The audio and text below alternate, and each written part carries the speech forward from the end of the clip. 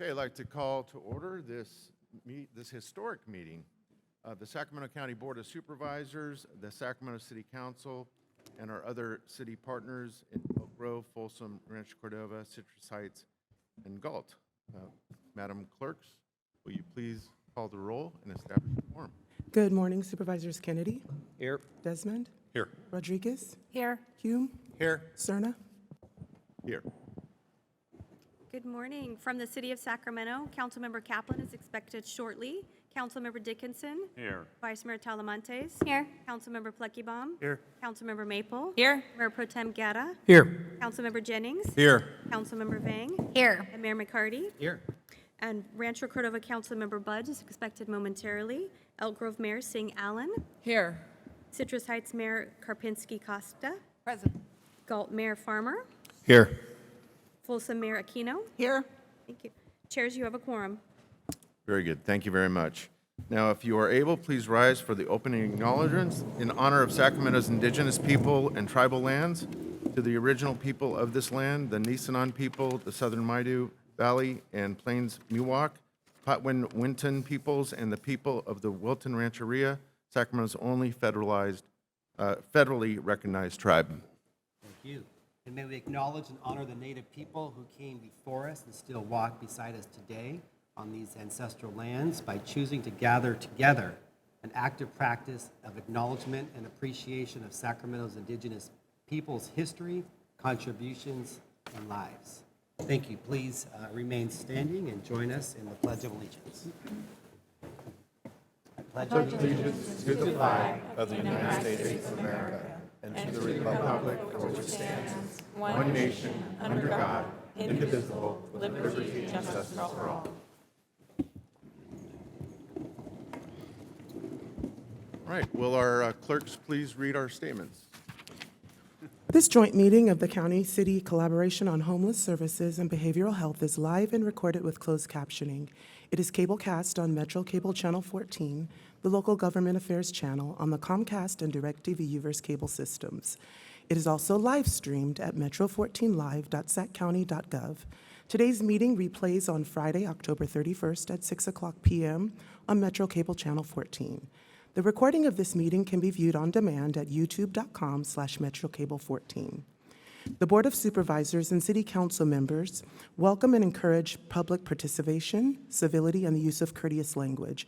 The members do not condone the use of profanity, vulgar language, gestures, or other inappropriate behavior, including personal attacks or threats directed towards any meeting participant. Public comment will be limited to 2 minutes per speaker. The co-chairs may adjust these times, including the total allocated time for the entire public comment period, to ensure the orderly conduct of the meeting and to allow time for all scheduled business. So comments made by the public during this meeting may include information that could be inaccurate or misleading, particularly concerning topics related to public health, voter registrations, and elections. The County of Sacramento and cities of Sacramento do not endorse or validate the accuracy of public statements made during these open public forums. The recordings are shared to provide transparency and access to the proceedings of public meetings. To make a comment in person, please fill out a speaker request form and hand it to the clerk's staff. The co-chairs will open public comments for the agenda item and direct the clerk to call the name of each speaker. When the clerk calls your name, please come to the lectern to make your comment. If a speaker is unavailable to make comment prior to the closing of public comments, the speaker waives their request to speak and the clerk will file the speaker request form in the record. You may send written comments by email to boardclerk@saccounty.gov. Your comment will be filed in the record. In compliance with the Americans with Disabilities Act, if you need special assistance to participate in this meeting, please see clerk staff for assistance. Thank you in advance for your courtesy and understanding of the meeting procedures. Very good. Thank you very much. So I'm going to offer some opening remarks. I guess I'll start with this is a historic meeting, as has already been mentioned, of the entirety of the Sacramento County Board of Supervisors, the entirety of the City of Sacramento City Council, and the mayors or mayor's representatives from the 6 suburban cities, other cities in Sacramento County. To my knowledge, we've never had a convening with this composition. And today's meeting obviously is focused on one particular subject, that being homelessness. It's, I think, on everyone's top of mind, certainly regardless if you are in the city of Sacramento, county of Sacramento, or our other municipal areas within the county. This is our opportunity to bring everyone together, obviously, and to communicate and collaborate in public, as we should. I think that the gathering is going to provide a shared space for elected leaders, certainly to learn more about what we're doing in our other respective areas of the county. But one thing I do want to emphasize is that we're not checking a box today.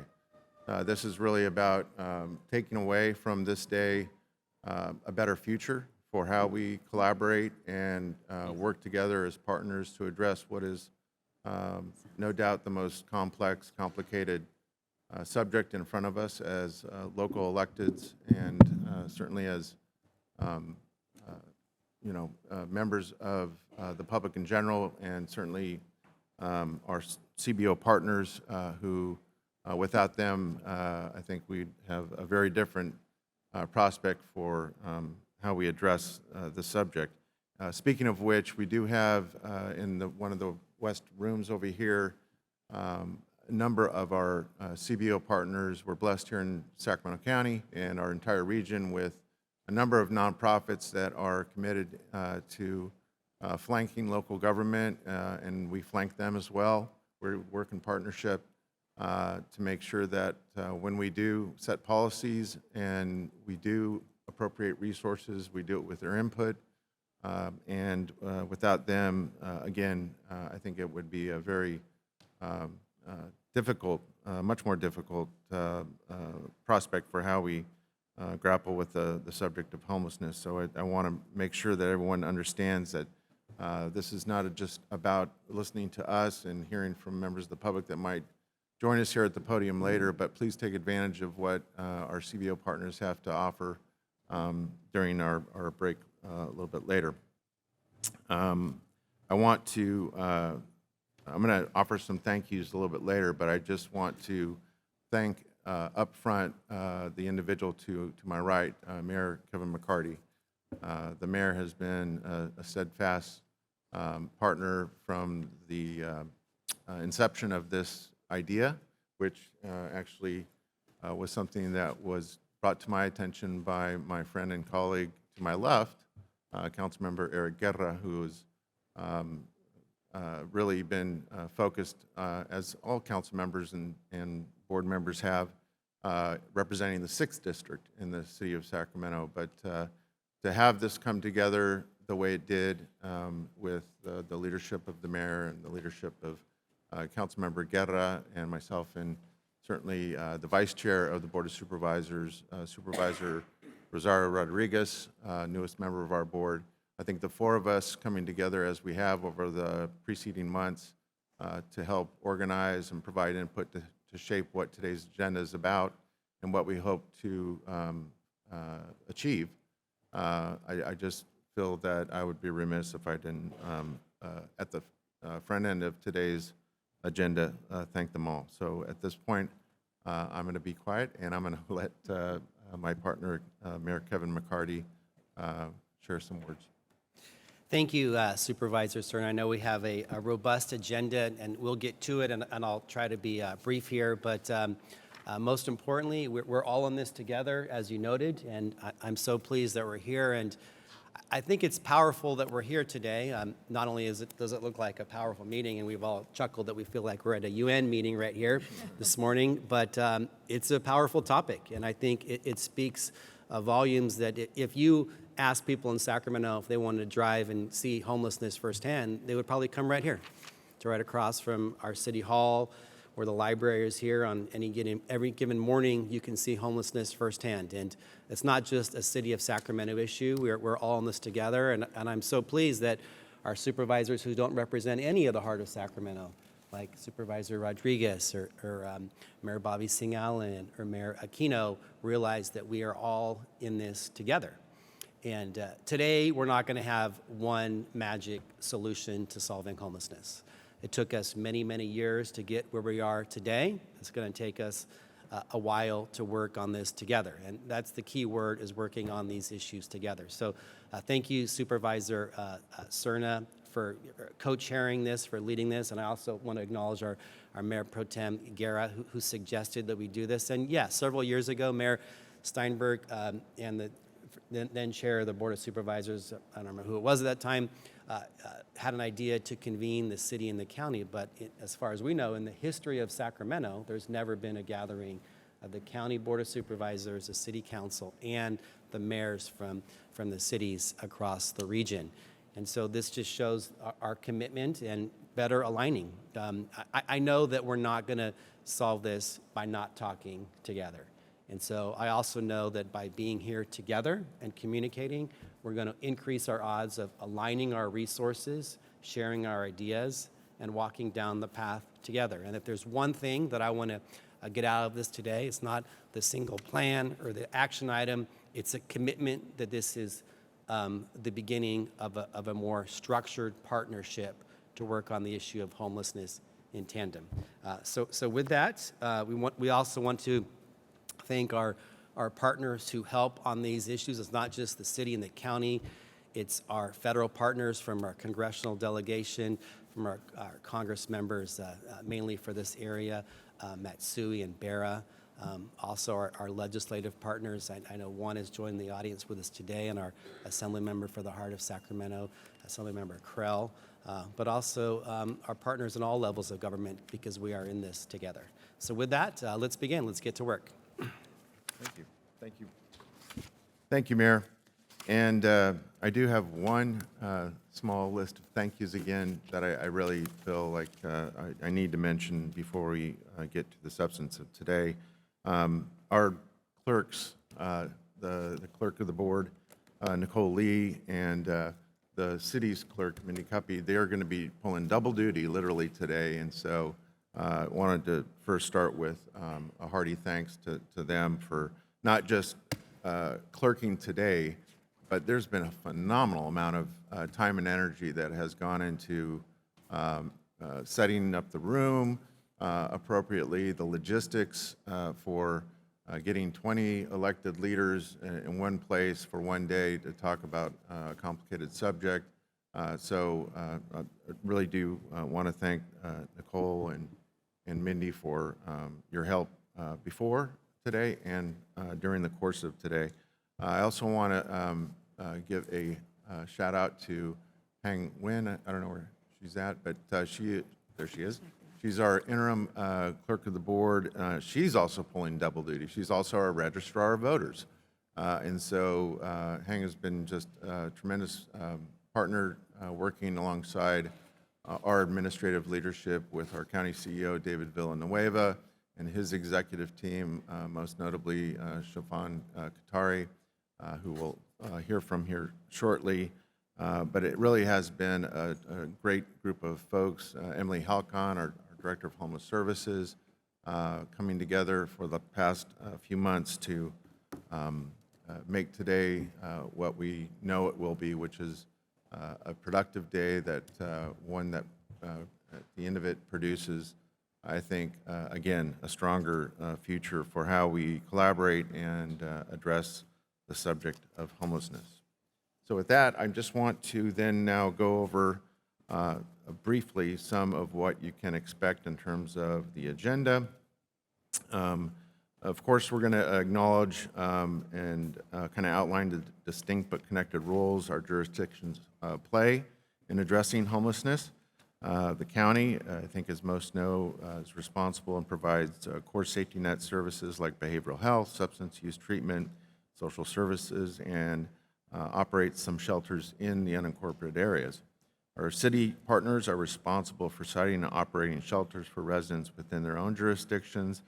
You'll hear about our coordinated access system, as well as the partnerships that currently exist. Shelter beds that are operated by both the county and the city of Sacramento are open to obviously help our common constituency, regardless of political geography. We want to certainly strengthen and discuss and strengthen those connections about our systems and how they align today. And then we're going to have presentations from the county and city homeless teams, Sacramento Steps Forward and the Sheriff's Department highlighting progress and opportunities. We'll have a presentation from our county behavioral health team about services for individuals experiencing homelessness, including legal pathways into treatment for individuals unable to engage in care on their own. We'll be discussing potential and real impacts of the budgets, our respective budgets, and policy decisions and recent changes at the state and federal level, providing important context for all of our local work. After those presentations, we'll break for lunch and invite everyone to visit our CBO partners in the West Room, which is just adjacent to these chambers here. We're going to be reconvening around 1:30. We'll move into a visioning session facilitated by Mosaic Strategies. Again, they've been a great partner in getting us to where we are today in terms of helping shape the agenda, but they're going to be critical this afternoon to kind of really help this group of 20 elected people around this day, as well as the public, to really tease out what that brighter future can, and in my opinion, should look like. Public comment will be taken after that, and then we'll have some final remarks, direction to staff on next steps. So that is a very high-level general review of what you can expect today, and I believe at this point we're going to hear from our county executive. Thank you, Supervisor Sooner, and thank you, Mayor McCarty. And welcome, everybody, Board of Supervisors and fellow David, council can you members. bring the mic a little closer? Thank you. Thank you, Supervisor Cerna, and thank you, Mayor McCarty. And good morning, Board of Supervisors and council members. My name is David Villanueva. I'm the Sacramento County Executive, and I just wanted to take a moment to thank you all for being here. And this is an incredible moment for us to pull all the county and all the city jurisdictions together. And we're just incredibly grateful for everybody's participation in what we're doing. I also wanted to thank, I know Supervisor Cerna had thanked a lot of staff. It took quite a bit to pull this together, and they've done a wonderful job pulling together all the technology and aligning everybody's schedules and getting us all pulled together. So I appreciate both the city and the county staff and all they've done. Just to give you a quick introduction of the folks sitting behind me and next to me. So not only do we have several senior executives from the county, but we also have the City of Sacramento interim city manager. We have the city manager from Citrus Heights, Rancho Cordova, and Elk Grove, and Folsom city manager. We also have the city manager or representative from the city of Galt. We also have joining us in this behind me is the Continuum of Care chair and Sacramento Steps Forward representatives, and also a representative from the Sacramento Housing and Redevelopment Agency. We also have, of course, our county attorney, county council, and our city attorney here, and just wanted to introduce everybody behind us, and we're looking forward to hearing the discussion that you have today and moving all of our jurisdictions forward based on the information you provide today. So thank you for your time. Great. Thank you very much, David. At this point, I'd like to introduce our Mosaic team. We have Matt Kate with us and Darby Kern from Mosaic Strategies. And the county and city of Sacramento brought them in a few months ago to help us again with the process. Both are partners in their firm, uniquely experienced in the world of public policy and public advocacy, and both have long careers in state and local government and are here to help facilitate a visioning session on responding to homelessness in a, I'm going to say, county-wide approach.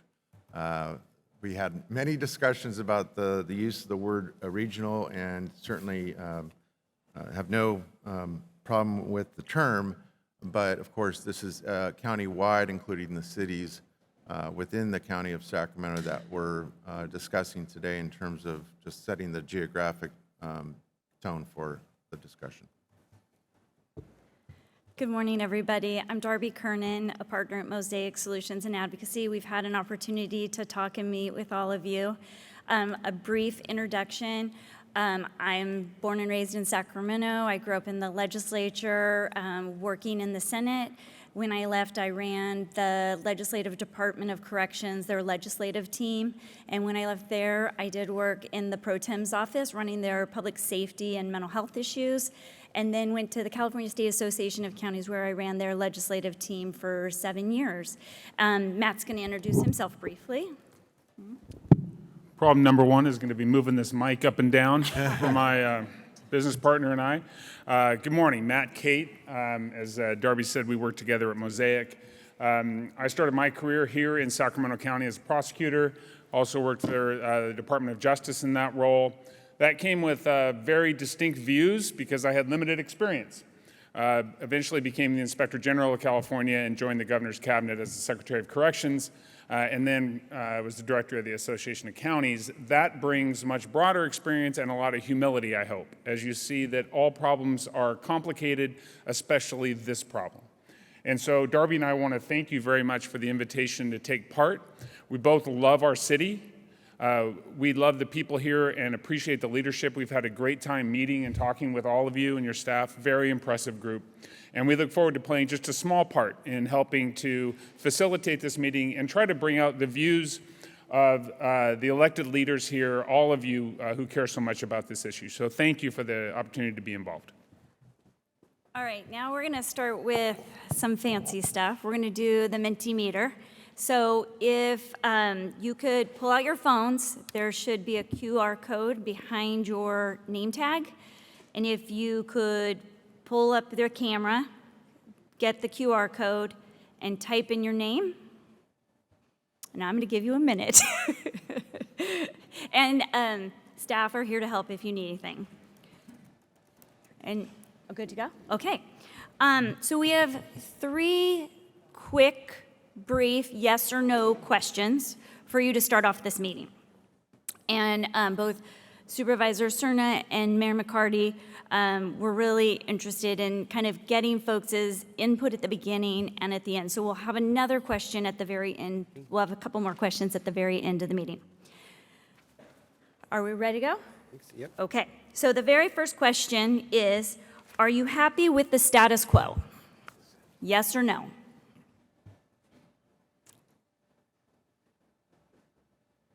And then the second question, and answers will be up on the board.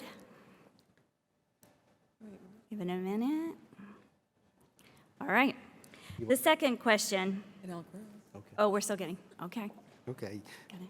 in our city. that's fine. Yeah, got it. Oh, Sorry, okay, I shouldn't see be it. bullying. We talked about that baseball game last night, right, guys? Right? Absolutely. Yeah, same here. I think they're going to change it in a minute. Oh, okay. It's already up there. Oh, okay. Oh, there you are. We need a couple more. Wait, what are we doing? Nothing, you're waiting. Nice exclamation. We are only, okay, only 65. Okay. The second question is, do you believe elected officials should be directly involved in addressing this challenge of homelessness?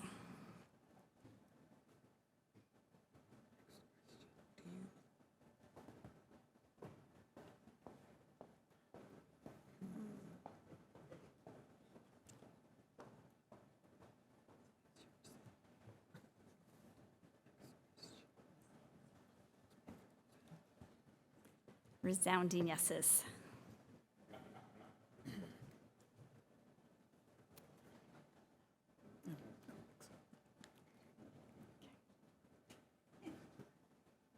Couple more.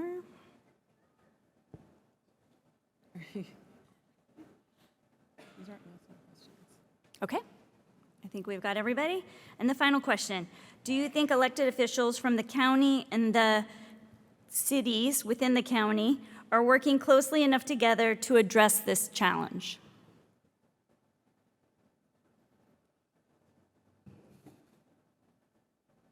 Mine's is still on the old one. Next question. You have to hit,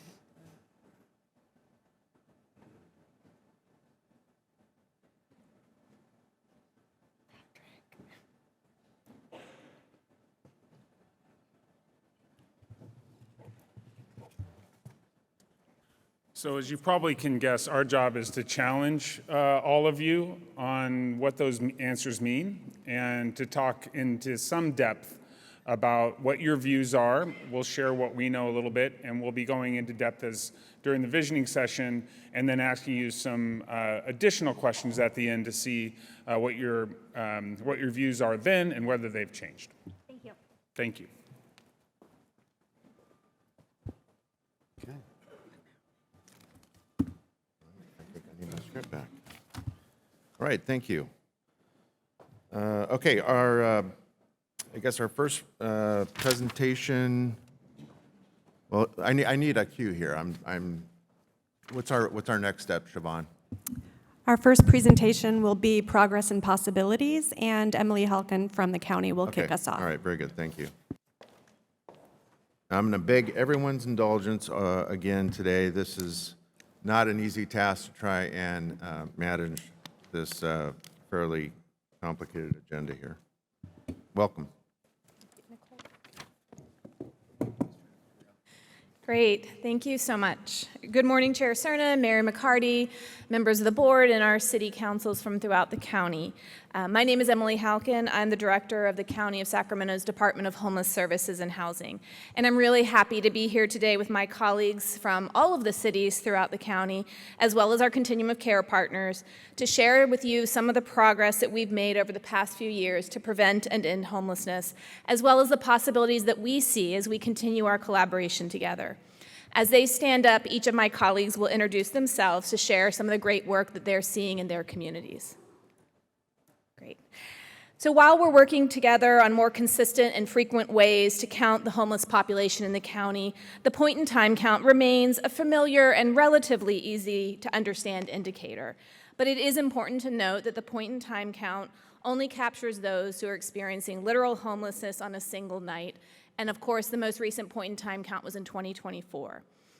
We do estimate that the total count of people who will experience at least one night of homelessness is likely 2 to 3 times what the point-in-time count is. However, the point-in-time count does provide us some really useful information on understanding more about who is experiencing homelessness. Some of the things to lift up, which are on this slide: 33% of our homeless population is Black, as compared to 9% of our countywide population. Almost 45% of those identified in the point-in-time count say that they are chronically homeless, which means that they've been experiencing homelessness for at least one continual year and have at least one disabling condition. 25% of those counted indicated that they'd been a part of the child welfare system before they were 18. And importantly for us, as we have this conversation, 62% of them identify themselves as Sacramentans, and 90% said that they had been in Sacramento for at least 6 months at the night that they were encountered. And of course, importantly, as today we're here to talk about solutions that are countywide, while the unsheltered population is certainly concentrated in the city of Sacramento, as the mayor had said, including large portions of the American River Parkway, there is no community that is immune to this challenge. There are counts of unsheltered homelessness in each of your cities and the unincorporated county. The history of homelessness policy and funding is relatively young, but can help and orient us to how we got to where we are today. Most notably is it was only just over 30 years ago that the federal government established what is known as the Continuum of Care and dedicated funding to that process, which today primarily supports permanent housing efforts as well as a lot of our system work that our partners at the COC do, and you're going to hear from them in a bit. Sacramento Steps Forward, of course, took over as the lead agency for that continuum from the county in 2011. In more recent years, you'll see that many jurisdictions, including the county and many of your cities, have created dedicated housing and homeless staffing and invested many of your own local dollars towards this complex issue. And it was only in 2019 that the state of California started to substantially invest in these efforts, with the first rounds of the Homeless Housing Assistance Program, or HAP, coming to fruition.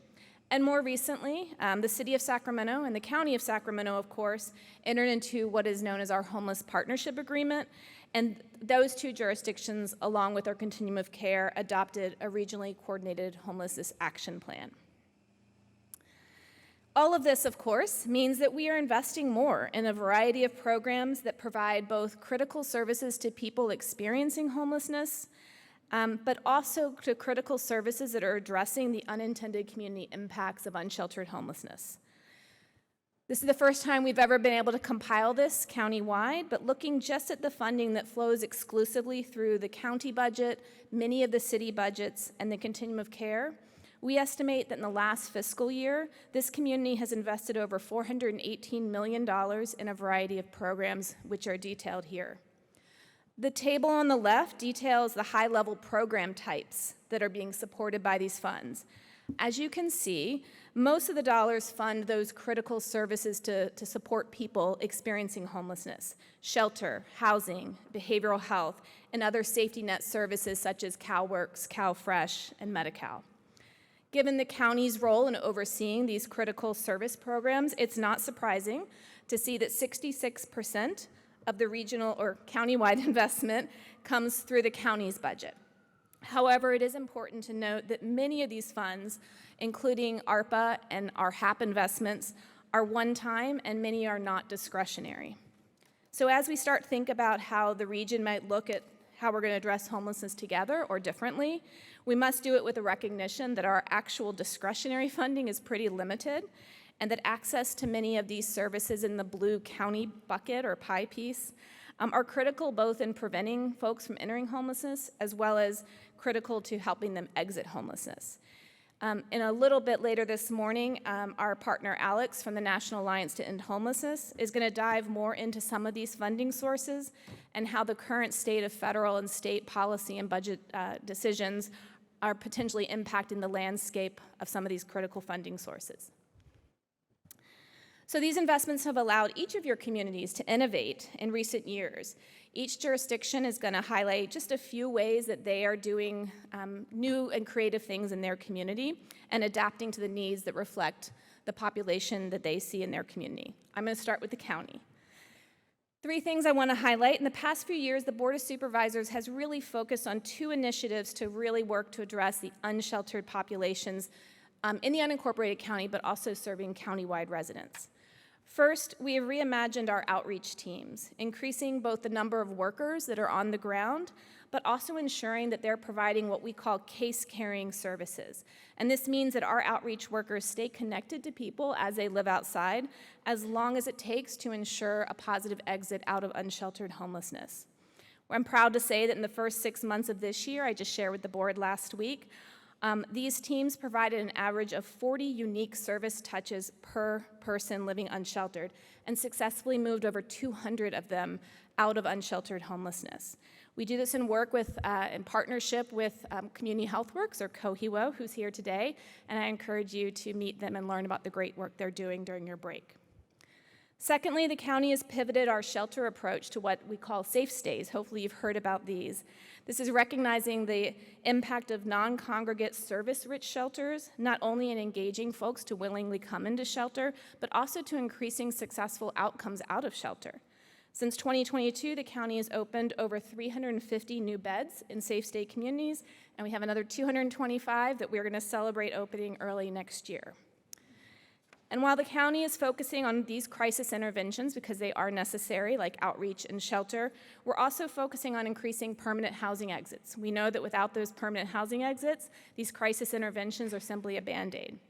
We're working to launch a flexible housing pool in 2026 in partnership with our managed care plans, to have a central place for landlord engagement and tenancy support, and to help operationalize what is a new CalAIM transitional rent benefit coming through the managed care plans. And I look forward to sharing more about that with your staff and hopefully with all of you in the new year. With that, I'd like to pass the podium to my friend Nicole from the City of Citrus Heights.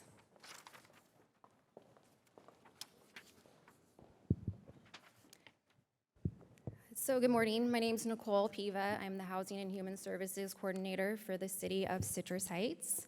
And I'm here to share how Citrus Heights is addressing homelessness and affordable housing through a balanced, compassionate, and proactive approach. In Citrus Heights, we believe in balancing compassion with accountability.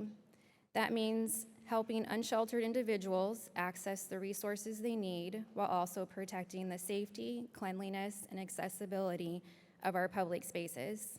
Our homeless response and prevention strategy connects with vital services, from emergency shelter, permanent supportive housing, to mental health support, hygiene kits, and food, through partnerships with Sacramento County.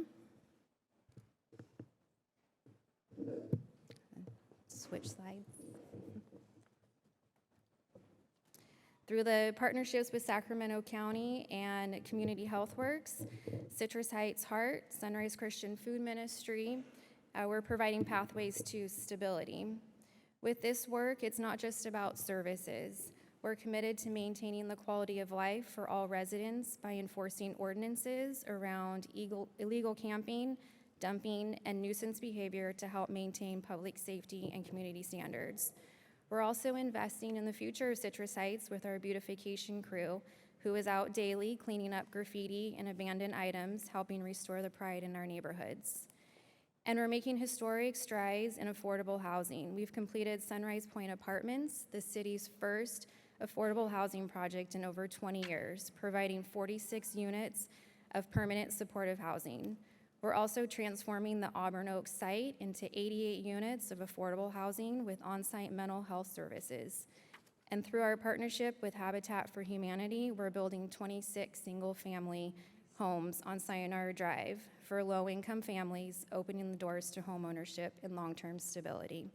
So through services, enforcement, and long-term investment, we're shaping a healthier, safer, and more compassionate Citrus Heights.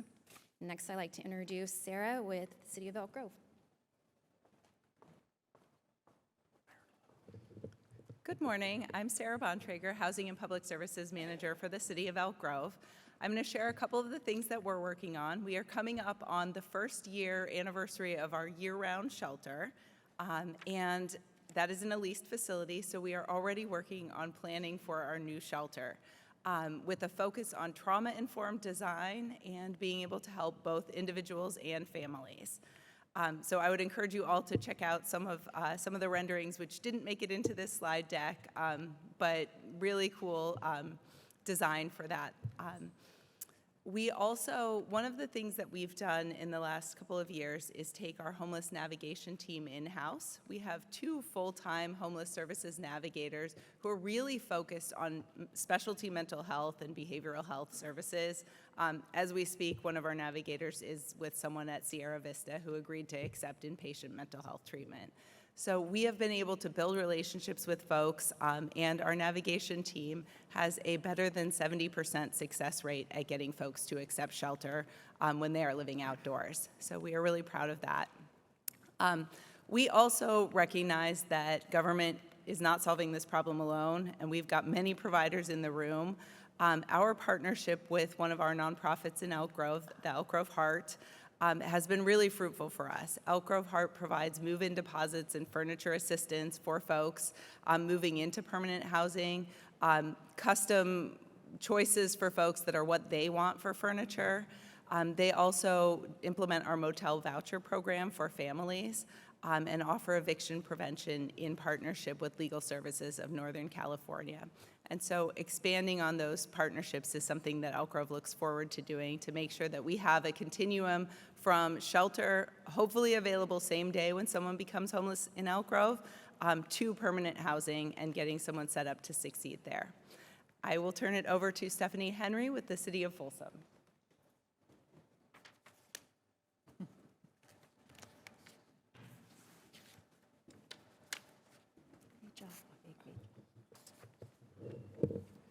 Good morning. Stephanie Henry with the City of Folsom Housing Manager.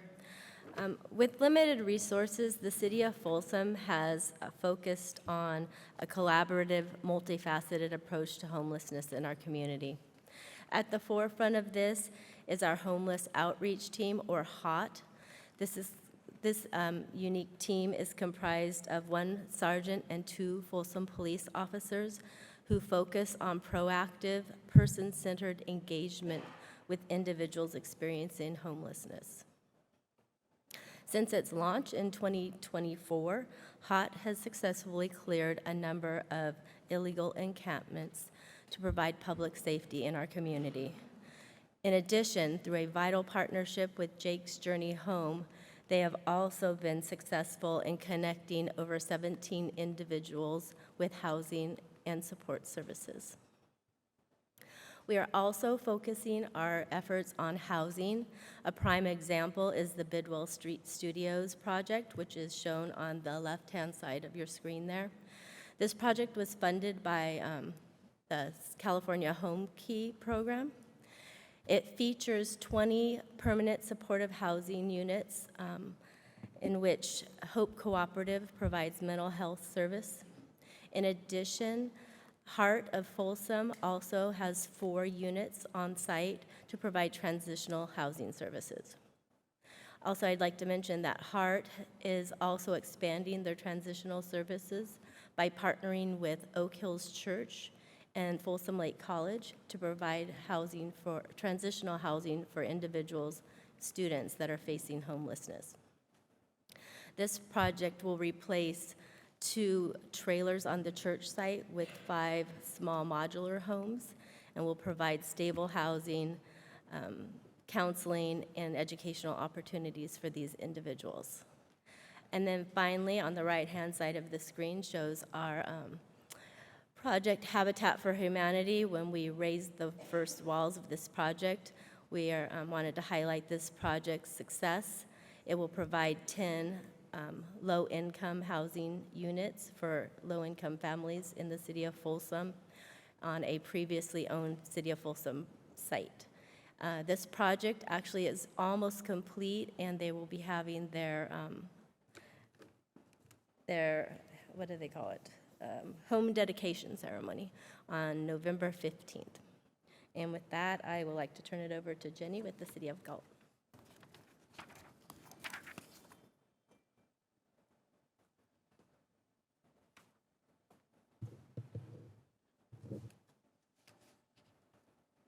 Good morning, Jenny Carloni, Community Development Director with the City of Galt.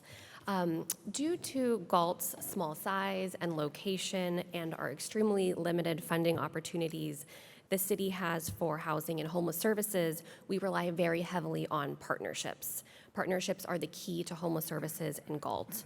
We partner with South County Services, the Salvation Army, County Behavioral Health, et cetera. Unhoused services are also mainly focused out of our police department in Galt. We have a county-assigned clinician linked with our problem-oriented police officer. They can respond to any call that may have a mental health component and work proactively to refer them to services. As funds become available in Galt, we are prioritizing those for affordable housing, but again, they're limited, but we hope to grow our affordable housing stock in the future. And with that, I'll turn it over to Stefan from Rancho Cordova.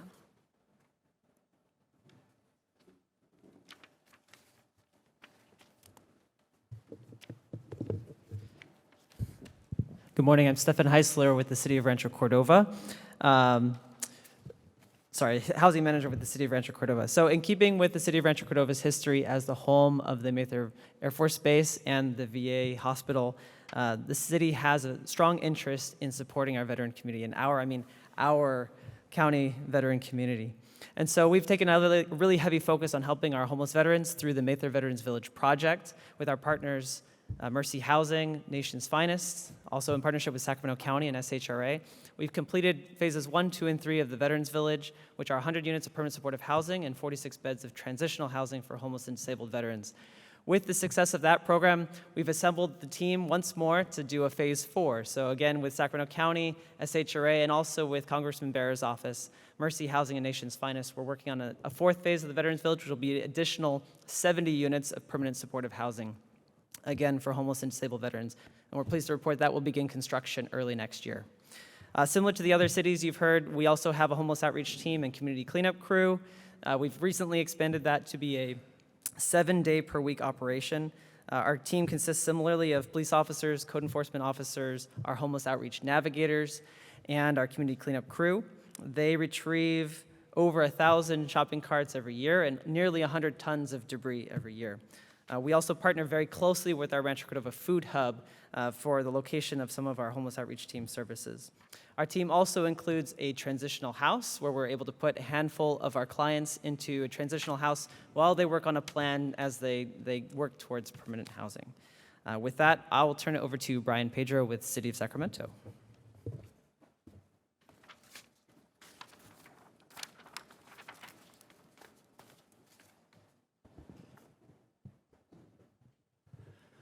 All right, good morning.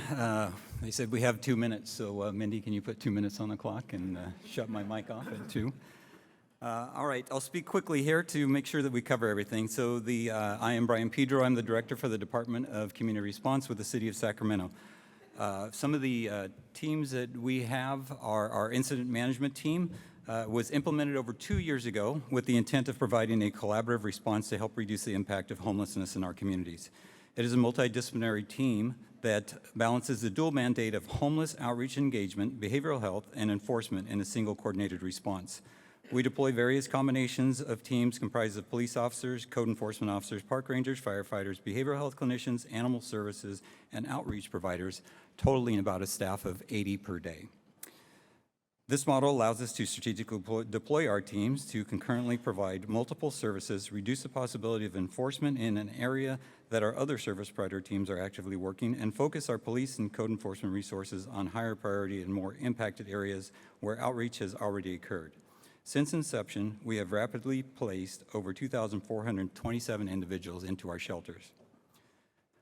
The next thing that we have coming up is our micro-communities, which are our interim supportive housing on city-owned lots where there will be no more than 40 per lot, 120 square foot manufactured homes with heat, air conditioning, microwaves, refrigerator, freezers, on-site security, full-time case management, transportation, and much more. The program will target our senior population from our shelters and will charge a program fee of 30% of the client's gross income, and we will initially be opening 160 units.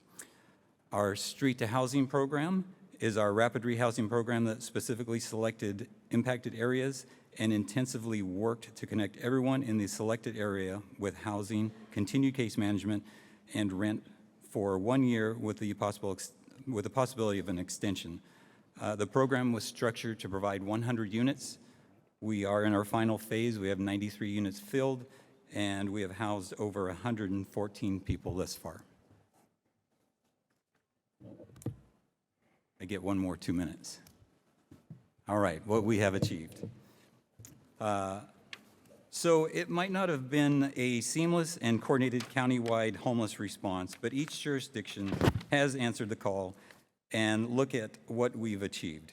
We've produced just shy of 10,000 shelter and housing options, 5,910 permanent supportive housing, permanent housing, and rapid rehousing units, 3,556 shelter and interim housing beds, and another 425 opening by 26. And in addition to that 425, we have an additional 340 planned between our safe camping, safe parking, and micro communities also coming online in 26.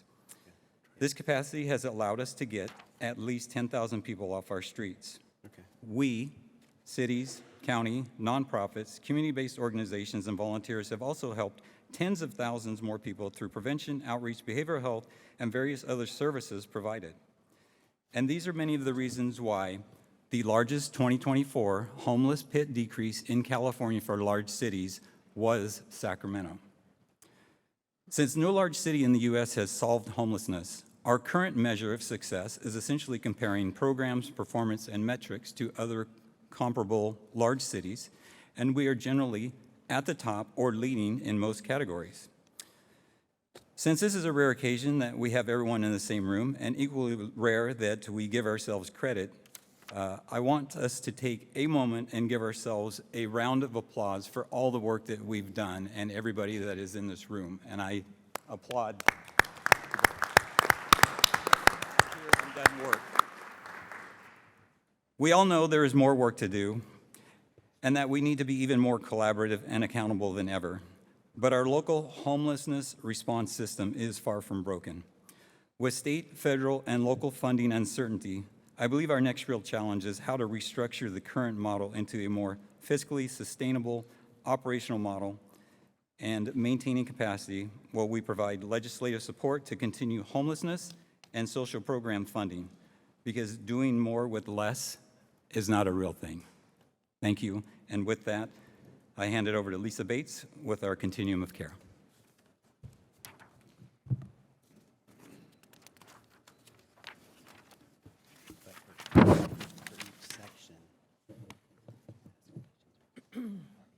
Good morning, and thank you for the opportunity to speak with you today. We applaud the actions that you're taking to collectively address homelessness in our community, and we acknowledge the responsibility we have to urgently address the issue, to be accountable to the public and to the people experiencing homelessness. I'm Lisa Bates, your CEO for Sacramento Steps Forward, or SSF. We are a HUD-designated agency for our region's continuum of care and the data administrator for the Homeless Management Information System. With me today is Joe Smith as well, the chair of our continuum of care. So what do these roles mean in practice? Every community in the country is required to have a continuum of care, or COC, a collaborative body representing nonprofits, government, health systems, philanthropic organizations, and people with lived experience.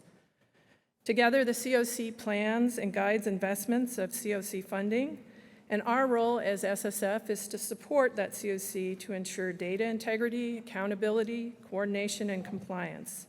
In short, SSF acts as a support to our community's homeless response system.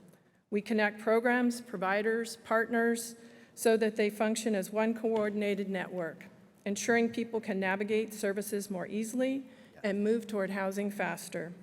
Our goal is simple: to make homelessness rare, brief, and non-recurring. This past year, our community has achieved some extraordinary outcomes, as you have just already heard today. In the last year, SSF has helped to bring over $90 million in state and federal funding to sustain and strengthen our response. That includes the annual $40 million in COC funding, a $7 million increase from the year before, supporting 35 local housing and service projects. We've also helped secure the $53 million in state funding through the Regionally Coordinated Homelessness Action Plan process, which aligns strategies across the city, the county, and the regional partners. And as you can see on this screen is the 8 strategies that we have currently identified within our plan. We have completed a federally required gaps analysis showing that with the right level and balance of investments, we could cut homelessness in half over the next decade. We coordinate the point-in-time count, which was mentioned earlier, and we invite you to join us in January 2026 for the next count. Through the Coordinated Access System, we have helped prevent homelessness for 840 households, sheltered 27 people, and housed more than 1,500 individuals. And lastly, we've launched a Housing Families First Collaborative, a $4.5 million pilot that will help at least 150 families secure permanent housing in 2026. At the end of the day, we connect the data, the dollars, and the daily work of more than 120 organizations, many that are represented here today, and over 1,200 system users in our HMIS system, so that our community of many moving parts can function as one. I was asked to share what do we think the system needs. And today, as has been mentioned before, we face a critical inflection point. Even as our capacity has grown, our funding landscape is shifting rapidly. Federal and state streams are uncertain. The $40 million that we receive annually from HUD that houses more than 2,200 of our most vulnerable neighbors is now at risk amid the shutdown and proposed changes to HUD's processes. Locally, we know we feel the pressure. The county has activated an emergency response due to the lack of CalFresh funding. The Housing Authority is facing uncertainty with funding for vouchers that are housing thousands of people. And our health systems are managing cuts that ripple throughout the community. Sacramentans still see every day in our neighborhoods, sidewalks, and businesses the suffering that is real and the frustration that is real. With these converging crises, one thing is clear and was noted in the poll that you just took: business as usual will not work. So what we at SSF and the COC believe is needed for our system is alignment, urgency, and informed decision-making. We would ask that as part of your deliberations in the afternoon, that you consider the creation of a regional task force, a time-limited, action-oriented group of elected officials, government staff, practitioners, and people with lived expertise, as well as certain sectors in our community, such as the health sector. The proposed task force could be quickly and regularly convene to learn, discuss, and act on the emerging and urgent issues. It can develop actionable responses to the funding shifts that we're facing and strengthen the integration that we're going to need, as you hear from behavioral health resources next, the agility and transparency in how we address these emerging situations. It could be focused, time-bound, a commitment to act differently and more effectively together. Sacramento steps forward in the COC, stand ready as your informed and collaborative partner to support this effort. We believe that by aligning resources, engaging and enlisting in our broader community, such as the faith communities, the community-based organizations, our health partners, local governments, we can multiply the impact and respond both with compassion and accountability. So I hope we can take this moment of challenge to model the partnership and coordination our community deserves. Let's build a system that is data-driven, partnerships are strong, and progress is visible. Together, we can ensure Sacramento's response to homelessness is not only compassionate, but also coordinated, transparent, and effective. We're ready to partner with you in this work. Thank you. Thank you, Lisa. Before you leave, you asked us to consider a regional task force. You have the leadership here of Sacramento County and its cities. When you say regional, do you mean the six-county region? No, I mean within this. So I'm going to, again, Yeah. ask politely and respectfully, there's, at least in my estimation, that we need to kind of stay focused and understand this is really a county of Sacramento discussion today. When I hear region, and many of us have served or are sitting on the SACOG Board of Directors as well, we use that vernacular to typically reference the six-county region. So again, just for clarity, this is about the cities within Sacramento County and the unincorporated county. Thank you. Next, we're going to hear from Kyle McDonald from Sac Metro Fire.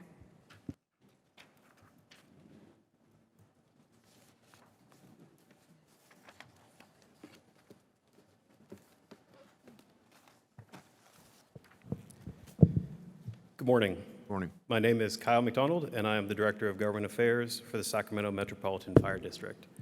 We are proud to serve a population of approximately 725,000 individuals across portions of Sacramento and Placer counties, as well as the cities of Citrus Heights and Rancho Cordova. In total, we cover 359 square miles with 41 stations. On behalf of Metro Fire, thank you for the opportunity to participate in today's discussion. We appreciate the collaborative approach being taken to address this important and complex issue. The challenges surrounding homelessness and related emergency responses are evolving and multifaceted. Metro Fire recognizes that this issue intersects public health, public safety, and social services. Our role continuously adapts as we balance compassion, safety, and operational effectiveness. Metro Fire continues to experience a significant volume of calls related to homelessness. Since 2022, we have averaged over 8,400 calls per year related to this issue. These calls often involve medical needs and fire or other hazard concerns. The heavy utilization of 911 resources can strain emergency response capacity, impacting response times for other critical incidents. At Metro Fire, we routinely look at innovative efforts to better respond to our community's needs. The right response with the right resources at the right time is a guiding goal. To that end, we have implemented mobile integrated health units, utilized squads, and seek to ensure we are available to respond to the calls of our community, no matter who they may be or when the calls may arise. In addition, we have partnered with the county, our cities, community groups, and more for outreach and preventative education on the use of Narcan and other life-saving measures. Addressing these challenges effectively requires coordination among all partners: federal, state, and local elected officials, fire, law enforcement, behavioral health, housing, and outreach teams, among others. No single agency or entity can resolve this alone. Solutions depend on shared strategies and sustained communication. Metro Fire remains committed to working collaboratively with all stakeholders to improve outcomes for all members of our community. We will continue to provide data, participate in joint efforts, and seek innovative approaches that enhance safety and service for the entire community. Our focus is on ensuring that every response, whether emergency or preventative, supports both public safety and long-term community well-being. Thank you. Thank you. And next, we'll hear from Sheriff Jim Cooper.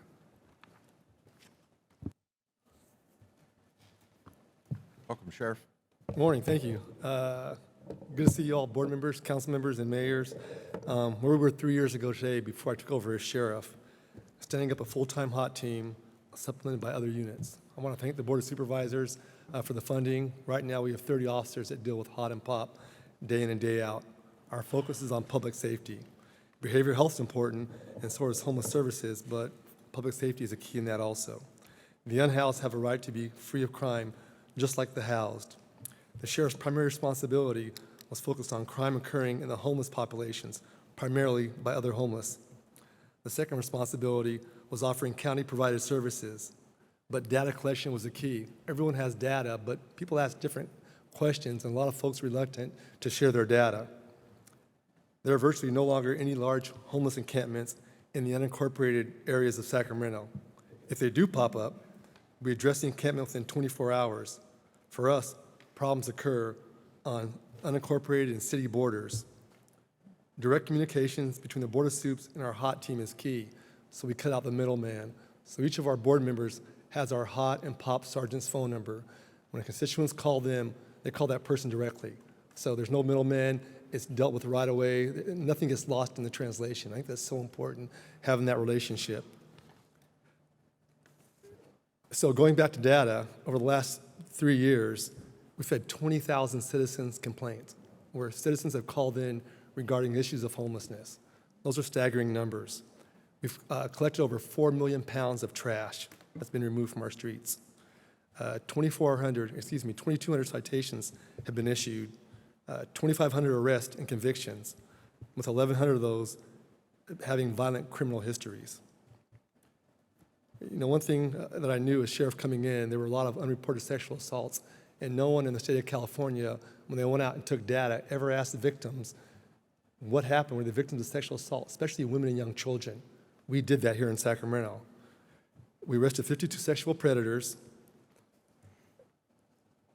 There were 7,000 cases of domestic violence incidents that were reported by women in these camps, 7,000.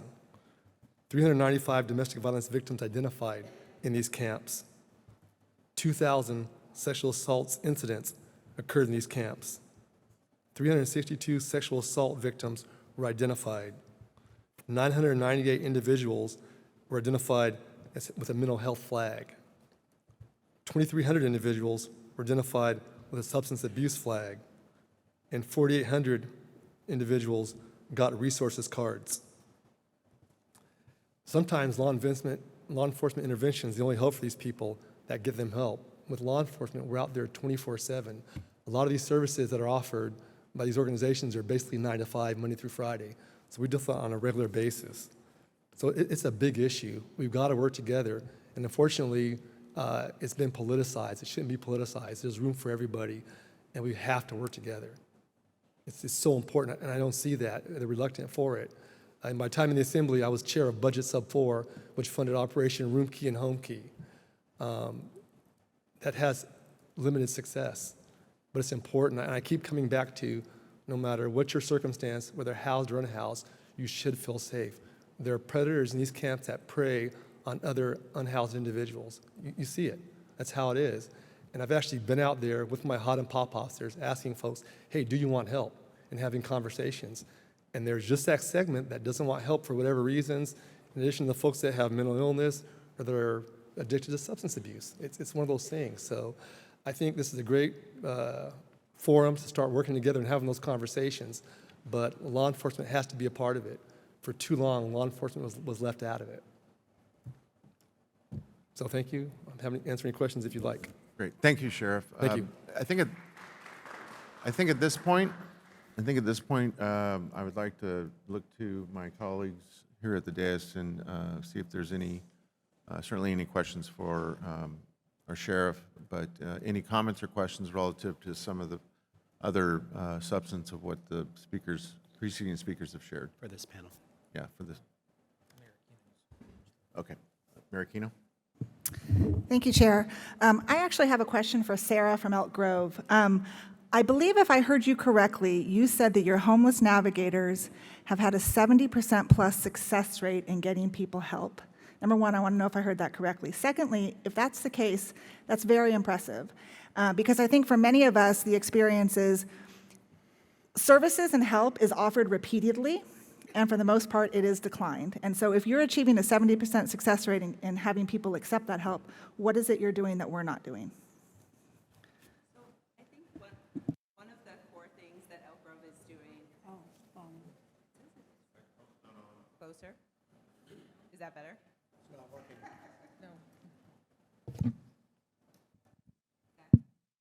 No. Okay, there we go.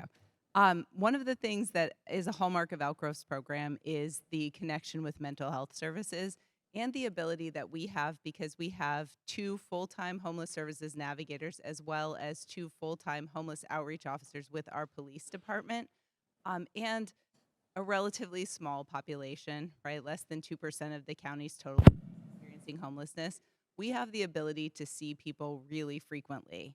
Right? Our navigators are out there, they're making contact with people time and time again. And so maybe someone doesn't want to talk to them the first time that they see them, but they keep showing up. And so we've actually had a lot of success, given our navigator skill set, at getting folks to accept mental health services. And then once they come out of that mental health service, if it's inpatient, we guarantee the shelter bed for them. And so that's been really helpful for us. I think that more emphasis overall on mental health services is something that shifted the results for Elk Grove and the overall dynamic. Great, thank you. Mayor Singh-Allen? Oh, sorry. Yeah. My I was mistake. third in queue, but I can go now. Mayor Farmer? Yeah, thank you. My question was actually for Sheriff Cooper. He mentioned in his statement when he was giving all his statistics that his contacts by the Sheriff's Department, law enforcement, and the key word was offering services. I know they just spoke to this. I feel like our concern in Galt, even though our homeless population is very small compared to the other cities here today, but what we see in Galt is that, and I want to thank the county for giving us the resources that we do have. We have a mental health specialist that accompanies our POP officer, but we're probably looking at like 10% of people that actually will accept that offering. When you offer the help for whether it's the behavioral health or drug-related, you're getting like 10% of people. You're literally not accepting that help. So my question is too, as it was echoed a minute ago, how do we change that? How do we change the voluntary into some sort of requirement?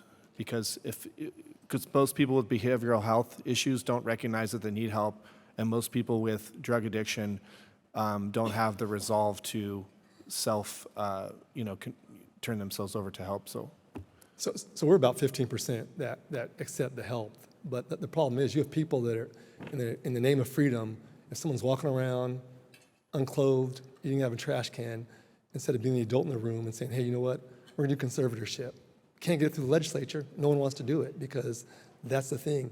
It impacts the public. When people are calling, 20,000 people, we have business owners that sign the trespass form so we can make arrests for trespassing. That is insane. It's impacting the public, and I think it's risen to the level the public is so fed up, they just don't care. They're still compassionate. They want to get help for these folks, but at some point, we need the tools, and that comes from the legislature, to be able to deal with some of this. Otherwise, it's going to be status quo. We've done a lot and put a lot of money into the homelessness issue, and the needle hasn't changed a lot. And one thing that I learned from going out there firsthand is there are a lot of folks that don't want any help for whatever reasons. Like I said, some are mentally ill, some have addiction issue, but it's deeper than that. Thank you. Thank you. Very good. Thank you for the question. All right, now we will hear from Mayor Singh-Allen. Thank you, Chair. I also wanted to just elaborate on Mayor Aquino's comments or question, and then also I'm Sarah Bontrager with our city. One of the reasons we're seeing great success in the city of Elk Grove, and I was that odd one who voted that I feel like we are doing great things, and my vote was specific to our city. And our homeless navigators do a wonderful job, that so much so that they actually know all of our unhoused people's names. We don't just see them as a number. These are individuals that we know by name, and we know their individual needs. So, you know, there are great programs that are working. We provide wraparound services in our shelters, and we have great success from those that are experiencing homelessness, moving on to permanent supportive housing, as well as full-time employment. It's not a one-size-fits-all. I recognize that as, you know, the second largest city in Sacramento County. What homelessness looks like in our city is going to be very different than what it looks like in the city of Sacramento and in some of our other cities. And that is something that we all absolutely do recognize in terms of a one-size-fits-all solution. But what I am very proud of the work that we are doing in the city of Elk Grove, meeting this moment head-on. So I want to just recognize that, and thank you, Mayor Aquino, for recognizing some of the great work that's happening. Thank you. Thank you, Mayor. Supervisor Hume. Thank you, Chair. I first want to thank all of the elected officials that are in the gallery that are not sitting up here at the dais. Thank them for taking their time to pay attention to this issue. It's very important. I appreciate the presentation by the Sheriff, and particularly the fact of kind of leaning in on public safety, and that the folks living unhoused and living in encampments, they deserve to feel safe as well, and they deserve to make sure that they're not being preyed upon. And I think that there are certainly predators out there within those encampments, and also within outside the encampment, that prey on people, even if it's keeping them drug addicted and you know, I think inflicting them and keeping them where they are. But you know, those of you who serve with me or have served with me know that I'm a fan of idioms and metaphors and cliches. And so I'll just say that one of the things that I'm hearing as I listen to these presentations is that if the only tool you have is a hammer, everything looks like a nail. And I think that's one of the biggest shortfalls of where we are right now in response to this issue.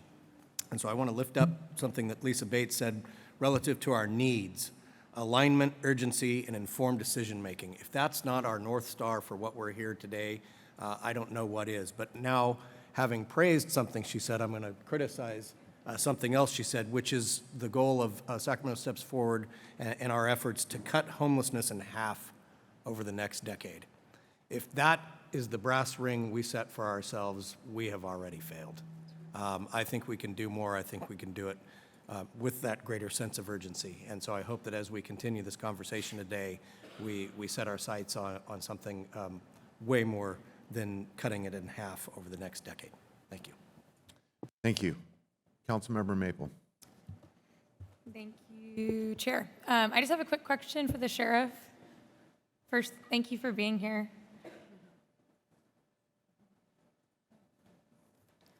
Or maybe the Undersheriff. Welcome. So something you said was around data sharing and some of the challenges with gathering the data, being able to access the data that can help make informed decisions. I was just hoping to get a little bit more detail or clarity on what some of those challenges are and how we can maybe collectively help address them. So the challenges have been overcome on data collection. We started early several years ago. We actually built a database.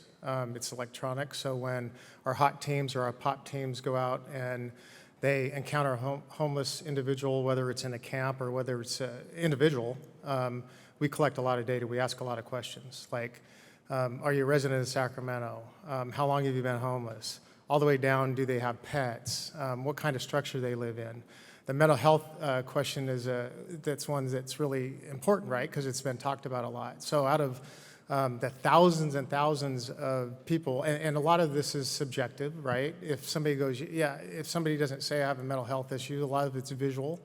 There's been almost 1,000 people out of over 4,000. So we got a quarter of our homeless population that have obvious or admitted mental health issue. The real problem, not the real problem, but a bigger problem is well over half of them have a substance abuse problem.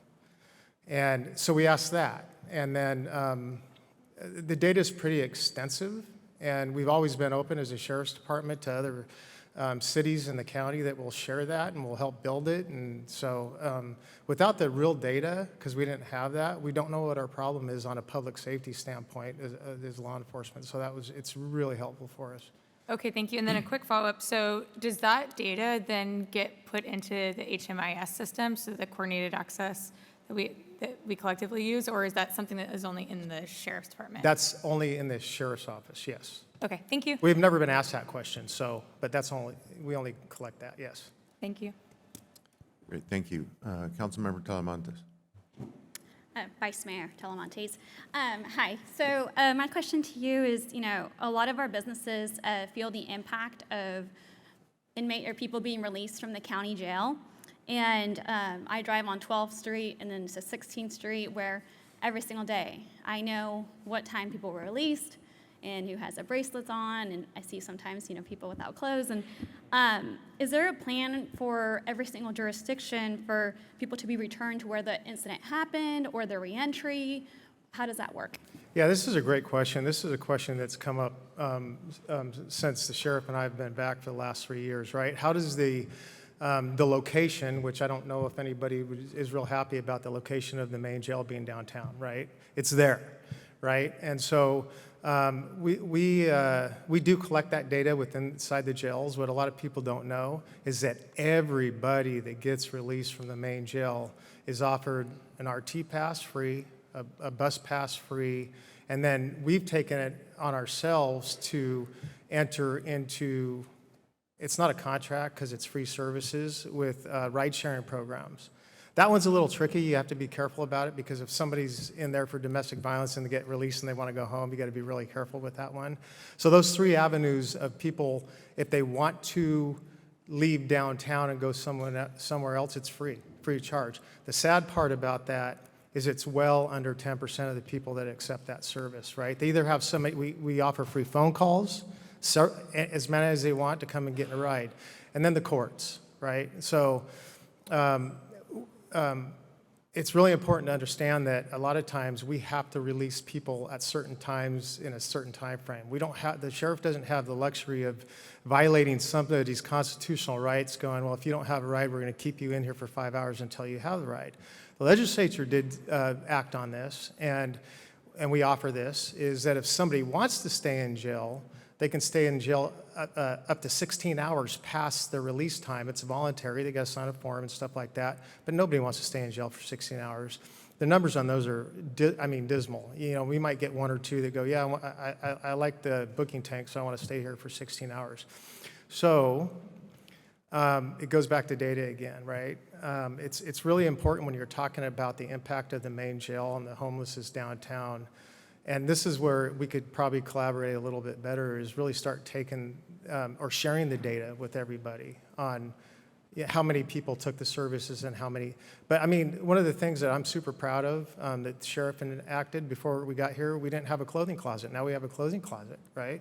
If somebody gets booked in the summertime and released in the wintertime, we give them a sweatshirt, we give them sweatpants. Same thing in the summertime, we give them a t-shirt. So we're really trying really hard on the release issue. A lot of this is out of our hands, but we're trying. And I think the collaboration of the data could be really important, beneficial, because it will take that. If you see the data and it's really not the problem, then we can move on to what are the problems. Mm-hmm. Supervisor Rodriguez. Thank you, Chair. So I want to highlight something that I've been very critical about for this past year, and that is, first I want to say to Lisa Bates, thank you for your presentation today. And one of the things I heard is a new model that would include elected officials. So Sacramento Steps Forward has had the continuum of care since 2010, and currently today, there have been no elected officials on the board for Sacramento Steps Forward or the continuum of care. And so I think to make that request now, because it's been vocal, just to me doesn't seem like it's the right time. I think that this is an opportunity for these elected officials here to look at a new structural model that will put people who have been elected to give direction on this problem that has gotten worse for the past 10 years. Thank you. Councilmember Jennings. Thank you very much. We've talked about the substance abuse program, substance abuse that goes on with our homeless populations.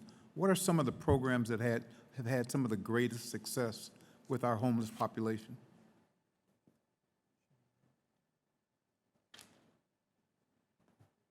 So specific to the homeless population, unfortunately, back in 2014, when Prop 47 came along, we had to do away with a lot of our drug courts, right? So that really tied the hand of law enforcement and the courts and the DA getting people help that really need it with substance abuse and giving them diversion programs. Now, with Prop 36, we're back to where we were in before 2014. And one of the things that state sheriffs and Cal Chiefs push is funding for that, right? So I think that's the big hole, is the sheriffs in this state, Sheriff Jim Cooper, want people to get help that have a substance abuse problem. Unequivocally, we want people to get help. But as cities and counties face Prop 36 that was passed by 70%, but it's unfunded, that's going to be a struggle. Just in our jail alone, since Prop 36 passed, and it's been, what, 8 months, our jail populations went up by over 200 residents, and it's going to get more. So I think that the existing programs are all with the homeless are all through behavioral health services. And again, when you have thousands of people and 14, this is worth it for us, right? 14% is a small number, but it's important because 14% of over 4,000 people that need help, that's significant. And so our hot teams and our POP teams move those people that, and when I say get help, I want to get off the streets, not somebody that's just taking a pamphlet. We've handed out almost 5,000 pamphlets. Not those. Some of the people just take them and throw them away. But it's those people that really want help. They get help. One of the things that we're proud of with our behavioral health services and the sheriff's department's relationship and the board of supervisors is a couple years ago. We had a couple incidents where we had a mother that was a victim of domestic violence, and she had 3 kids. Well, she went on a waiting list with her kids to get a bed. Well, that's unacceptable, right? From our standpoint, we're on the streets, we're seeing the real-time victimization and need. And so in collaboration with the county, they've opened up some emergency beds so we can take those people off the list and they can get housing that night. That would be nice to do with people that have substance abuse that really want, because there are people that are addicted that actually want help, right?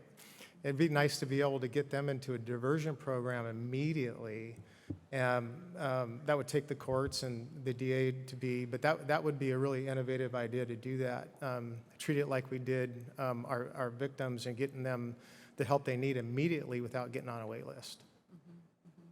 I'm going to take this opportunity to just remind folks that we have a very full agenda, so certainly want to give everyone the opportunity to speak here. But if you could keep your comments brief, that would help us kind of get back on track. And I know Siobhan is going to chime in here and remind us all too that the next section on behavioral health, I think, will be productive context to maybe elaborate on some of these subjects. So you might want to hold your questions or comments until we hear that part of today's agenda. But Siobhan, did you have anything to add?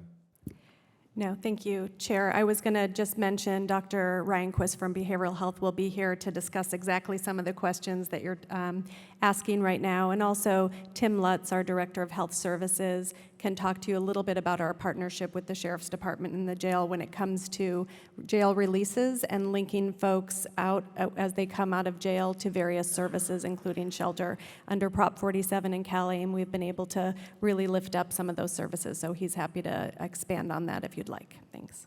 Thank you, Siobhan. Mayor Karpinski-Costa. Thank you, Chair. I think I'm on. Thank you, Chair. I don't see our illustrious district attorney here, but my question for He's here. Oh, is he here? Good. My question is, to what extent does the county as a whole participate in the community prosecution process? Because they seem to be pockets of enforcements, but not available to the county as a whole? Is that because it's too expensive, or is it because we don't have enough staff, or is it because of some legal issues? So it seems that it's because we want one, we don't know how to get one. Good morning, by the way. And I do want to, first of all, recognize and extend my sincere gratitude to the leaders assembled in this room. This is a historical meeting to address a historical crisis. And frankly, the people of Sacramento County have faced the brunt of this crisis. And I know it's whether it's Citrus Heights, whether it's Rancho Cordova, Folsom, the unincorporated area down to Elk Grove, and most definitely the city. And what I would say in regards to our community prosecution unit, it is something that is very robust. But the fact of the matter is, we have staffing issues in my office as we do everywhere else. We have a community prosecution unit. It's funded. For example, in the unincorporated part of the county, I know recently through the leadership of both Supervisor Cerna and Councilmember Roger Dickinson, there was funding that was discovered and allocated for the north area in Sacramento, a traditionally underserved community. And that community prosecutor is working hand in hand at this point to create what I call a core program. So our core program, and I think it was one of the questions we had earlier about how we go about addressing homelessness. And there is constantly this dichotomy that, you must either choose enforcement or you must choose compassion, where they're not mutually exclusive of each other. Frankly, it's not compassionate to let people die in the streets. It's not compassionate to let the community suffer with encampments, whether it's children, whether it's families, whether it's small businesses. So what our core program does at the DA's office is it takes individuals who've been arrested for a series of offenses, nonviolent offenses, and we stack them on top of each other. And we offer the individual basically an opportunity. You can either accept treatment or you can spend time in custody. And when we have people that then accept treatment, we work with St. John to get them into a program. They get released from custody, they get transported by the Sheriff's Department into treatment, and they get the treatment. And honestly, I would love to have that program work, in terms of the entire county, in all the cities. But the fact of the matter is we need to be able to have the resources so that I can allocate that. Because otherwise, I have to take somebody off of sex crimes. I have to take somebody off of gangs of homicides to staff that. And if I'm going to staff that, I need to have the resources to be able to do it. And I know that we were recently able to do it over in the north area, and I would love to expand it to the county. And that is one of the emphasis that we're working on. Great, thank you. Thank you, and thank you for coming. And I do need, I apologize to Lee, but I would ask to focus 3 areas, and I know I'm jumping ahead a bit, and I apologize, Mr. Chair. But I am asking for further collaboration, and this is what we have here, but there are 3 areas of focus. Number 1 is that finding that collaboration. I know I'm working with Councilmember Jennings on a responsibility to shelter program in the city, and I would love to see that where somebody needs to accept shelter. And if they don't, then we need to have compassionate enforcement, and that's what we're doing in Councilmember Dickinson's area. And I would love to see an expansion of that. I would also like to see, for example, increased transparency in terms of data. I know Sheriff Cooper talked about that in regards to making sure that that data is shared from the continuum of care, because I can tell you right now that law enforcement is not receiving the data from the continuum of care. And I will say it, and I may step on toes, but we need to have that data so we know how to proceed. And what are the metrics that we have? What metrics are we gathering from our CBO partners in our city and our counties to show that we are succeeding in getting people off the streets? And the third area I'll say is this, is that we need to increase efficiencies. And I'll give an example of non-efficiency. The St. Clair Hotel downtown is being managed by Mercy Housing, and it was funded by SHRA to the tune of $600,000 per unit to renovate. And we frankly have had almost 800 calls for service over the last year and a half. I have an individual that grabbed a dresser and threw it off the 2nd floor onto the streets. I've had people with knives and guns and sexual assaults at that location. And frankly, we have not had a good neighbor policy enforced there. And I think that we need to be more efficient. SHRA is really efficient in certain areas, but frankly, control of SHRA as it relates to our homeless, processes should move back to local authorities or to another authority that can have supervision. And so I may be stepping on toes, I may be saying things out of place, but at the end of the day, that is what we need to do as elected officials. And I will end with this. I stood here 3 years ago when I was sworn in, and I said an old African proverb: if you want to go fast, go alone. If you want to go far, go together. And what we have here today is an example of leadership that is moving forward together. And thank you so much. Thank you, Mr. Diaz. Councilmember Guerra. Thank you, Chair. Actually, I appreciate the DA for his comments, and one of the questions that I have for our executive staff for both the county and the cities, I don't need an answer now. In fact, I prefer it if it's in the afternoon. But one of the things that I've observed in just preparation for this meeting is how much our city staffs and county staffs and different jurisdictions, I'll just say jurisdictions because we have Metro Fire, DA, and sheriffs here, have interacted. And one of the things I'd like to ask is how the interaction between those jurisdictions differ. I hear, the success that is happening in Elk Grove, maybe with the county, some with the city. It could be through population. But I think understanding how those interactions, to the point that the DA made on collaboration, I hear, which is very positive of this conversation, a willingness of how do we share more. For a long time, we've gone at it alone. And so how do we do more of that? To Lisa Bates' points about alignment and informed decision-making, I think if we got that, if we were to think through in this conversation, getting that information. And then the second one is, we also heard some concerns about, statutory restrictions that we have at the state level. And I think the help that this is creating, or the informed information here, is for us to collectively be able to say, hey, we agree on some of these challenges that are at the state level, whether it be reimbursements for our fire departments, whether they be city or metro, or restrictions on how our jail operates as well. I think those are, in those two areas, statutory, maybe restrictions that we have no control over, but second, how the interactions differ. So maybe if that answer, I don't need an answer now, I'd prefer it in the afternoon. How do those interactions differ between the jurisdictions so that when we do look at how we govern together, we can look at the effective process for that? Thank you, Chair. Very good. Councilmember Vang. Thank you, Chair. Just a few comments. First, just really want to thank you for your leadership in bringing all of the cities within Sacramento County together to talk about this really important issue that is the top priority for our region. I know today we're discussing our current systems, and this afternoon we're going to have an opportunity to do the visioning part to strengthen our collaboration. And we just heard earlier from various cities about the great work that they're doing. And so also just want to give kudos to city staff for the great work that y'all are doing to really address homelessness, especially on the behavioral health and mental health aspect of that. And also shout out to all the navigators on the ground that does the day-to-day work, because we know that turnover rate is really high when we talk about building capacity for this type of work. But I just want to draw attention to one issue that I know wasn't on the agenda, but I know it is on top of all of our minds as well, and that is drawing attention to housing in particular, because it's absolutely connected to the issue at hand.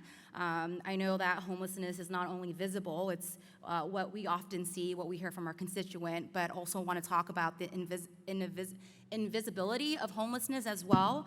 As of September 30th, I just want to share with all of you, we had over 97,000 individuals that were on the waiting list for housing vouchers, and 41,000 of those individuals were actually families on the wait list. This is a tsunami waiting to hit us, and truth is, we can do everything we can on the ground to address the crisis on the street, but if we don't move upstream, we're going to still have a huge issue. And so I think it's really important to acknowledge that our housing costs have failed to keep up pace, leaving thousands of vulnerable individuals in our county homeless. And that's just housing voucher, but I know that there's this conversation about unhoused folks being quote unquote resistance. There may be individuals that may refuse to take shelter, but I also just want to share some data that to date we have over 3,000 individuals, single adults, that are actually on the wait list just for shelter. Right? And so that's really important to acknowledge. And of those 3,000, 850 of them are families waiting for shelter. And so we also don't have the capacity right now to shelter and to house people. And so I want to make sure that we're keeping the conversation focused on that as well, because we can't just be focusing on the Band-Aid portion of homelessness, but we have to move upstream and really talk about the need or the lack of affordable housing in Sacramento County. And so I'm looking forward to the conversation, the visioning that's going to happen this afternoon, and hope that as we're talking about whatever model we decide to come up with, whether that's continuing the MOU or discussing about the JPA model or discussing any kind of governance model, that we ensure that affordable housing is part of that conversation. Thank you. Thank you, Councilmember. Okay, I think next we're going to have Dr. Quist. Yes, our next presentation is Behavioral Health Engagement Strategies and Legal Pathways to Treatment, and Dr. Ryan Quist will kick us off. Thank you. And Dr. Quist, welcome, and I know you're a veteran presenter, often appearing before the board, so you know that we're going to take up the slack here with your time, unfortunately, so we can get back on schedule. So I'm going to encourage you to be as brief as you possibly can, and if we could kind of hold our questions until the end, that would help us get back on time here. Great, absolutely, we'll focus on that. Good morning, board members, city council members. Ryan Quist, Behavioral Health Director for Sacramento County. I was asked to come today to talk about the very topic that Mayor Farmer brought up around what are our options when an individual does not want to voluntarily take advantage of what services are available to them. So we will hit on those topics, but before we get there, did want to give you, just make sure we all have the same starting point regarding what behavioral health services is. So Sacramento County Behavioral Health, our mission is to provide a culturally competent system of care that promotes holistic recovery, optimum health, and resiliency. We envision a community where persons from diverse backgrounds across the life continuum have the opportunity to experience optimum wellness. We are a health plan, so we actually have the same responsibilities as any of your managed care plans that you're used to working with, Anthem, Molina, so forth. We are a health plan. Our responsibility is to provide services to Medi-Cal members who have a medical necessity need for specialty mental health services, which represents those with the most serious mental health challenges, while our other managed care plans are responsible for those with mild to moderate mental health challenges. On the substance use side, we provide substance use services across the full continuum. So anybody who is a Medi-Cal member and needs substance use services, we have the responsibility to provide those entitled services. Just to give you a little bit of a landscape, we have an annual budget of $668 million.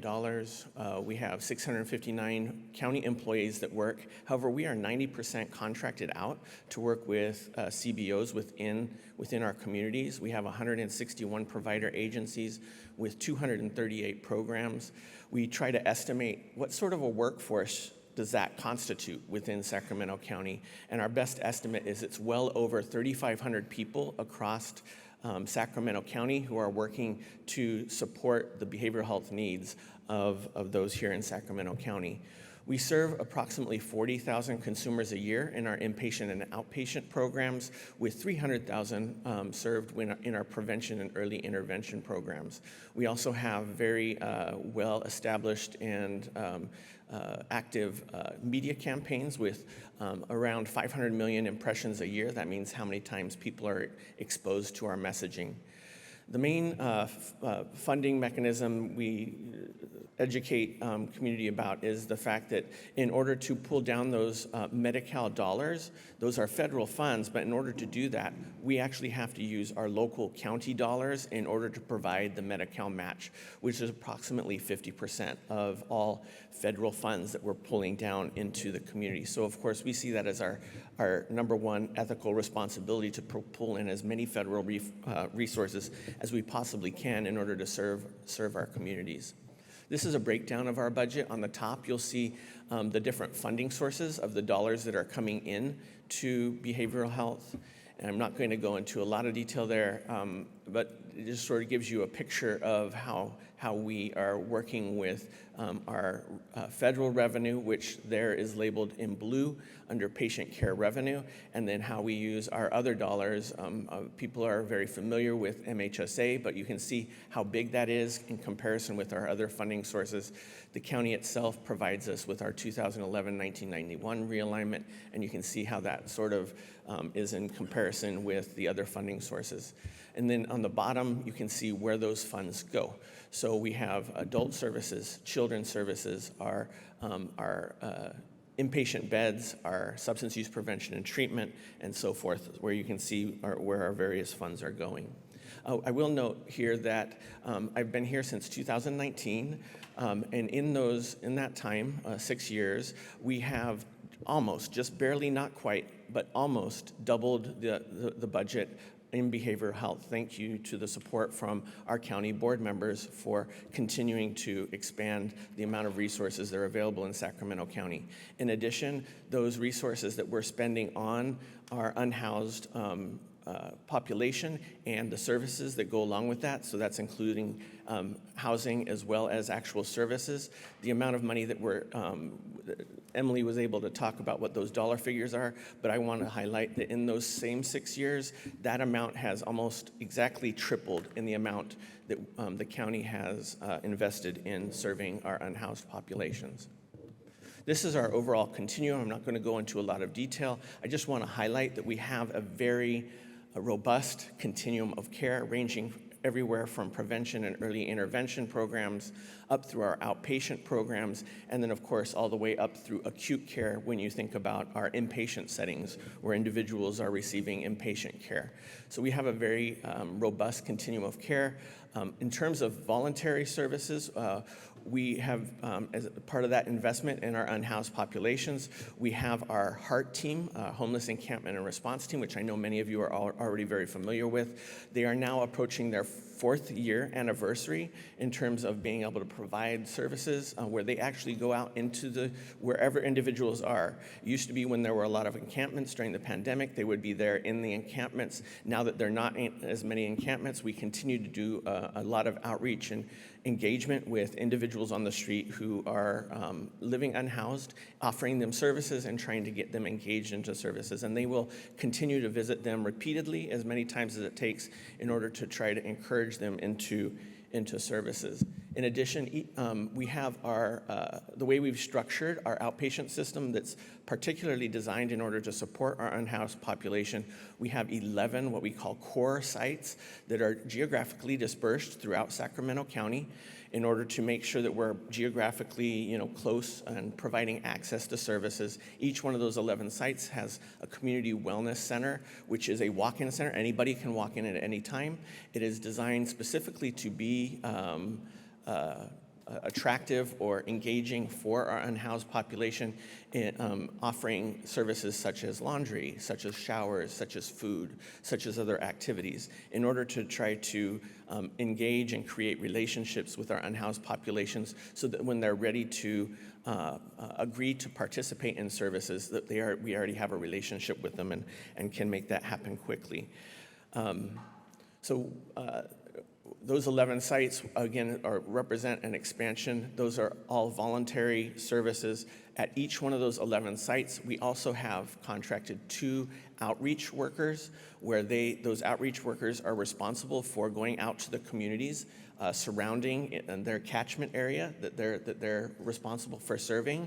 And I invite all of you in terms of the different core sites that are in your areas of responsibility. They are interested in having relationships with you. If you see individuals that you feel like maybe aren't getting outreach to or that haven't come to the attention of our core sites, we invite you either through me or through directly with the provider, develop those relationships. They'd like to know, they need that intel. Where are the individuals who are unhoused where they can continue to send their outreach workers to do that engagement? Okay, so now to the subject that I was actually asked to talk about, and that is what are the opportunities that are available to us when an individual does not want to voluntarily participate in services. I'm going to talk about this as court-involved or justice-involved treatment programming. So the first one we'll talk about is assisted outpatient treatment. This has been around for a couple years now. We did opt into it. I'm now fast forwarding at Supervisor Cerna's request. This particular program is designed for individuals who are not voluntarily engaging in services. The key highlights here on this slide are the bullet points down a few that say it's for people who are 2 or more hospitalizations or mental health related incarcerations in the past 36 months, or 1 or more acts of serious violent behavioral health behavior towards self or others in the past 48 months. And so that's the main population that are focused on for that one. The individuals who can provide referrals, these referrals come directly to behavioral health, Sacramento County Behavioral Health. It includes that list of folks over there on the side, mostly adult family members or other adults that they're living with or other service providers. Judges and first responders are also able to provide those referrals. I'm not going to go into this particular slide, but this sort of gives you a roadmap for how it works, how the process works for people to go through assisted outpatient treatment.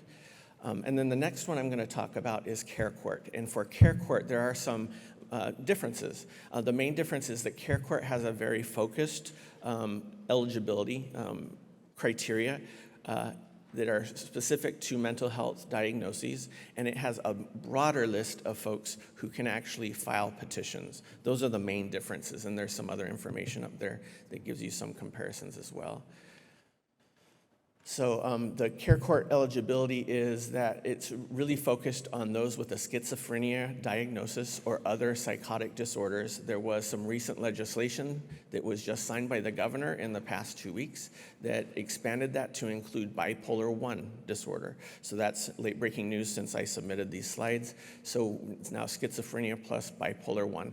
It is necessary for us to be clear that this is for people who are not clinically stable or in ongoing voluntary treatment. The individuals who can file petitions, there's a long list of folks who can file petitions. It basically falls into a few categories. It falls into family members, service providers, and first responders.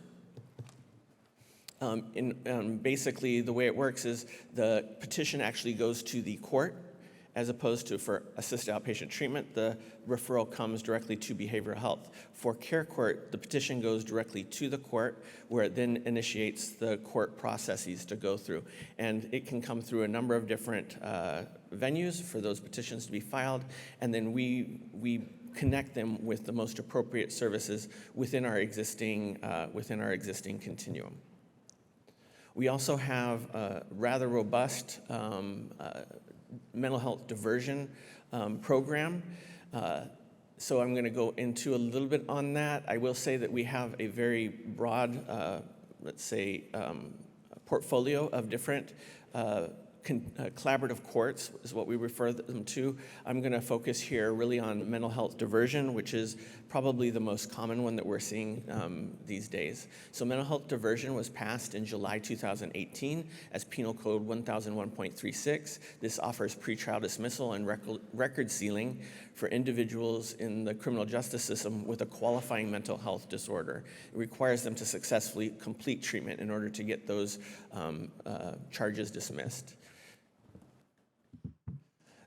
Suitability for mental health diversion, it's going to be the underlined word, so I'm not reading all this to you, but basically they would respond to mental health treatment, they consent to diversion and waive their right to a speedy trial. The defendant agrees to comply with treatment as a condition of diversion, and the defendant will not pose an unreasonable risk of danger to public safety. So this program is extremely active. We so far this year have received, we've done court assessments for 587 individuals, which is way up over the last few years since this law was enacted.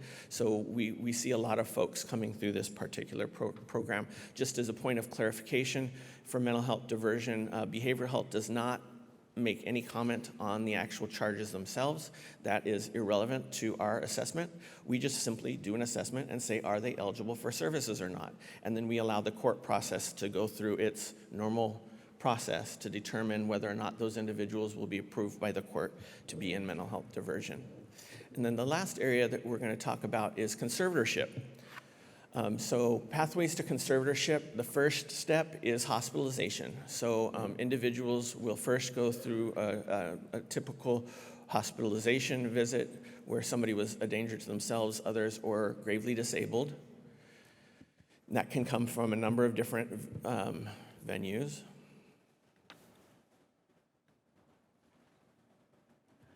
Well,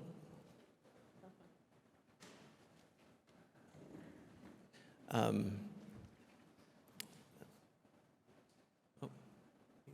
it popped back up.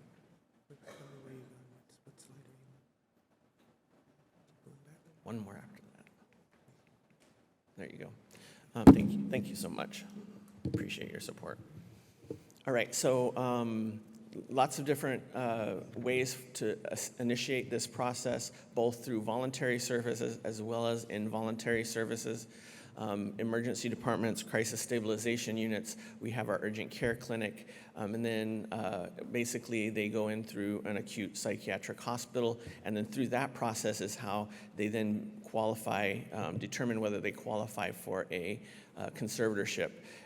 This is the fast forward version once again, but basically we've all heard of a 5150, right? 5150 is a 72-hour hold to assess them for whether or not they need inpatient care.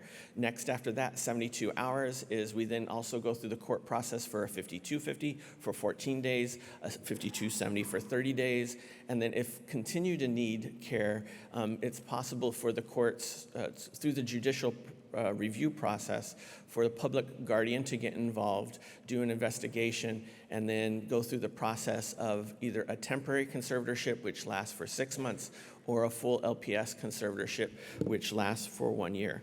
And so this is the way in which we we have to go through all those different steps in order to follow the judicial process. And just to give you a little bit of a context, currently we have somewhere in the ball, I can't tell you today, but the last report that I had was we had about 261 LPS conservatorships. So that gives you a little bit of a context on the scope of that particular program. And thank you. I'll stop there, and I'm certainly open to any questions you may have. Thank you, Dr. Quist. Mr. Mayor. Thank you. I wanted to dig into this a little bit. I guess the big picture is we're here talking about homelessness, of course, and the capacity issues and our solutions, and you know the untalked about issues too much is addiction and the triangle between homelessness and addiction and mental health, and not all homeless are addicted or mental health, and vice versa as well. So maybe you can just two things. One, give us a bit more hope that this is really making a difference. In other words, in the last 5 years, as you alluded to, The voters went and passed Prop 1 to help fund behavioral health beds.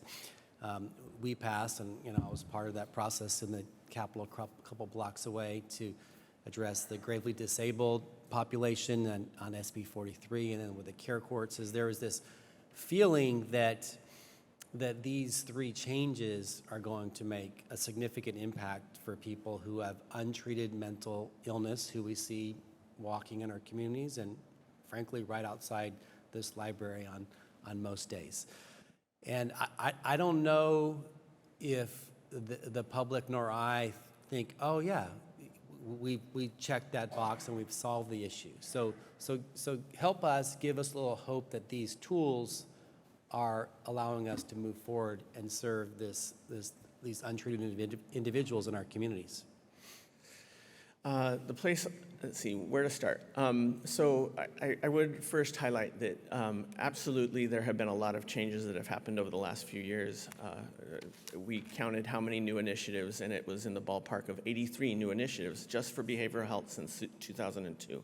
So lots of new initiatives. And a majority of the time, though, these new initiatives, not answering your question directly, but a majority of these times, so for example, with Proposition 1, we took our existing funding and we basically moved it around in order to show that it needed to be used with new requirements and in different ways.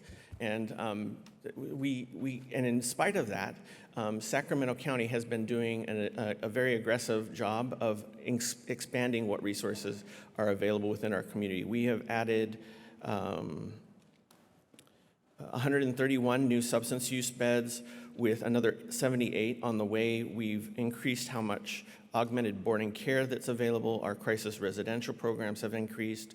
We've increased how many acute beds are in the community. So we continue to make sure that we're increasing and making more resources available. I think our number one challenge, if you talk to the service providers, is that we have such a limited, we can treat people, but then the problem is, if we treat people, then where do we actually I'll have get them to go the challenges in a second, but maybe just ask you in a different way.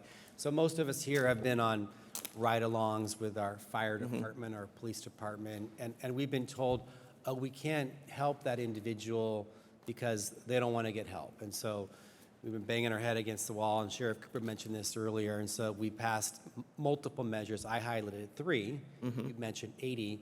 And so we've given more tools for our first responders and behavioral health people like you to get people treatment who sometimes say, I don't want it, I don't need it. So give us a little hope that things are in the right direction on that front. And then I'll give you the second question. What more do we need to do, us collectively, to help make that hope even more promising to make a difference? Well, I can tell you that every day our service providers are reporting great outcomes with those that they're serving. For folks that come into our services, they are less likely to experience additional homelessness. They're less likely to experience additional justice involvement. They're less likely to have another hospitalization. So for those who come into our services, that in terms of the actual compelling people into services, that is, I think there's a little bit of a misunderstanding on that a lot of times across all of these different initiatives. The extent to which we can actually take somebody who does not want to engage in services and force them, compel them to take medications, that's not a reality. Sorry, I lost that train of thought. I think we continue to want to continue to engage with even if they're in one of these programs, we know that if for service to be effective, they have to want to get better. And so that's one of our biggest challenges. Even if we have court compelling somebody saying, you have to do this program, if they're in the program, the challenge is we have to get them to actually want to get better and actually change their behaviors, whether that's their drug use or mental health. Okay, and then lastly, maybe we can just zero in on what we can do, because I support these measures. I think there are people out there that need compulsory treatment. I think the people of California clearly believe that. It was super controversial pushing these measures years ago, but I think that there's been a shift that, we're not going to go back, I like to say, and put people back in the state hospital system with Nurse Ratched, but there are certain individuals that need compulsory treatment. I think that we've acknowledged that, but it's not always working. So what do we need to do to help make the system? What tools do you need from us to help make this work better? To be very direct, we need housing. We have a shortage of housing. We have a vacancy rate.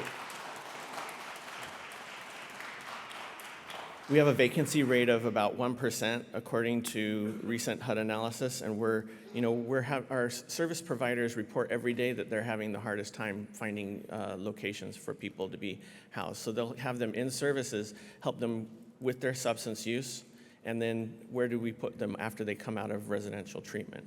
We need places for them to go. Thank you. Thank you, Mayor. Just a quick time check.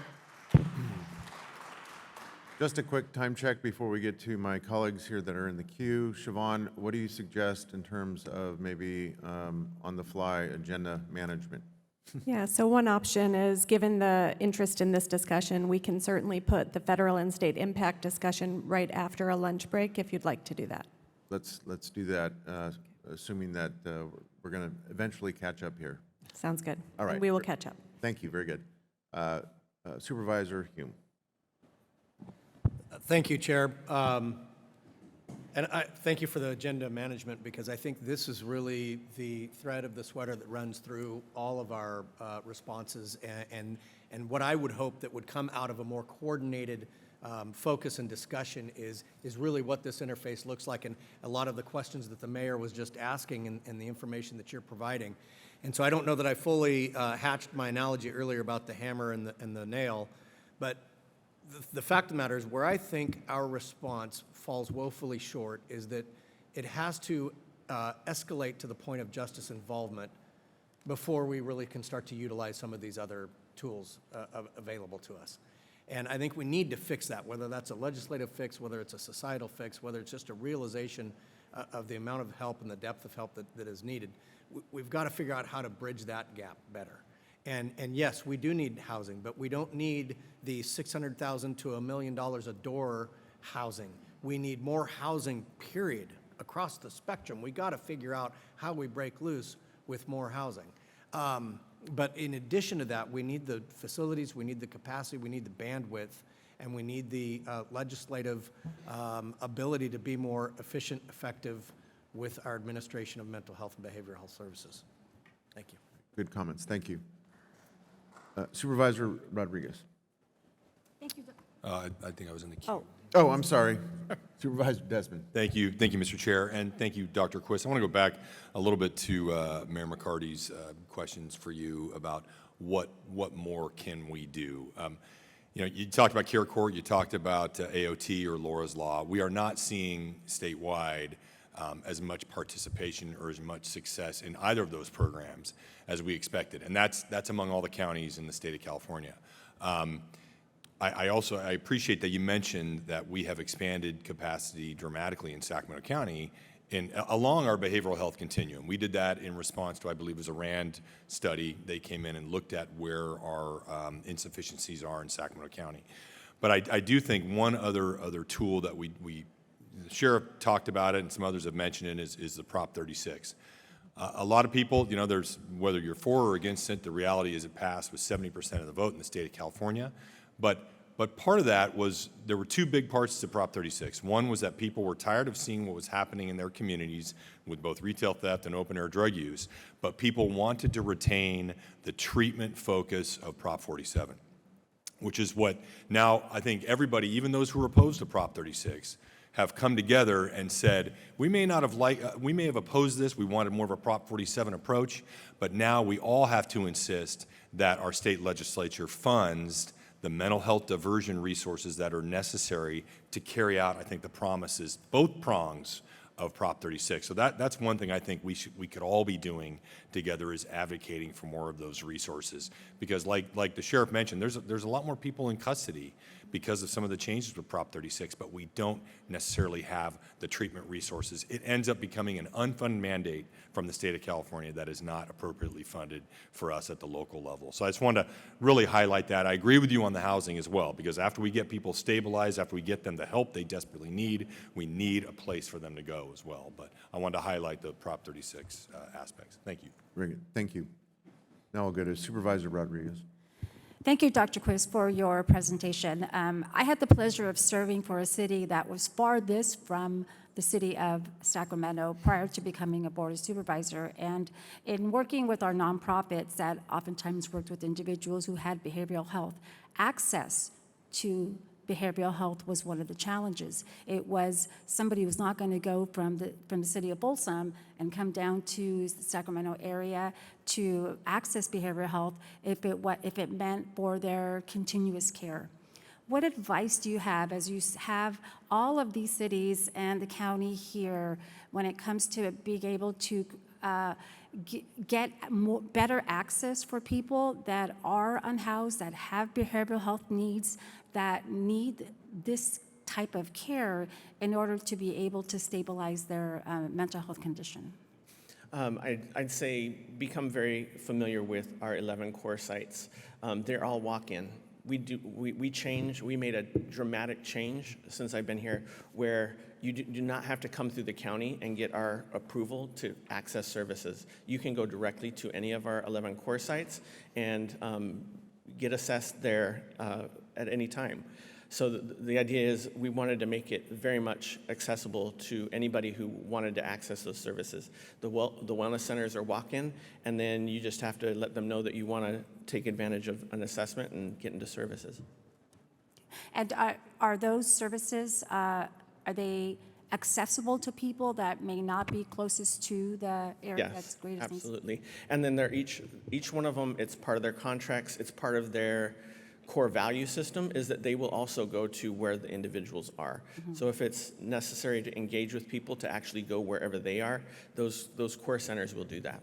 I just want to make one more comment. In presentations at the county, I'm such a big fan of the behavioral health mobile units that allow us to take services to the encampments so that if somebody needs their monthly injection, we can access them through those. And so I appreciate the work that has been done to be able to get those services to the encampments instead of expecting individuals in the encampments to come to get services. Thank you. Thank you.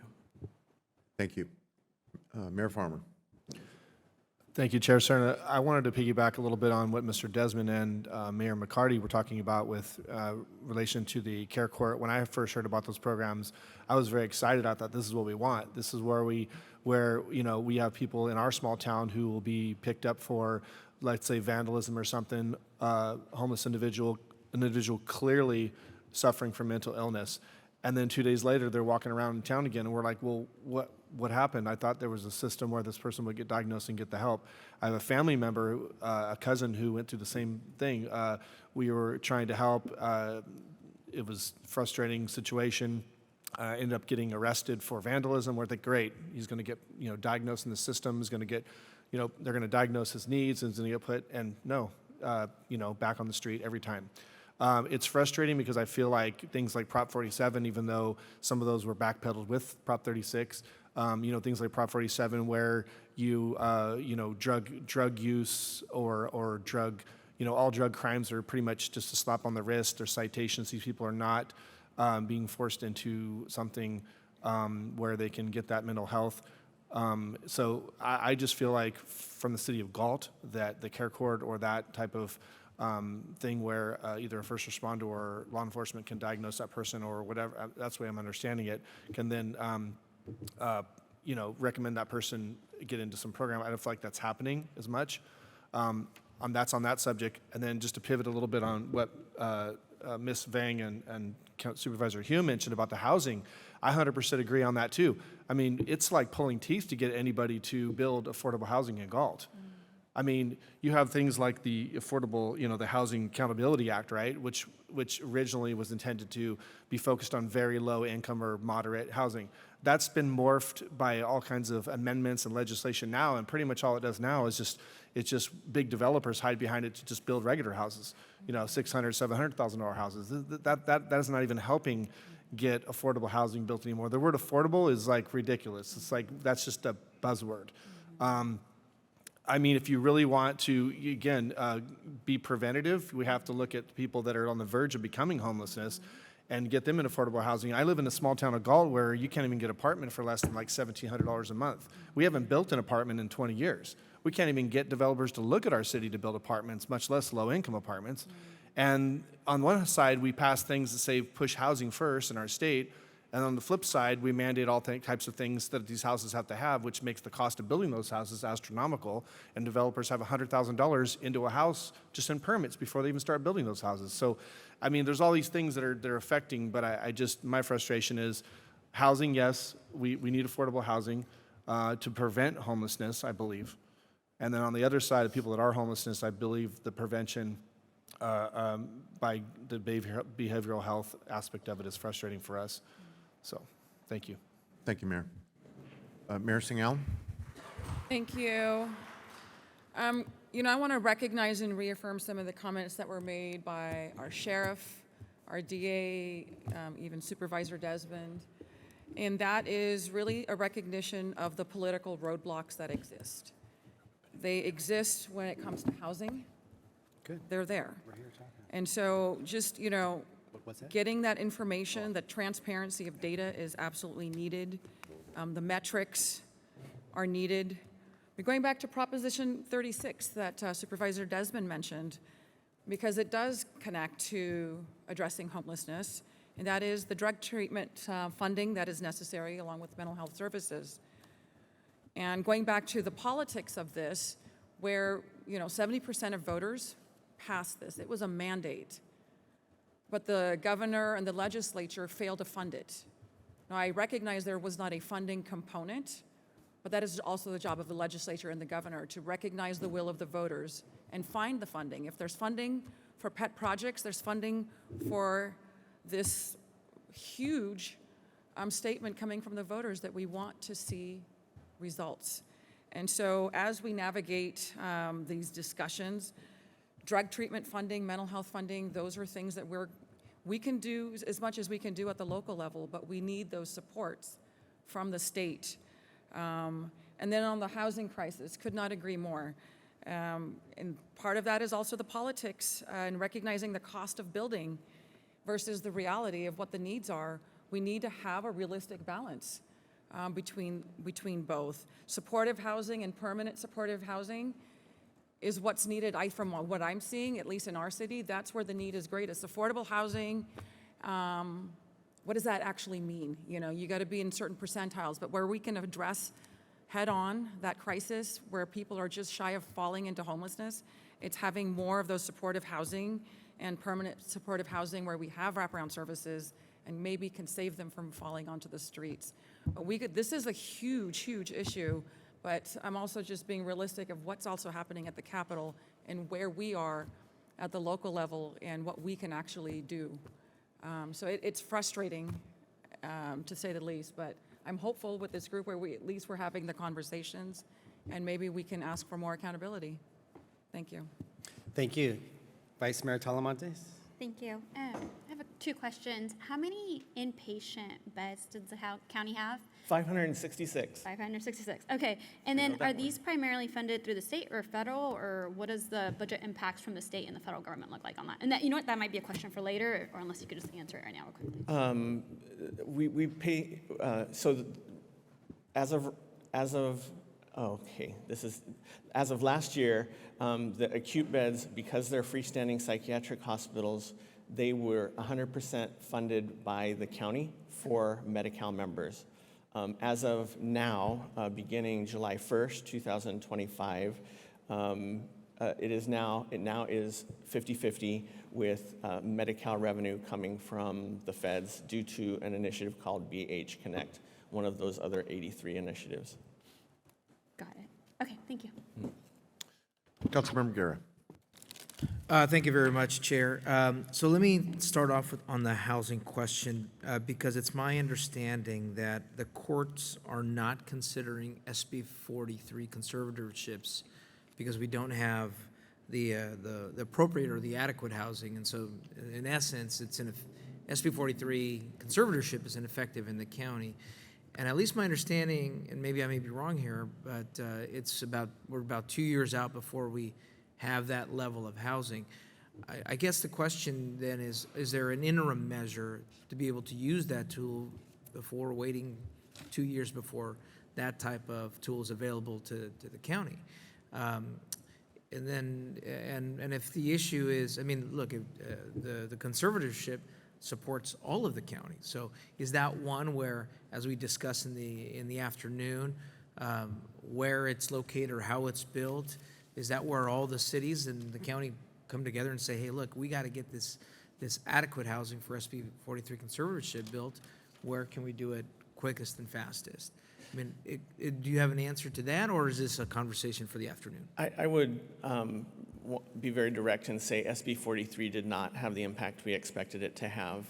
The fact of the matter is that, so really quick, SB 43 says you can now hold somebody against their will for grave disability, meaning they're unable to care for their own food, shelter, clothing, as a result of a substance use disorder. The new part was the substance use disorder.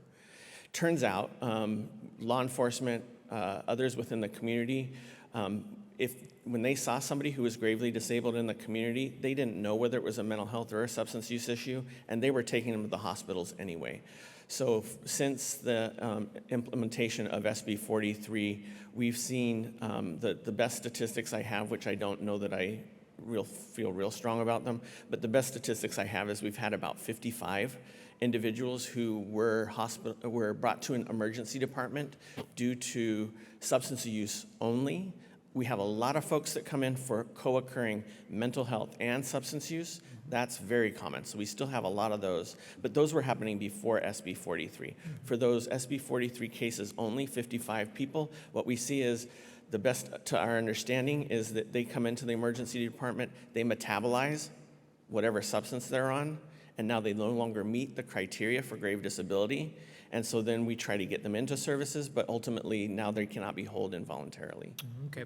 Well, to that point, I would agree with how the mayor characterized it. Many of our folks will see, or law enforcement will see people on the street, and because of substance abuse, they're having that scenario. And so I still see this as a critical tool for the county.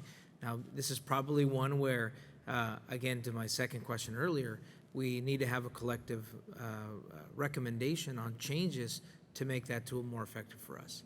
The next question I have here is on the care courts, because now cities can also petition, and the city of Sacramento has started petitioning itself. I think any city here can also begin to petition for CARES Court, and it's not the panacea that we expected. That's for sure. But it is another tool that we do have. I think this is one where, from the start of it, there's been some growing pains between the city and then the county being petitioners.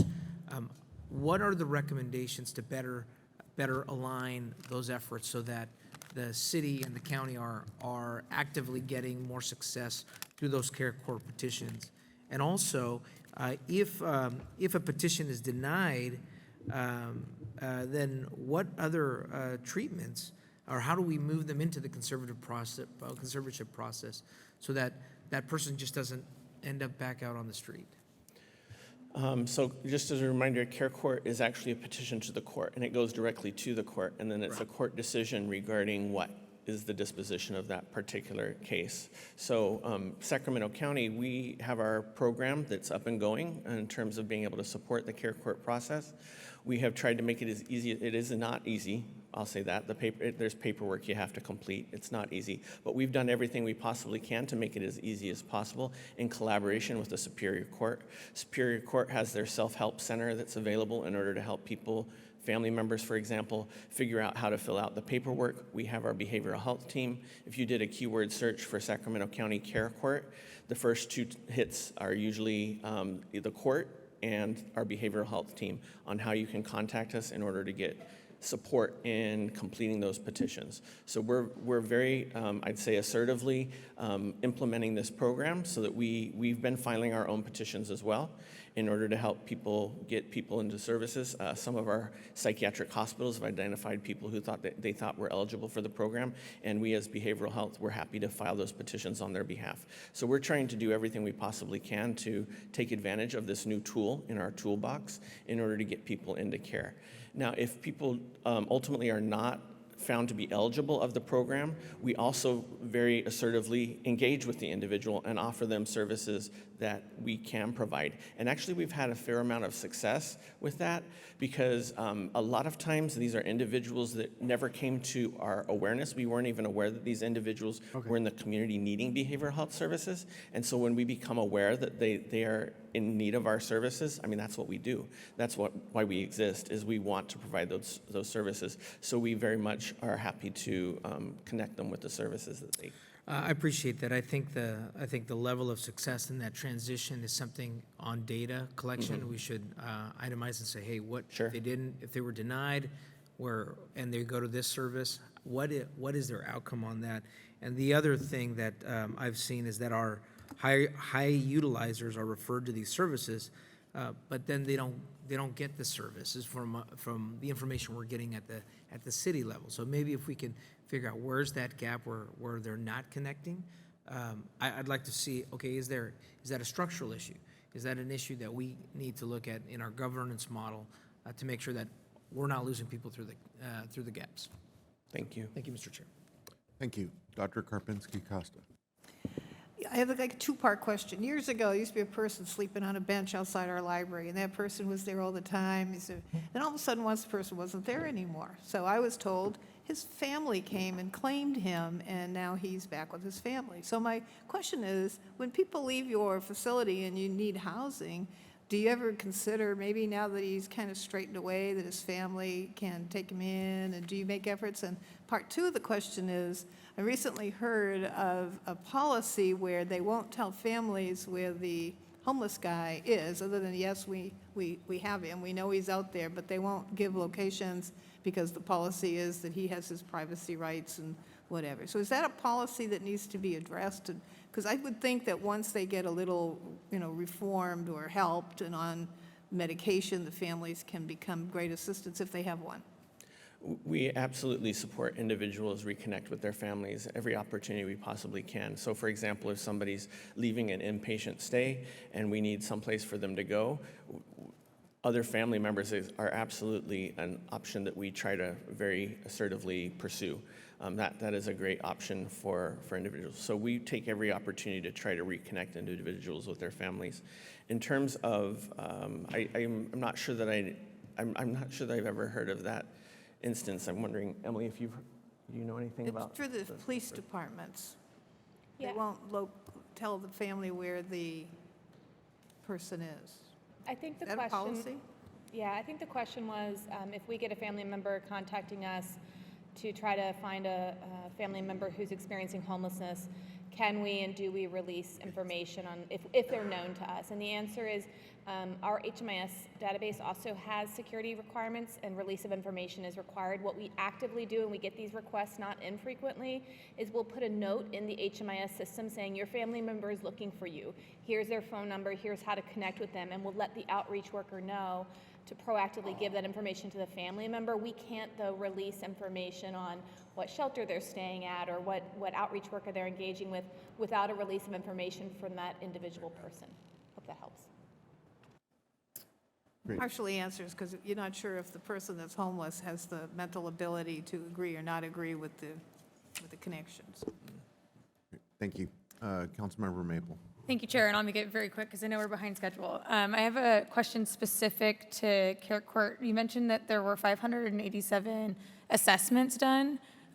Is that correct? That was for diversion. For diversion, okay.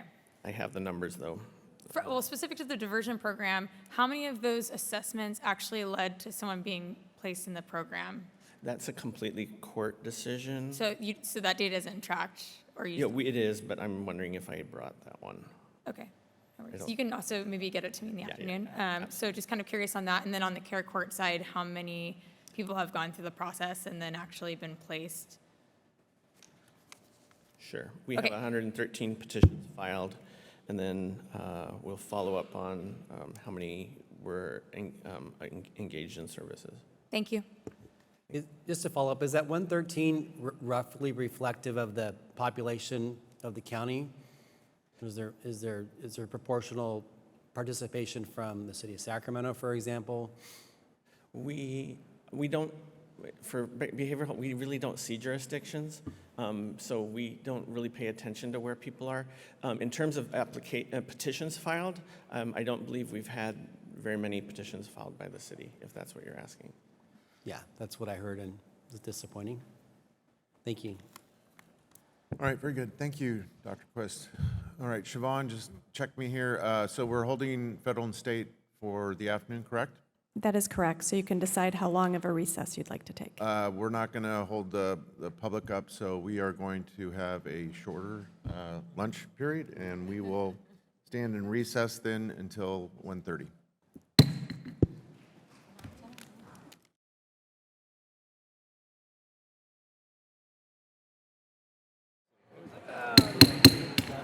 Okay, I'd like to call back to order this historic meeting of the Sacramento County Board of Supervisors, the Sacramento City Council, and the mayors of our 6 other cities.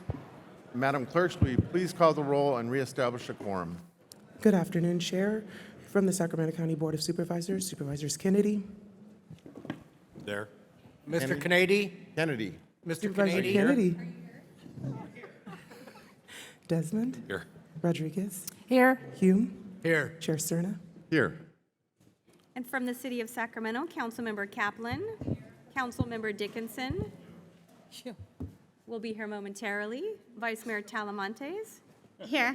Councilmember Pluckybaum. Here. Councilmember Dickinson is here, I apologize.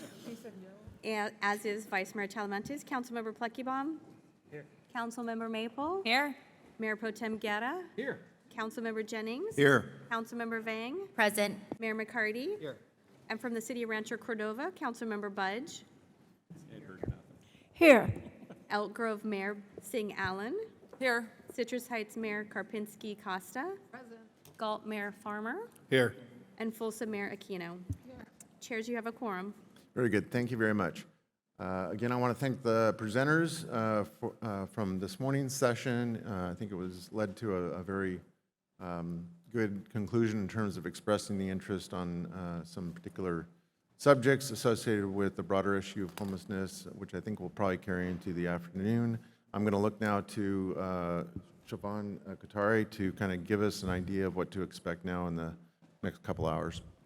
Great, thank you. Siobhan Katari, Deputy County Executive for Health and Human Services. And I wanted to just follow up on a question that had come up earlier today and then answer a couple of other questions as well. So Councilmember Guerra had asked the question, and I'm gonna interpret it the way I think you meant it, and correct me if I'm wrong, Councilmember. What are the differences in the services in the different jurisdictions, and how, as a result, how are the outcomes different? And one of the things that I wanted to just mention is, behavioral health services, as Dr. Quist talked about earlier, have really been evolving over time as we've seen more funding, more initiatives come our way. And we want to continue to iterate and evolve these services and adapt to where the changing needs are. So as he referenced, we have these 11 core centers throughout the county that are intended to really be access points and serve. And those core centers were placed where they were based on our data, based on heat maps that showed us where the needs were. Now, that being said, those decisions were made 2-3 years ago, and we know that the county is constantly evolving and adapting, so we want to be partners with all of you. We want to have these discussions, whether they be in forums like this or with your teams, to make sure that as the needs grow, as the needs evolve, we're able to adapt those services, and that's our commitment to you. In the meantime, as we are having those discussions, I definitely want to encourage you to reach out to myself, to Tim Lutz, to Dr. Quist, and we'll have those conversations on a jurisdiction by jurisdiction basis.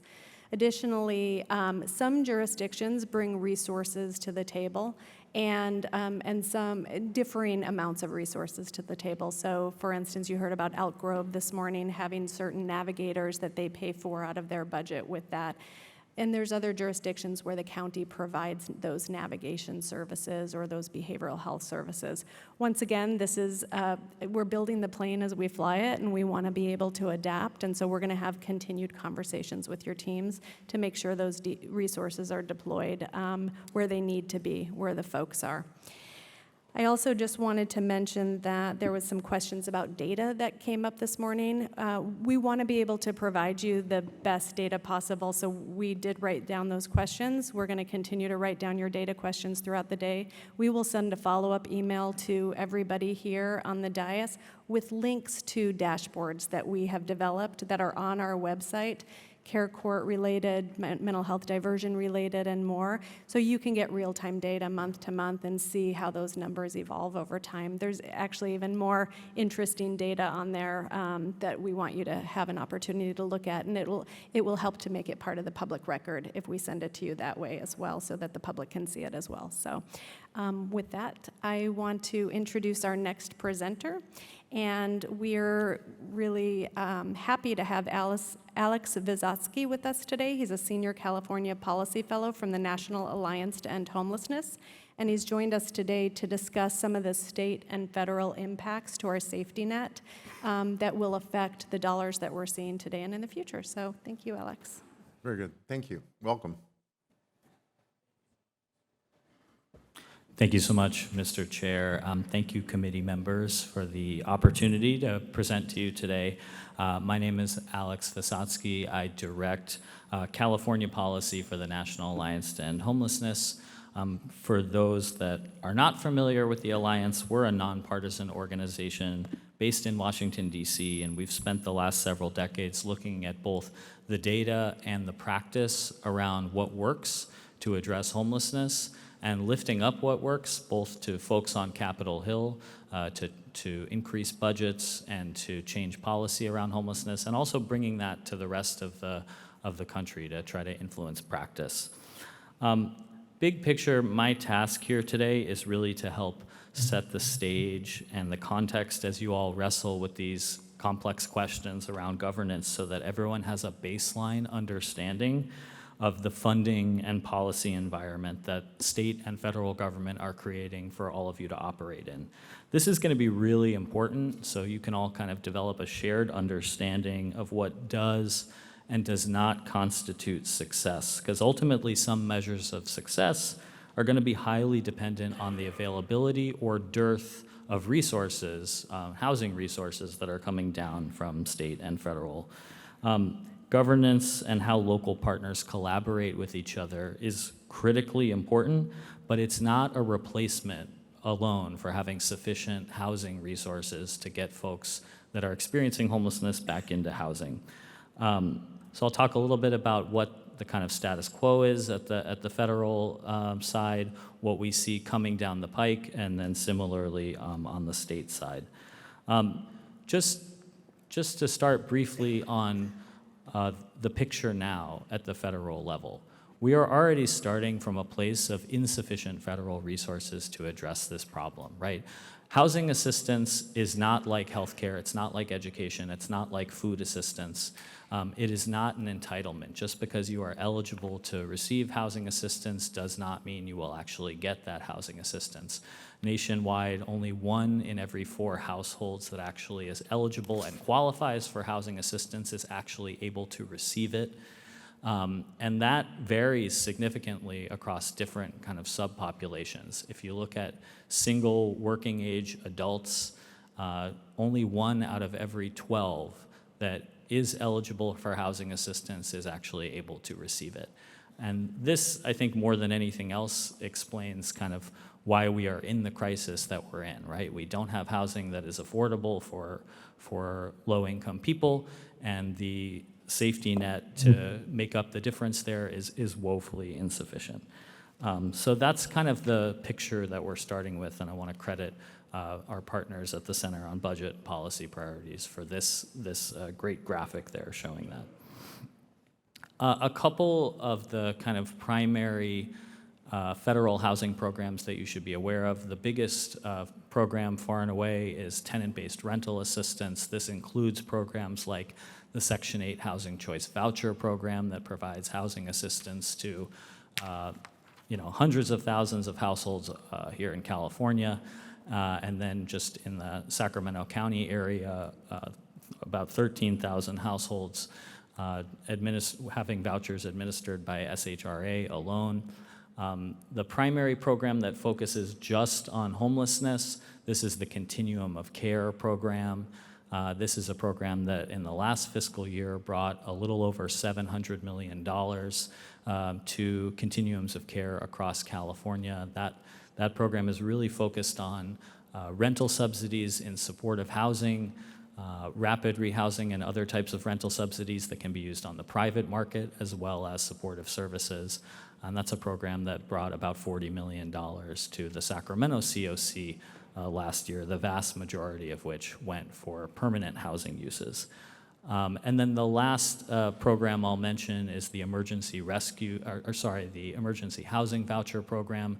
This was a program that came out of one of the COVID rescue packages and brought 15,000 housing vouchers dedicated to people experiencing homelessness to California, several hundred of those being utilized here in the Sacramento County area. This is not kind of an exhaustive picture of resources, but I think these three programs we'll talk about as being somewhat indicative of the federal landscape here.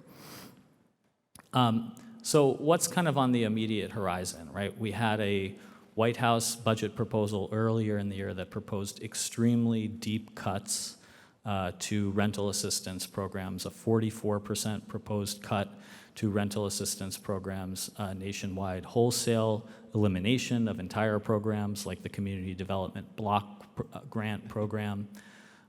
We have now watched as Congress kind of takes that budget proposal and, as Congress maintains the power to budget, they often view the White House budget proposal as a suggestion and not so much as a dictate. The budget bills that we saw on housing out of both the House and the Senate largely rejected those deepest cuts and chose instead more or less to maintain kind of what is that status quo here on housing, which again is already a status quo that leaves a lot of people unable to access assistance. However, we are seeing a lot of policy changes being pursued, which we'll talk about in a moment, that are being pursued by the administration that, though they are not necessarily direct cuts in funding, effectively function as deep cuts by removing numerous people from their ability to access assistance. Just briefly on these proposals that, of course, are currently stalled with the federal government in the midst of a shutdown, we have a House proposal that still creates some cuts for Californians trying to seek rental assistance. We have a Senate proposal that's a little better when it comes to rental assistance and homelessness funding, but still largely keeps our resources flat despite kind of growing need. So that's the universe of those proposals that are kind of dueling as we discuss how to get out of this shutdown. On the emergency housing voucher side, this is again a program that came out of the American Rescue Plan that was passed during COVID and brought 15,000 vouchers to California. This was a program that was anticipated to have funding until 2030 to support folks exiting homelessness back into housing in the private market. Because of rising rental costs, we saw the money for this program go a lot faster than it was anticipated to.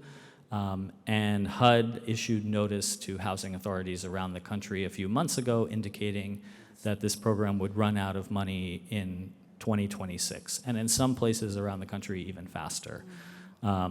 Congress has not issued any other kind of funding, has not proposed to put forward any other funding for the emergency housing voucher program yet. So this is 15,000 households around California that are at immediate risk of losing their housing at some point in 2026, right? These are not folks that were housed precariously before getting these vouchers. These are not folks that were doubled up before getting these vouchers. These are folks that were homeless before getting these vouchers. So very high risk of falling back into homelessness. This is no longer kind of a theoretical cut, but is something that's coming. I mentioned kind of policy changes that California may see functioning as cuts. So in July, we saw an executive order from the White House on homelessness that really talked in more theoretical terms about a desire to strengthen emphasis on treatment, strengthen emphasis on forcing people into treatment, and sort of eschewed housing being seen as a critical component of ending people's homelessness. But with executive orders, they're not necessarily tangible direction. It takes time to see how the federal departments are actually going to interpret that executive order and translate that into action. We're just now starting to get some of the first indications of how this executive order is translating into policy and how different policy changes are going to roll out. One policy that's being discussed is taking away housing assistance for mixed status families, families with mixed immigration statuses, which of course will have a big impact for California. And then another critical piece for our homeless system is the Continuum of Care program. Again, this is a program about $40 million to Sacramento, 92% of which goes to permanent housing, existing permanent housing, supporting people in PSH, supporting people in market rate housing as well. There was reporting in Politico a few weeks ago indicating that the administration was going to issue a new notice of funding for the Continuum of Care program, and that was going to contain significant changes to how this program functioned and place caps on how much of any Continuum of Care's award could go towards permanent housing, and cap that at 30% of a community's award, which for a COC like Sacramento effectively means $25 million dropping out of existing, already built, already occupied permanent housing. So these are supportive housing residents that are at risk potentially of losing their subsidies, folks with disabilities, folks fleeing domestic violence, older adults, an extremely vulnerable population that's at risk of losing their housing. Again, this notice of funding has not been released yet. All we know about it is really from this Politico article from a couple weeks ago. So there may be further risks to funding, further policy changes that are on the horizon coming out. But I think this is indicative kind of some of the policy context that we're facing. And then, I'm sure the folks here from the health department can speak much more ably to this, but, we have already seen policy pass through H.R. 1 earlier in this year, which is going to be devastating for folks' ability to access health care benefits. And it's estimated that up to 3.4 million Californians could lose their Medi-Cal coverage. Again, this is not all through funding cuts, but a lot of it through policy changes. Added kind of red tape, whether it's eligibility redeterminations happening on a much more regular basis, additional verification requirements, and reducing things like retroactive coverage, all of which we've seen in previous attempts to do this has resulted in people losing their benefits. So very sobering reality that California and that communities in California are facing here. So I'll pivot from that federal landscape to talking briefly about the state.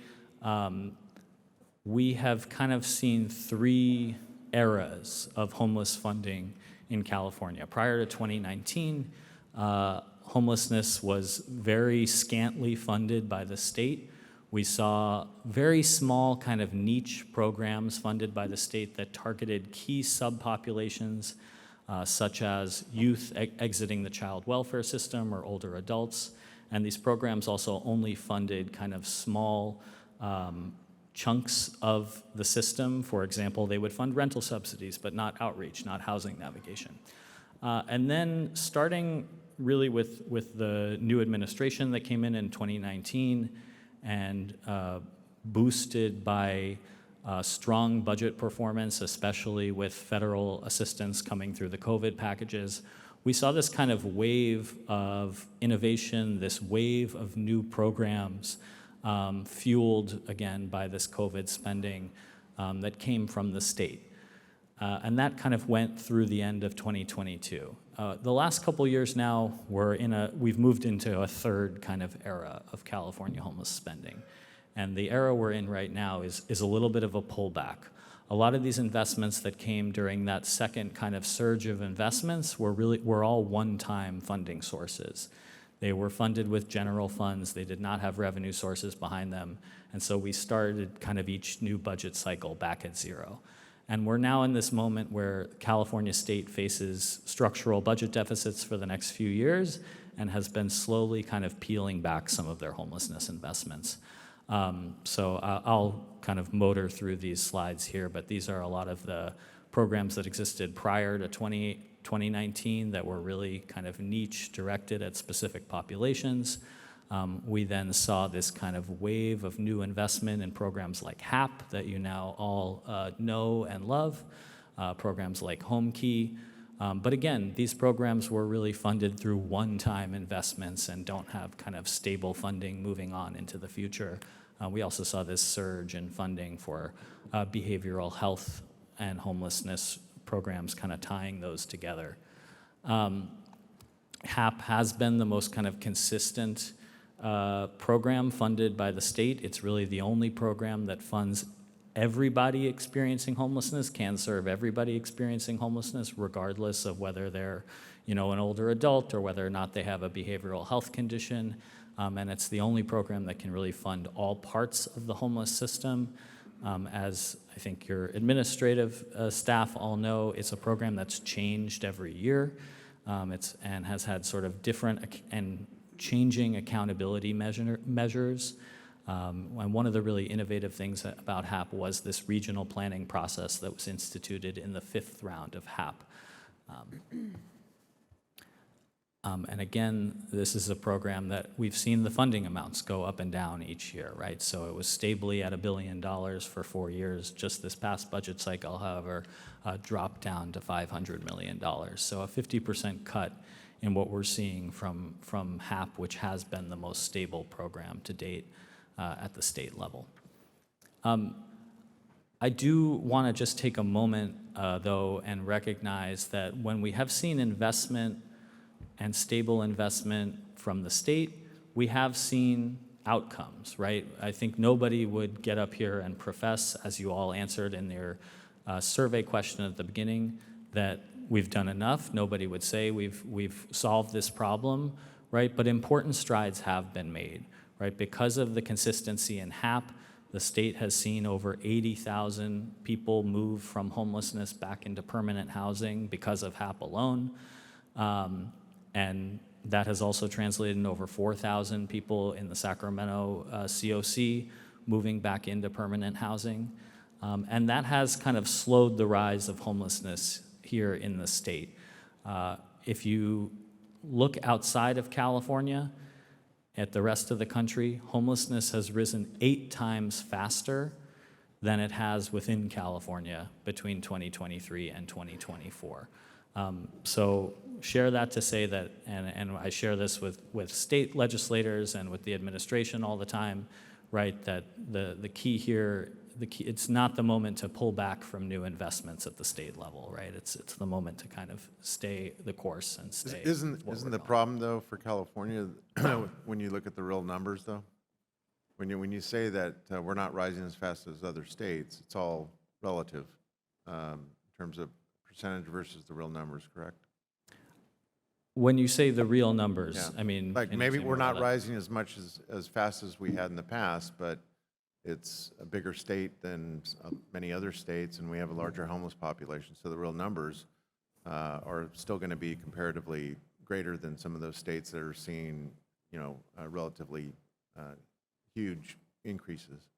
Yeah, I mean, we have seen homelessness on a per capita basis remaining stubbornly high in states, especially in an unsheltered context across the West, across the South, places like Florida and Arizona. So I think you're right that California starts from a place of a larger population, but this has become a nationwide crisis, right? This problem is no longer unique to California. Whoa. Thanks. Yes.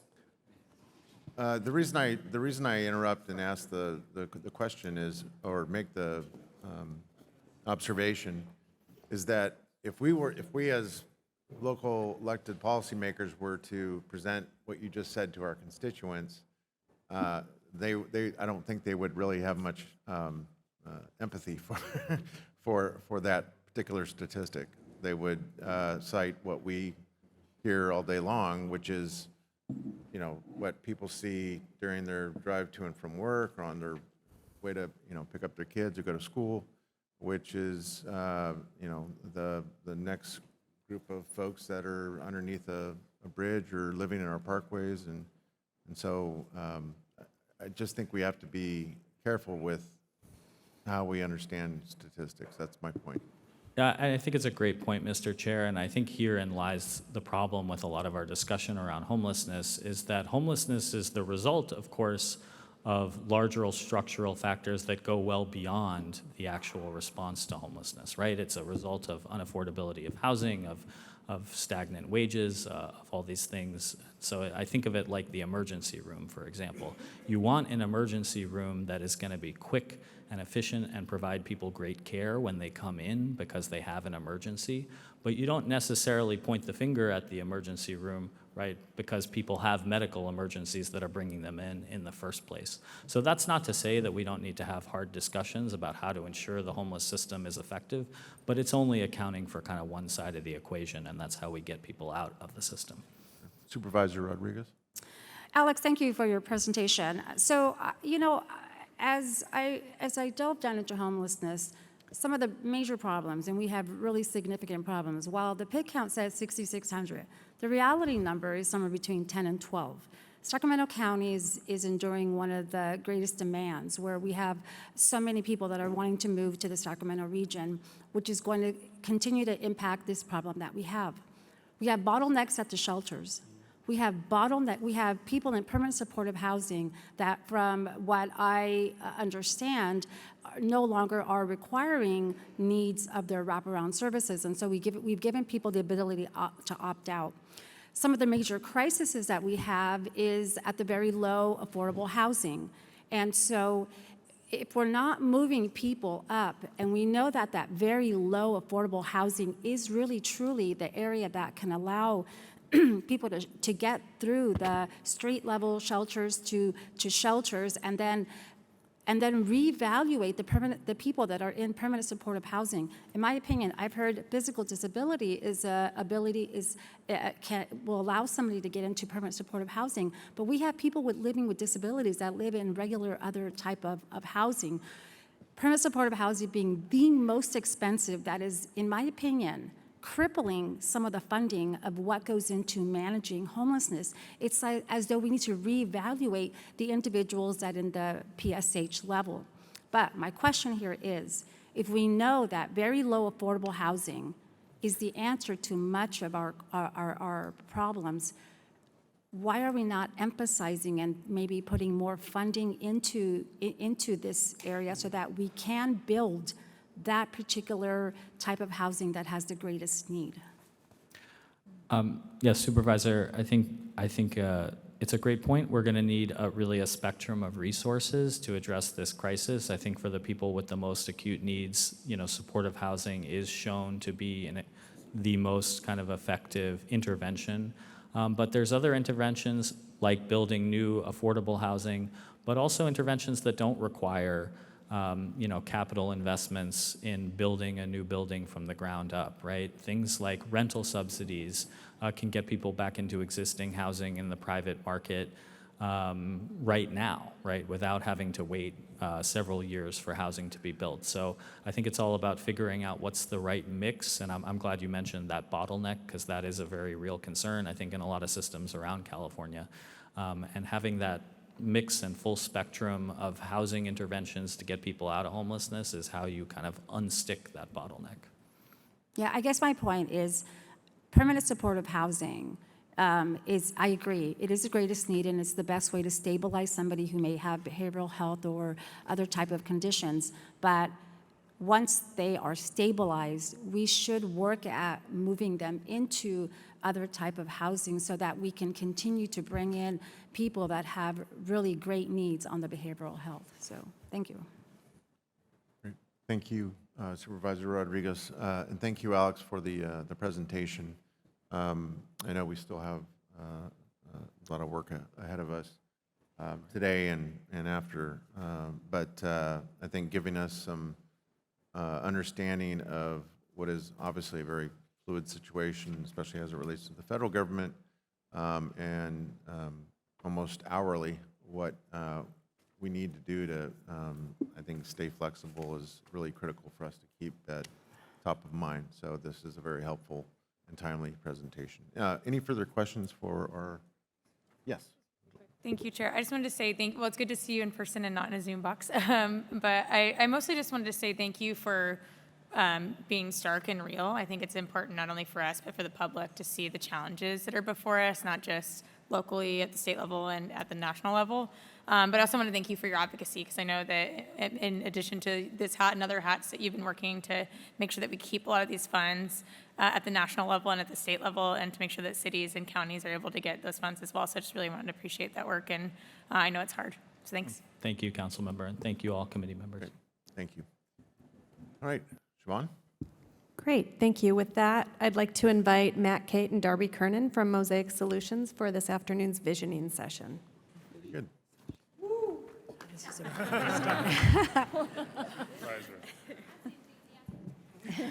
Good on that side? Yeah, brainstorming after this. I know. Okay. Are we okay? Here. Who's managing the sound? We need the remote mic volume up. Is really strong. There we go. Hmm? All right. No? No, it's all right. Go ahead. Who muted me? There we go.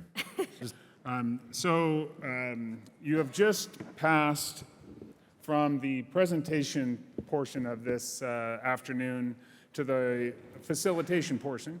I don't think I need to explain facilitation to any of you. That means this is about you, not about us.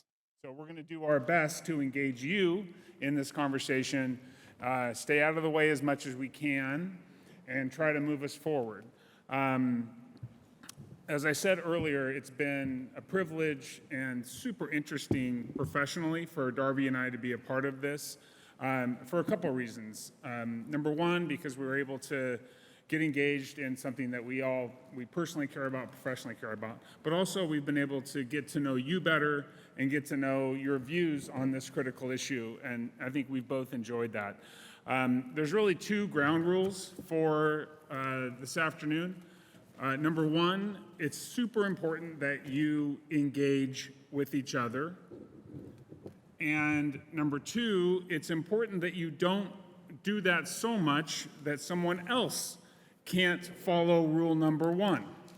So this is starting to sound like marriage counseling. A little, that's, Mr. Chair, that's correct. A little temperance, a little I hear you to be saying, yes, and those kind of things. So you'll get it as we go along. We're going to start today just by talking about what came through your discussions with us, so that hopefully we can shortcut some of that with each other, so you'll know a little bit about what the consensus items were or near consensus. And then you'll see some survey results, which we're going to show in just a minute. This part will take about 15 minutes, maybe 10. And then we're going to turn to the areas that you all expressed you cared about the most. And I won't hide the ball from you. I can tell you that most of you said, I think electeds in this Sacramento County, Sacramento cities, this group need to be more directly involved in our structure around how we manage homelessness. You all said, almost, yeah, I think really all, that you appreciated the strengths you have in your staff, in your CBOs, in your partner organizations, first responders, et cetera, and you want them engaged in a real way in a future structure. And then third, you all said, we want this new structure to be as efficient and effective as possible in reaching our goals. And I don't care what else comes through this other than we've got to be as effective and efficient as we can going forward. And then, of course, as an aside, you all said, please don't waste our time with just another listening session. So, Matt, can I interrupt real quick? Just because I don't want there to be any confusion for members of the public, because you went right into kind of prefacing the fact that we're going to be talking about survey results. Maybe you can just explain real quick what you're talking about for the sake of people that may just wonder what are we talking about? Yeah, what. Sure. In our attempt before interviewing and sitting down with each and every one of you about what your thoughts are about addressing homelessness in Sacramento and about today's meeting, we provided a Qualtrics survey to you that just had various questions for you to answer. And really it was to kind of break the ice so we could start talking and understand what the starting point was. So we created several slides from those conversations so that we could kind of present those today and show you what we've heard from all of you. Yeah, I just want to point out, it's not the brief little survey we did earlier this morning. That's No. not what we're talking about. So, all right. Correct. all right. So with that, what we're going to do is we'll report out on the survey and those interviews, and then we're going to go into leadership structure. We're going to talk about the role of staff, the role of stakeholders, the role of CBOs, et cetera. We're going to talk about what a new organization might look like, a multi-jurisdictional organization might look like, and then we'll wrap up and have some opportunities to talk with each other about what we're going to do going forward. So Darby, you want to go Okay. ahead? So the first question we asked is, how important is each of these community voices? And I'm just going to, if you can't see, Board of Supervisors, homeless population, City Council, county staff, local city staff, continuum of care, law enforcement, CBOs, housing authority, hospital, first responders, et cetera. So what you'll see is that the mostly red, which is critical, yellow, very important, purple, moderately important. All of this is very important, obviously, but the Board of Supervisors and City Council members themselves were near the top, along with the homeless population, and then right below that was your city and county staff. And then it drops off a little bit from there as you go down the list. You'll see, not surprising, once you learn a little bit about our interviews with all of you. Right. So go ahead, Darb. So the second slide is, from your city and county perspective, describe your level of concern with the state of homelessness. The city of Sacramento definitely was one of the largest, the concern, and this is from all of you in various jurisdictions. So it's from your perspective, and the county of Sacramento also was. And then as you went down the line, it was the concern definitely decreased. Yeah, and the key thing about this slide is that everyone weighed in on everyone else. Yeah. And so not everyone knows everything about everyone else, but this is the group's general viewpoint, all right? This is what I mentioned earlier in terms of most meaningful challenges. You've heard this all this morning: the lack of housing, funding for programs and services, the handling of homeless encampments, efficacy of programs, and then lack of consistency across jurisdictions. I just make one point about this slide, and that is all of you shared these concerns. And what came through over time is, what if we can have a structure that better addresses the top four, then I'm in. Go ahead. And then the final, okay,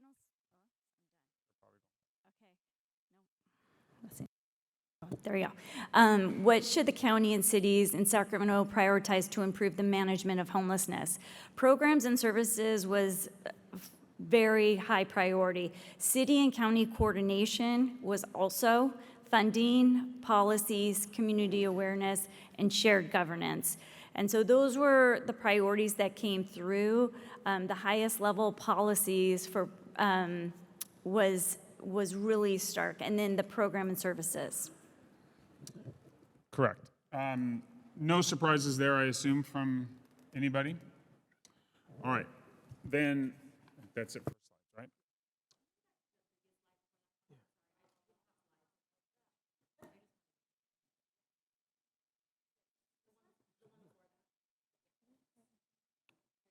right? I'm sorry, Councilmember Vang, do you not have a screen right in front, right there in front? Okay. Oh, I think it was in the packet, but Any other questions about the slides or the results of those surveys that you conducted? Councilmember Guerra. Yeah, can you maybe dive in a little bit between the two? City and county coordination versus, which is number 2, and if you add the priority level 2, it adds significant, to shared governance, which is almost at the very bottom. Can you maybe elaborate a little bit on the distinction and the conversations you had during your survey conversation? yeah, I think what seemed to really come out is that across jurisdictions, you want better understanding of what's happening and knowing that in other cities that services are being provided to, and that it's not just in certain areas. And I think that came across, is that making sure that countywide services are being provided, and then that led into needing coordination among your various cities and the county so that you have a better understanding of what's happening in all of these different jurisdictions. Yeah, and I would add that in the interviews, it became, as we had discussions about programs and services, funding, et cetera, I don't think there was a lot of preconceived notion about what shared governance was. Yeah. It wasn't until we got into conversations with people that it came out that, oh, I see, yes, I want to be involved. I want to be involved in a way that impacts my community the best, and I think that may involve us as a county and multiple cities within that county, but I don't think people got that out of the first gate, out of the term shared governance. Can you go back to the slide that had the I think it's one slide back, one more. That one? Yes, this one here. So this one, from your city-county perspectives, describe your level of concern with the state of homelessness. This is a very interesting one because if you talk to anyone, any member of the public, a resident, a business owner, they will tell you that the number one concern of having a business in California, in Sacramento, or is homelessness. Homelessness impacts residents, homelessness impacts businesses, homelessness impacts people's quality of life, but it doesn't sound like this is reflective of what we hear out there. Well, I think this is reflective of when people come into the city of Sacramento, maybe they see it's more apparent what homelessness is versus if you're in Folsom. Well, even having been a resident of Folsom for 20 years and having served as a city council and owned a business, I can tell you that you have a conversation, and I talk to a lot of people. The issues are homelessness, but here, as far as it being a critical issue, is not. It just doesn't seem like it's reflective. If you did a survey of the public. This is us, though, correct? Yes, this is from your perspective. Right, this is us as elected officials. Right. But what I guess my point is, this is doesn't appear to be reflective of what residents and business owners out in the county say is the problem. Most people will tell you homelessness is the number one most critical issue, but it's not reflective here by us as elected officials, is my point. I think the way the survey was, though, just to kind of give you, it was a concern for everybody, but you are picking and rating where the highest level of concern was with homelessness. So within the county, the city, and then the other cities. And so Elk Grove may not have weighed in on Folsom, not being aware of it, but may have weighed in on Sacramento. Yes, please. Sorry, I hit the speak button instead of the mic button. Could you please, just for everyone's edification, and I think this goes back to the chair's point about what we're actually talking about, how was this survey disseminated and to whom was it sent and when did we respond? Sure. It was emailed out to all of the electeds that are here and to key staff in your area, so your city managers, for example, or the county office, or your homeless individuals that work on homelessness.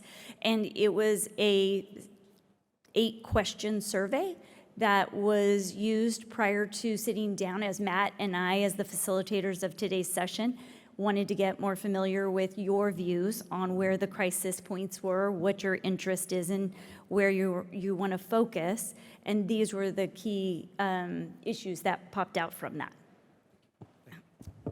Okay, so from this, we then set up interviews with all of you. Thank you for your willingness to sit with us for some for more than an hour. And so as we talked about what you want to see going forward to better address the issues that you have in front of you as electeds, what we heard over and over again were quotes like, "I was elected to push for progress on this issue. My constituents expect me to take an active leadership role on this issue. I want action. Electeds are too removed. I want to know what other jurisdictions are doing in real time. Our city is happy with our progress, but we understand that it's a regional, county region problem for us," right? Over and over again, there were some folks that felt pretty good about where they are, but the vast majority said, if we would like a structure where, as an elected official, I'm more involved in real time. And so that's the first topic we want to address today. If you have a new structure, what would it mean for you to be more engaged as an elected official? And I'll put a little bit more on that. So how would you be more engaged? What would be the most important thing for you as an elected official to be involved in? And what would be the benefits of you being involved directly as an elected official in a future either multi-jurisdictional or shared jurisdiction organization on homelessness is the question. And we'll take comments. Okay. There's a kind of question on the floor, generally. It's intended to spark engagement and discussion. I guess I'll start. Good, we have some folks in the queue here, but I'll start. For speaking from my experience as a unique county district that overlaps with the city, 97% of the people that I directly represent in the district are City of Sacramento residents. For me, it would be to have, I guess, improved nimbleness relative to our district staff, working with our professional staff at both the county and the city of Sacramento, to be able to respond in maybe not as close to real time as possible to constituent concerns. And I think we have achieved that in concept. It's certainly better than it was, say, 5 years ago, I would say. But to improve upon that and have the resources to be able to work with the city's Department of Community Response, who is really kind of addressing that immediate constituent need relative more to kind of the municipal services side of things, or perhaps a constituent that is wanting to help someone that's suffering homelessness, where we, the county, can then more swiftly bring behavioral health services, mental health services, perhaps even sheltering services, and merge that immediately or as close to immediately with what the city's side of the equation is. That would, for me, be a better future for how things are done generally. So to have that ability to, and to have my own district staff be able to help marshal those resources faster. So we're going to change the usual process too. I know that we'll call on the people here, but we're going to kind of take control from the mayor and the chair to kind of have a little more conversation. So I do want to actually come back at you a little bit about that. What do you think doesn't happen today? Because I think the one thing we have found is the city of Sacramento and the county staff of Sacramento work very well together. They are constantly in a communication. And so for an elected, though, what does that mean to you? If they're talking, how do you improve upon that by being involved? Well, like, I think the theme of my response or my comment was temporal, right? To do what we're doing, which I don't disagree, it's working, but to have it work faster. Because that's the expectation of our constituents. And yes, sometimes those expectations can be a bit on the unreal side in terms of, to get it done in 10 minutes, that's probably not going to happen. But, I've heard way too often from constituent that says, hey, listen, we contacted your office 5 days ago, the person that's still not getting services under the overpass is still there, and I've never seen anyone there from the city or the county. What's happening? It's been a work week. What are you doing? That's what I'm talking about, is to build upon what we're doing that is working, but be able to deploy it in a more swift manner. Got it. Supervisor Desmond? Well, now that I know you'll be challenging me. maybe Oh, I we'll- will. Don't you worry. So I think, an answer, I guess, to the question about what I would like to see is, I think about all the things we've been talking about today and hearing from the different jurisdictions about what they're doing. We've never really had a formal forum to do that on an ongoing basis. We've done it kind of ad hoc. We've done it where county staff goes to the various city councils and talks about what we're doing. We've had the Homeless Policy Coordinating Council, which was I think a relatively feeble effort to get people from other cities within the county engaged at the level that I think the city of Sacramento and the county of Sacramento have been engaged. I think that's a glaring omission in our approach to homelessness in the county. And I think having a formal forum that meets either monthly or every other month or even quarterly, where we can sit down and bring to the table as elected officials that are all represent each jurisdiction within this county, to bring up, hey, this is what we're doing in Elk Grove. How do we make sure we're tapping into county resources? This is what we're doing in Citrus Heights. How do we make sure that, to quote my friend and colleague Supervisor Hume, we're not squeezing the balloon and it's blowing up in a neighboring jurisdiction? How do we make sure we're coordinating that better? I just think even having that forum, and it provides, it's agendized, open to the public, where we can try to resolve things within our own jurisdiction, what we're doing, but there are a lot of things that we won't be able to resolve without the coordination and partnership of surrounding jurisdictions and probably county and county social services supports. I think we could really do a heck of a lot better with our approach to certainly unsheltered homelessness if we had that. Yeah. All right. Councilman Dickinson? I wanted to say supervisor. It's very tricky. Can't keep a job. Thank you, Chair and Mayor, and thanks to all who are participating and all those who've contributed to today. I want to answer this question with a little bit of a predicate. 77% of the homeless in the county are in the city of Sacramento by the numbers we have. 40% of that 77% is in District 2 of the city of Sacramento.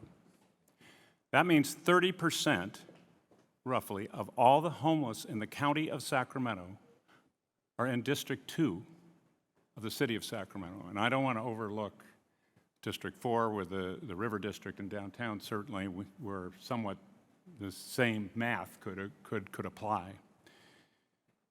But what that means is that District 2 of the city of Sacramento is the most significantly affected of any part of the county in terms of the impact of homelessness. That means that it affects parks and streets, creeks and streams, businesses and neighborhoods, and most importantly, it affects the people. The people who are trying to maintain desirable neighborhoods, the people who are trying to create businesses, the people who are unsheltered and in need of assistance and help and safety. So when you ask me, what is it that I would be most interested in terms of a role, it would be to be directly involved in the allocation of resources that address homelessness, to be directly involved in somewhat of this mirrors Chair Cerna's statement in the delivery and implementation of services and programs. In other words, directly involved in the governance and willing to accept accountability for that necessarily. Sounds good. But it means also in that allocation of resources, something we have not talked much about this morning. It showed up on one of the charts, and that was about the extent of it, and that's putting much, much more of our resources into prevention. Because, let me just finish this sentence, Darby, and then you can interrogate me if you choose. I do. Because the reality is that we are never, to use a paraphrase, going to build our way out of sheltering homelessness. We have to get to the front end of the equation. We have to prevent people who are at risk of becoming homeless from ending up in that condition. And by the way, it's a lot less expensive than it is to help people off the street once they're there. It doesn't mean we don't address people on the street. We all realize the necessity of that. But if that's where our emphasis is, and that's all we do, we are never going to succeed. So I want to, for my part, play a role and a direct role in those kinds of conversations and decisions. Okay, if I just, one thing that we forgot to tell you is that we're doing in 30-minute blocks, so we're gonna kind of stop certain sections. But also, we need to raise the conversation up, because today our conversation is about a shared governance, and I understand each and every one of you as electeds have your districts that is your #1 priority. But when we're talking about that, and I think you covered quite a bit, we want to just remind you, we're talking higher level today too. Were you gonna? I was just going to say thank you for those comments, and especially your passion for wanting to be directly involved in why. I'll call out Supervisor Desmond because I've known him forever. You know, he had similar passion about the unincorporated areas, as you could imagine, right? And many of you have similar passions about your area, and all of you wanted to be involved for similar, not exactly the same, but many of your colleagues and many of the folks around the table, they care so deeply. That's part of the reason people want to be involved. So thank you for that. So Matt will get hired again and I won't. We've got that settled. Councilmember Maple. Thank you, Madam Chair.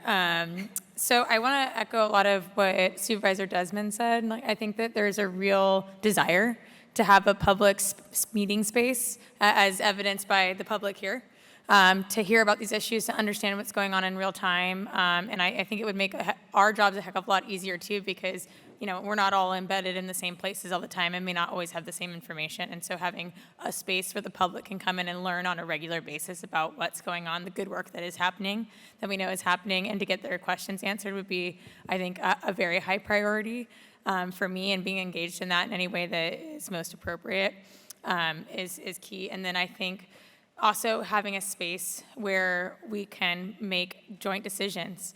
I'll bring up an example of that. If we wanted to do something really transformative, a lot of people come to our council meetings and talk about something like Haven for Hope in Texas. It's brought up quite often as a campus model where you could have, potentially hundreds or who knows, thousands of people come in and be able to receive the help they need in one place. It's really unclear how something like that could happen right now. because there's so many silos and decisions that get made in separate places. And so, yeah, it would be great to have one place where all of the information exists, where the public can hear about it, and where joint decisions can get made to help address the scale of the problem. Love it. I appreciate it. Mayor? Yes, thank you. Two things. One, I would like to agree with Councilwoman Maple and Mr. Desmond that I think, yeah, moving forward, having a forum like this is better, because what typically happens is we would have somebody come down to Galt, for example, and meet with us and tell us about what's going on, and then we would give some input, and then that gets taken to somewhere else. There's just a disconnect, because you have this go-between. Whereas if we all sit around like this and we all share our thoughts, I feel like we're all, someone who says something here makes me think of better thoughts, like, oh, I agree with that, and so we're just feeding off each other and we're coming up with better ideas. As most of us practice at our perspective, whether it's a city council or it's a board of supervisors, what we do in our council is we express an idea, like we would like to do this. And then the staff says, okay, we get what you want. We're going to come back and propose options of how we can do that. We could do the same thing with this group. This group could say, we want to, see more focus on prevention, okay? And then whoever the staff is, that's our staff, for example, would then come back at the next meeting when we all meet the next month and say, well, here's some options of how we could do that. And then we could all either vote or give our input or however we would determine what we're going to do. But so we just treat it just like we do at home in our own entities, but we do it as a collaborative effort here as one. That's the first point. Second point is I agree with Mr. Dickinson, and I didn't take your comments as being selfish with your district at all. I think your comments were very high level, the highest level there is, and I agree 100%. Prevention should be number one. What I see in these slides is the word prevention, preventing. I see prevention mentioned everywhere, but yet $418 million, only 1% got spent on prevention. I think we're putting the cart before the horse, so to speak, and I think we need to be focusing more of our efforts on the prevention side, whether it's, and one idea I would have is lobbying to get more money on the front side to have more affordable housing built. More affordable housing on the front end would keep people from becoming homeless, and if they were homeless and we needed a place to put those people after, that affordable housing could also serve that same purpose. So it's a win-win on the front end and on the back end. But anyway, that's my thoughts. Thanks. Appreciate it. Councilmember Kaplan. Thanks, Darby. I want to agree with many of my colleagues around this, but when we talk about shared governance, I want to kind of drill it down a little bit.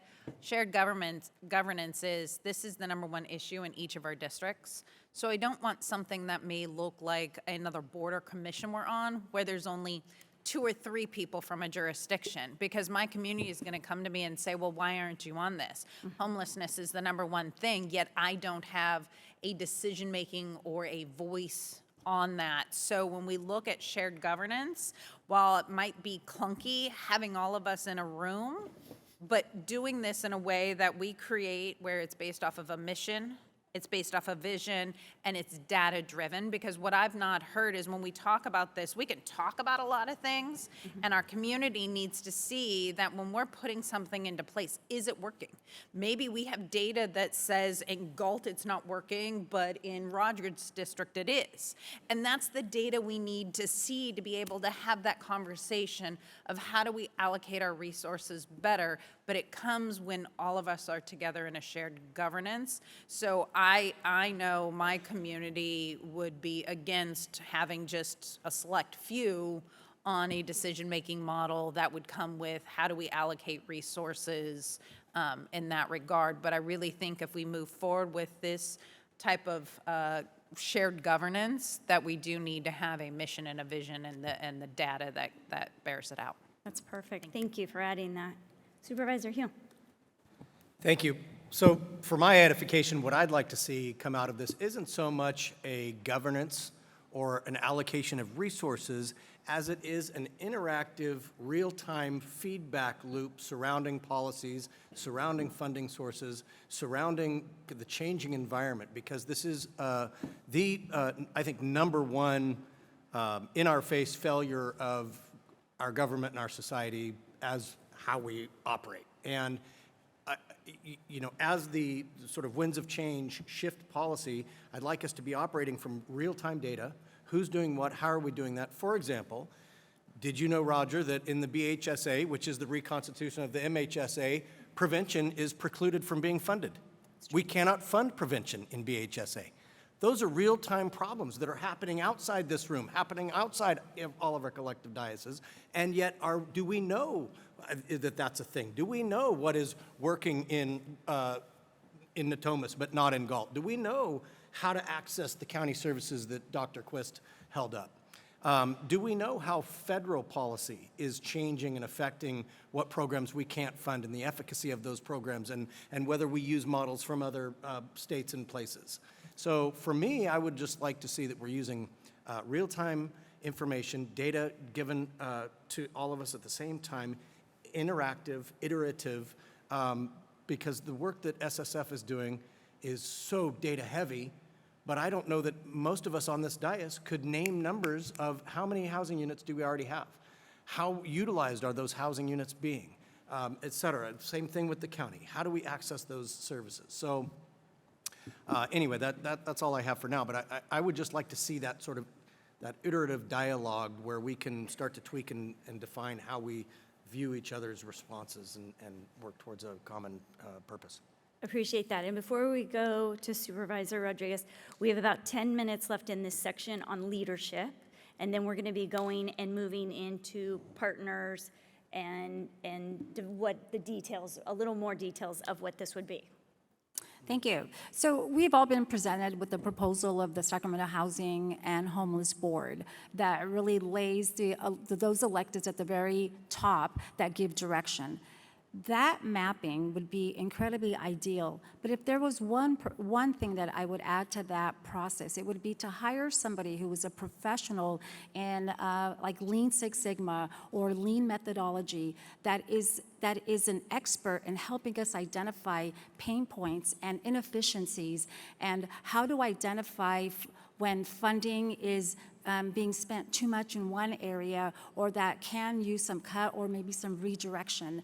I'm really big on that. If you're going to make decisions based on data. But I don't know if the data that we currently have is the right data for us to be able to utilize, or is there other data that can be given to us to allow us to make immediate decisions when something isn't working out. And it's okay if something isn't working out. The important thing is to redirect.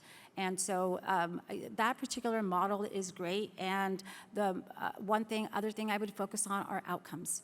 That, you can't manage what you don't measure, and that's the bottom line. Got it. Thank you. Councilmember Guerra.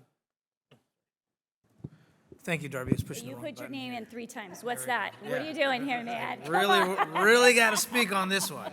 No. I first off, I think yes, a single place to have this conversation, and I'll just bring one anecdote. When I did the point-in-time count last year, we went underneath the Howe Avenue Bridge right next to Stingers, and right side by side, spoke with a young lady who had been living there for a few months, but she was from Rancho Cordova and ended up in that situation. Right next to her in an RV was a gentleman who was from the Calvine Elk Grove Florin area. And so I think understanding how all of this, because I would wager that the 30% of the county that's in District 2 in Roger Dickinson didn't grow up in District 2. So the very nature of the transient population, of their transient nature, is something that we have to grapple as a county. That folks fall into those circumstances from different locations. So having that conversation here with us as those leaders helps us identify, okay, what is happening? If we're going to focus on prevention, well, where does it happen? Why did that person in this part of the county fall in that scenario? So I think, to Rich Desmond's point, yes, single location where we can have that, and building on the real-time feedback loop. I think that is critical because that helped us in the development of the partnership agreement between the city and the county. And as you mentioned, your experience is that the city and the county are communicating. Very well. And even with that experience, there are times that our staff don't exactly know what we're doing all the time, and that's because we obviously have different roles. But I think that that real-time feedback loop helps make sure that we don't drift apart and that we keep that level of communication happening. If there's anything I think that was highlighted by Councilmember Maple at one of our council meetings was that the grand jury report identified that the county needs to bring in all the cities, and one of the points was to build off the partnership agreement. And the partnership agreement was successful in the sense because everyone on the city and the county had to vote and make a decision. And I think being the reason, you asked the question why an elected should be involved is because then electives have to vote on scarcity of resources and where we're going to focus on the priorities. And if we don't do that, I think sometimes what happens is that we spread everything so thin and don't make those decisions. And it is up to us to figure out where that priority is and make that tactical decision. Finally, I'll just say that, our housing is a regional, our housing challenges are regional in the sense of it's not just the county, but it is also the entire surrounding counties. West Sacramento, I would probably say, is one of our closest housing markets. So figuring out how we address that is an important tool. Yes. But we have to start with our county first. So. Agreed, thank you. So we have last two speakers before we move on. Councilmember Talamantes. Thank you so much. I want to start off with echoing Councilmember Dickinson's comments. As District 3, neighboring District 2, I just see and feel the impacts of homelessness every day, every moment of my life. And so the survey that showed how we feel about homelessness, that you interviewed all of us, I think is very telling, because when you see it and you feel it, it's on your mind and it's something that becomes a priority, even though Sacramento, homelessness is a priority for the entire region. And this presentation by the federal and state landscape on homelessness by Alex earlier is very daunting. And the reality is we're going to have more unhoused people in Sacramento and in California because of the impacts of the federal government and the state government. And like Mayor McCarty always says, we have to do more with less. And I just feel like Mayor Farmer from Galt, it's so refreshing to hear that they're looking to build more housing, and the challenges that they're happening in Galt. It's something that doesn't cross my mind, and for me, I'm like, okay, let's build more housing, And when you have leaders in different jurisdictions that are wanting to step up to the plate, for me, for Sacramento, it's how do we become helpful, right? And that's where Supervisor Desmond's comments on structured conversations to be able to address this that happen monthly, or a JPA as shared governance. I'm looking forward to the next steps in this conversation. But I think that these are all just really important. We have to do more with less, and now it's so important for us as elected officials in the Sacramento region to sit somewhere publicly and have these tough conversations so that we can fly on the same airplane. Agree, thank you.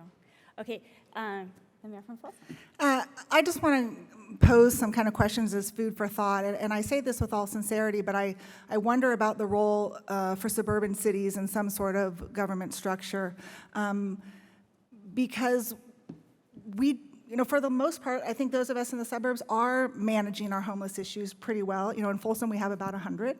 I would actually respectfully disagree with my former colleague. If you pulled the people in Folsom right now, homelessness would not be the biggest issue, at least not from those residents that I hear from. It's traffic, it's development, it's e-bikes and e-scooters.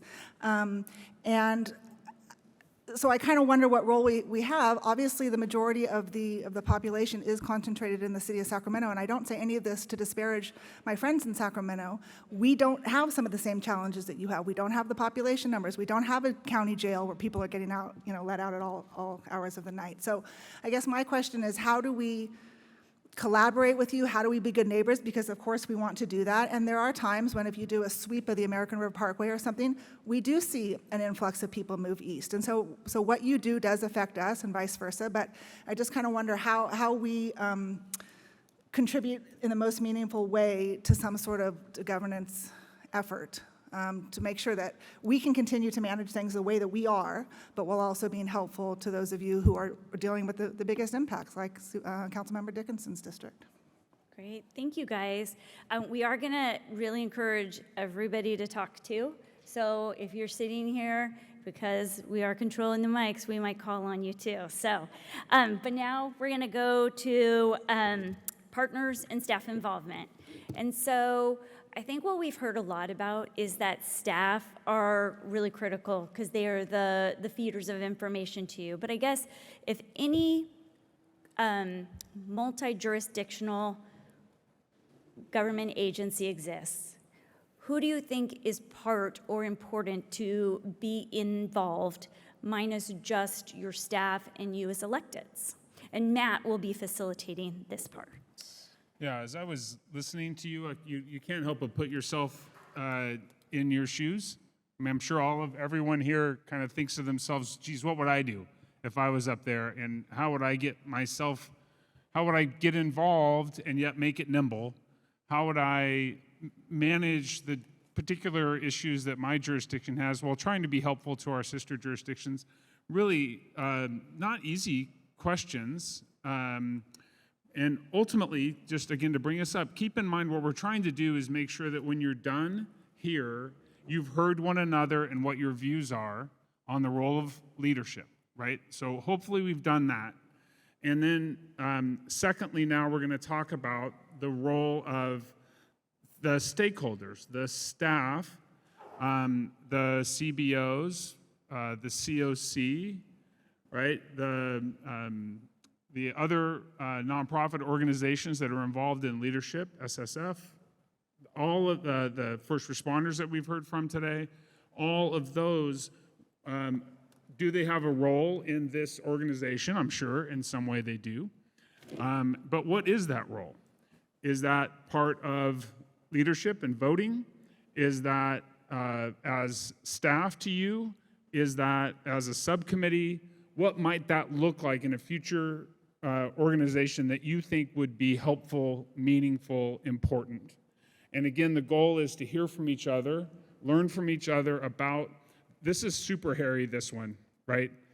It's got politics all over it. There's all kinds of advocates on all sides, and everybody's in the room while you share your thoughts. Beautiful. What could go wrong? But it's also very important for you to hear from each other about the role of all of these professionals, all of the volunteers, all of the experts that are on the streets and they're in the offices that you all know so well, and what is not. And so kind of a difficult question. You can come in easy if you want, but I think it's important for you to hear from each other on this part. Because after this half hour is done, the next half hour is going to be talking about what in the world does this organization, a multi-jurisdictional organization, what does it need to get right? You know, what's going to be a game changer in that organization? So let's start by talking about these stakeholders and others and their role. And who would like to go first? Okay. Why not? Okay. It's a All right. big question here, so I'm trying to break it down into its core elements. What are the role of professionals? Is your actual question? Yes. Yes, and Okay. and CBOs, volunteers, others that may be involved, but Sure. But yeah. I can say, and just speak from the City of Elk Grove's perspective, we have an invaluable partnership with our local nonprofits. We, as the city government, we can't do all the work alone. So we rely on those partnerships. And there's some great partners here right now. The Gathering Inn, for example, they operate our year-round shelter. They are the experts on providing the tools and the resources and wraparound services that are necessary for us to be effective. So I place a high value in experts. Elected officials are just that. We're elected officials. We're not subject matter experts.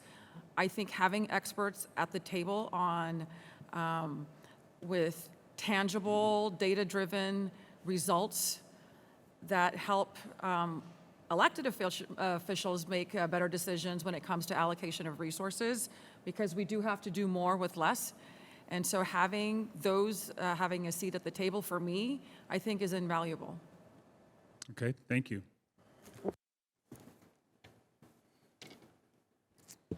All right, Council Member Maple. Thank you.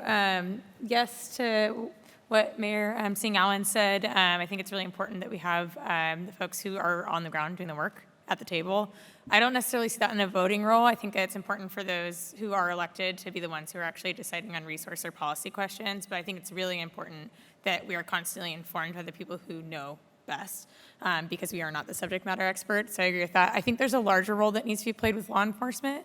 We know, and that includes both police and fire and sheriffs, because they're obviously the ones who are the first responders. They're on the ground all the time, and yet they're not always in the spaces where policies are being talked about or financial decisions are being talked about as it relates to homelessness. And I think there's a lot that we can learn by having folks in the room and can talk about their real life experiences. Something I haven't heard mentioned yet, but I think is really important, is having people with lived experience of homelessness at the table is crucial, because I think the best way to learn how to help people is to talk to them directly and ask them what they need, instead of making assumptions about what people may need. And so I think that's really important. And then have all of that go into a strategic plan that we're constantly assessing off of. But we need to have everyone at the table and in the room. But the actual, policy and funding decisions ultimately, I think, need to be made by the folks who have been elected by the people. Thank you. Thank you. Councilmember Dickinson. Thanks. Yeah, let me piggyback on that a little bit. I think it's really critical that all those that are involved with or affected by this issue are at the proverbial table, have an opportunity to express their views, their viewpoint, their priorities, and I'll dip into the historic vault just a little bit. When then Mayor Fargo and I, as chair of the board, got together to try to build a 10-year plan to end chronic homelessness in 2006 or so. What we did was created an advisory group. It was a simpler time, a little less complicated, few less agencies involved. The county was the continuum of care at the time. But what we did was populate that advisory committee with everybody who had a stake in the issue, from those who are unhoused, providers, builders, the business community, the faith community, across the board, so that we got those voices at the table. And I think they were critical to the development of that 10-year plan. Then once we put together, and obviously we had the help of staff from SHRA, from the county, the city. Once we put that plan together, then of course it went to the board and to the council at the time for approval. Now I'm not suggesting that that's the template in this moment, in this time, but I do think that based on that experience, which was quite successful until the Great Recession came along, it illustrated the point of the necessity of having those voices in a position across the spectrum that they can influence, not necessarily have a vote ultimately. I think that does need to reside with the elected officials, but for the most part, but they can have an influence on the work that's done. Thank you. I'll hold maybe I'll ask a follow-up in a minute. I'll get to the right title in a minute. Councilmember Talamantes. I think that a weighted voting system, like we do at SACOG, that I know Supervisor Desmond worked hard at, would be appropriate for this. At the end of the day, the County Board of Supervisors, they have Health and Human Services. And we, the City of Sacramento, and other agencies should step up with affordable housing. And I think that we all have a role to play in this, including SAC Steps Forward. I know that they used to be under the county. Maybe they go back under the county so that we have spending less money on administrative resources and using it more on people and housing. And I just think that we need to have very clear set expectations for the joint powers of SHRA. We're going to go through a transition, and they have 3 different bodies of government that they report to. So I think that continuing these conversations monthly until we arrive at a conclusion of how we want to fly our airplane would be really important. Okay. Let's see. Councilmember Jennings. So I think a lot of it's been said already, but I'm in a mindset that all hands are on deck. I think that when you invite all hands on deck to the table, those who want to get involved in trying to be a part of the solution to help make this a better situation, their information is invaluable. You can't get enough. And then each person can pick where they can serve best within that process once a plan is developed and put into action, whether it's in a community like D2 has talked about, or whether it's in a city or within the region. So I just think that there's an opportunity for everybody, and it's not just the people, it's the institutions, it's our churches, it's our community-based organizations, it's our fraternity and sorority brothers and sisters who are out there looking to do work in the process. So all hands are on deck. And I think we need to provide that opportunity so everybody feels like they can come to the table and they can be a part of the solution. Thank you. Okay, yes, Councilmember Kaplan. Thank you.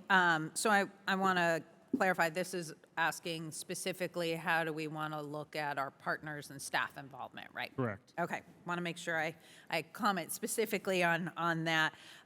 It's kind of been said, but I want to make sure we pull it all together where we talk about our nonprofits and how important they are and having those with lived experiences, but it's also bringing those on the front line of our police and our fire and our EMTs and in Sacramento Department of Community Response and the psychologists and those that are giving those services as to, we might come up with an idea, but those who are the boots on the ground can we implement that idea? And that really does take the partners and staff involvement of, we have a global idea, but I want to make sure we're getting from every aspect because no one answer is the solution. So we're going to need multiple solutions, which means we're going to have all aspects of staff and nonprofits and community partners that we're going to need to engage. Okay, I'm going to ask a slightly different question. Let's turn to staff in particular. I think Darby and I were just blown away by the staff members that we talked to and the work that they're doing behind the scenes.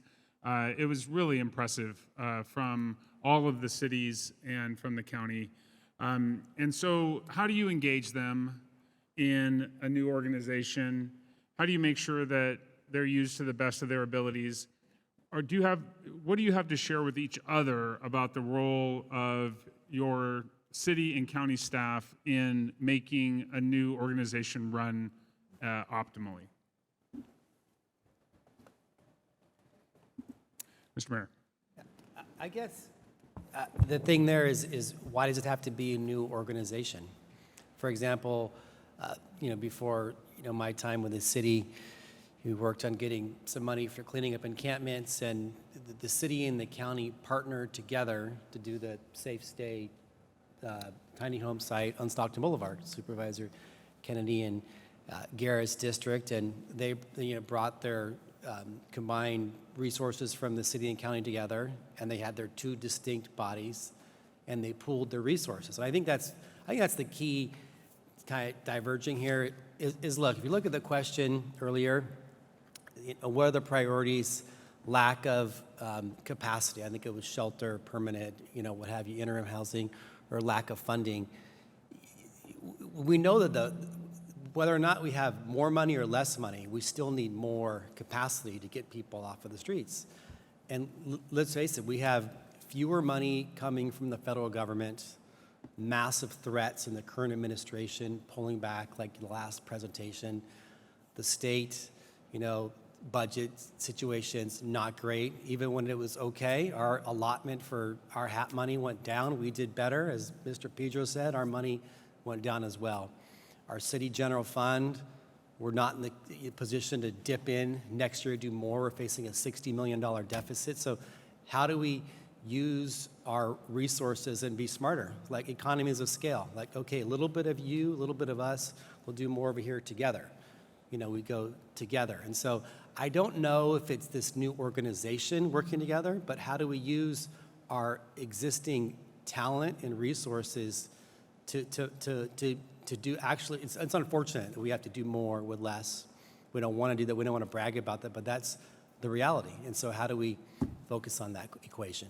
Yeah, thank you for that. And when I say, I misspoke when I said new organization in particular. What I mean is new, could be a new MOU, it could be a new collaboration, could be lots of ways for the jurisdictions around the table to work collaboratively, to work together on an approach. And so I don't mean to nickname it one thing or another, but your points are very well taken about that. Councilmember Garrett.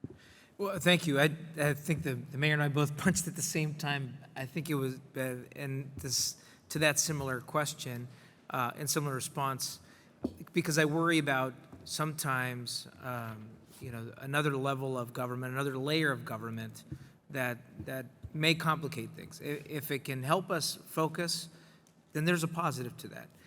But does it have to be a new government entity? I don't know. What I do know about our staff, and I want to commend how hard and how much time, and what I do worry about our staff is burnout, and that of all the CBOs. And that's because many times our staff are also involved in other parts of doing the day-to-day work of running a city or a county or jurisdiction. And so the distraction sometimes from this issue, because there's so many facets on that affect folks that are on the street, are not just one department. So I think the to maybe put it on the flip side is the issue we want to avoid is that burnout, and that if this is our top priority, how do we either align our current cities or jurisdictions so that we don't lose that focus. Yes, you could achieve that through creating an entirely new entity, right? We actually dissolved one entity, the Solid Waste Authority, and while I enjoyed that authority, I think we've been able to manage well without it, and reduced one level of bureaucracy. But what I would worry about is, again, the system that we have now, I think, is a fragile one. And one that could lead to burnout, and we lose that expertise of what's helped us succeed. So whatever we do, what I liked about using an MOU or something is that it produces clarity for staff on their roles and clarity for the jurisdictions on their roles, so that we don't get that miscommunication with staff. And nothing frustrates some staff more than them feeling like they've wasted their time and energy on a lot of maybe busy work or misdirection, and then being reprimanded by elected officials for not achieving that. I'm just speaking that as a staff member before, working for an elected official. I would just note that Matt made that mistake, and I cut off City Council Member Dickinson, so we're running even on this now, because that was a mistake. It's not we're not talking about creating new, but the one thing we did here is you wanted more cross-collaboration between yours. And so I think that's when we're talking about, well, what does that mean, and who should be part of that, right? So please take away organization or new entity. We don't mean that. We mean, if you are going to do something, whatever it is, who do you think has to participate in it? Yeah. I guess the short is to say that I see the role of staff, whether they're in a city or county or DA's office, as colleagues. Like their job is to work together to achieve that outcome. And we should create an environment where they feel that if it has to come always to the elected officials and have politics involved, I think that's where things can get much more dicier. And I do have a lot of faith in staff that when we create environments like today to meet, that they can actually produce a lot more. I mean, just the connecting and prepping for this meeting has created so much dialogue between jurisdictions and staff that we're going to benefit from it in the future. So I'll just leave it at that. Thank you. Okay, let's go to Supervisor Hume. Thank you. And these are some great comments, and I think it goes back to what I was mentioning earlier about the importance of an iterative dialogue, because we each receive presentations from our staff, and maybe from SHRA, and maybe from SSF, and maybe the cities can either receive or request presentations from county staff. But what we don't do is sit down together and talk about, well, what does that mean in relationship to this other thing that we heard, and what this guy just said about this thing over here the last time we were talking about this. And so for me, that's where I think the real benefit in this could come from, is not that we're acting as subject matter experts or that we're trying to, get in and actually make the soup ourselves, but we're the ones that get held accountable every so often by the folks that want to see positive progress being made. And if we can't start to figure out how to connect those dots and redirect where need be, and sometimes learn from other people and what they're doing and how we can take that back and apply it, and sort of do these little SWOT analyses of everything that we're trying. To me, I don't care, you want to call it a JPA, an MOU, a BBQ, whatever. It's the fact that we're actually having a conversation together in real time, countywide. What are we doing and how can we do it better? And build that throughput and that capacity regardless of the silo, so that we're not out there expecting everything to be everyone at the same time, right? Yeah. So, thank you. All right. Mayor Farmer.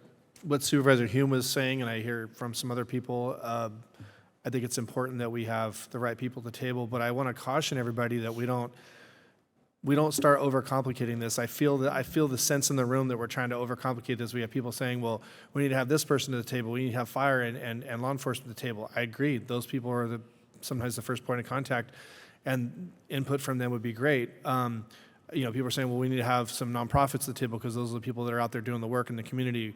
We need to have someone who is formerly homeless so we can give a firsthand perspective. All those are great suggestions. But what I would also caution you, if you form an organization that has 200 seats at it, then we're not going to get anything done. I think if we had, those of us that are here, and we had another table that had someone representative from fire, whether it's, Sac Metro or it's, whoever, it doesn't matter, as long as it's first responder representation, someone from law enforcement, it could be someone from the sheriff's office or from police department. It doesn't really matter which jurisdiction. I think they're going to have the expertise in that. Obviously, somebody who's an expert in housing. So we have those experts. Maybe we have 10 people, and those basically are our advisors. So we meet, we talk, and decide what we think the change needs to be. We don't really know how to execute it because we're not the experts. We just say, this is what we'd like to see different. And then we get input from them, and then they come back and say, well, this is based on what we heard at the last meeting. This is what we think we could do to execute it. I mean, we can sit here and go on and on about how we're going to do all this. I just want to warn everybody that this is what government is good at, is creating a lot of bureaucracy and red tape and complicated stuff. And I was on that policy council that Mr. Desmond mentioned, and we would just meet, and there was like 50 people on Zoom, and we would talk, and nothing ever got accomplished. And I feel like I just don't want to fall back into that again. So I think let's keep it simple so that it could be, that it can be functional and actually do something. So, yeah. Thank you. Mayor Singh Allen. I will say, I just echo what Supervisor Hume and Mayor Farmer just stated. I agree wholeheartedly in what you have stated. I'll just double down a little bit on the importance of staff. I think one of the reasons we've been successful in our city is we have a great relationship. We have a strong governance team, and our staff do an excellent job making sure the electeds are aware of different things that are taking place in the community. They're really being proactive instead of being reactive. But having that governance team and relying on your staff, starting with the city manager and with Sarah and everybody in between, has really helped us.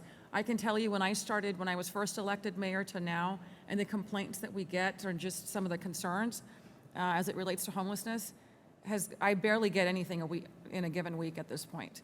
Having that year-round shelter made all the difference by bringing them indoors, and you're not seeing the encampments. But we rely as electeds on our staff, and not really the other way around. We rely on our staff, but just having those retreats with goal setting and being able to identify our objectives early on and then working together collaboratively.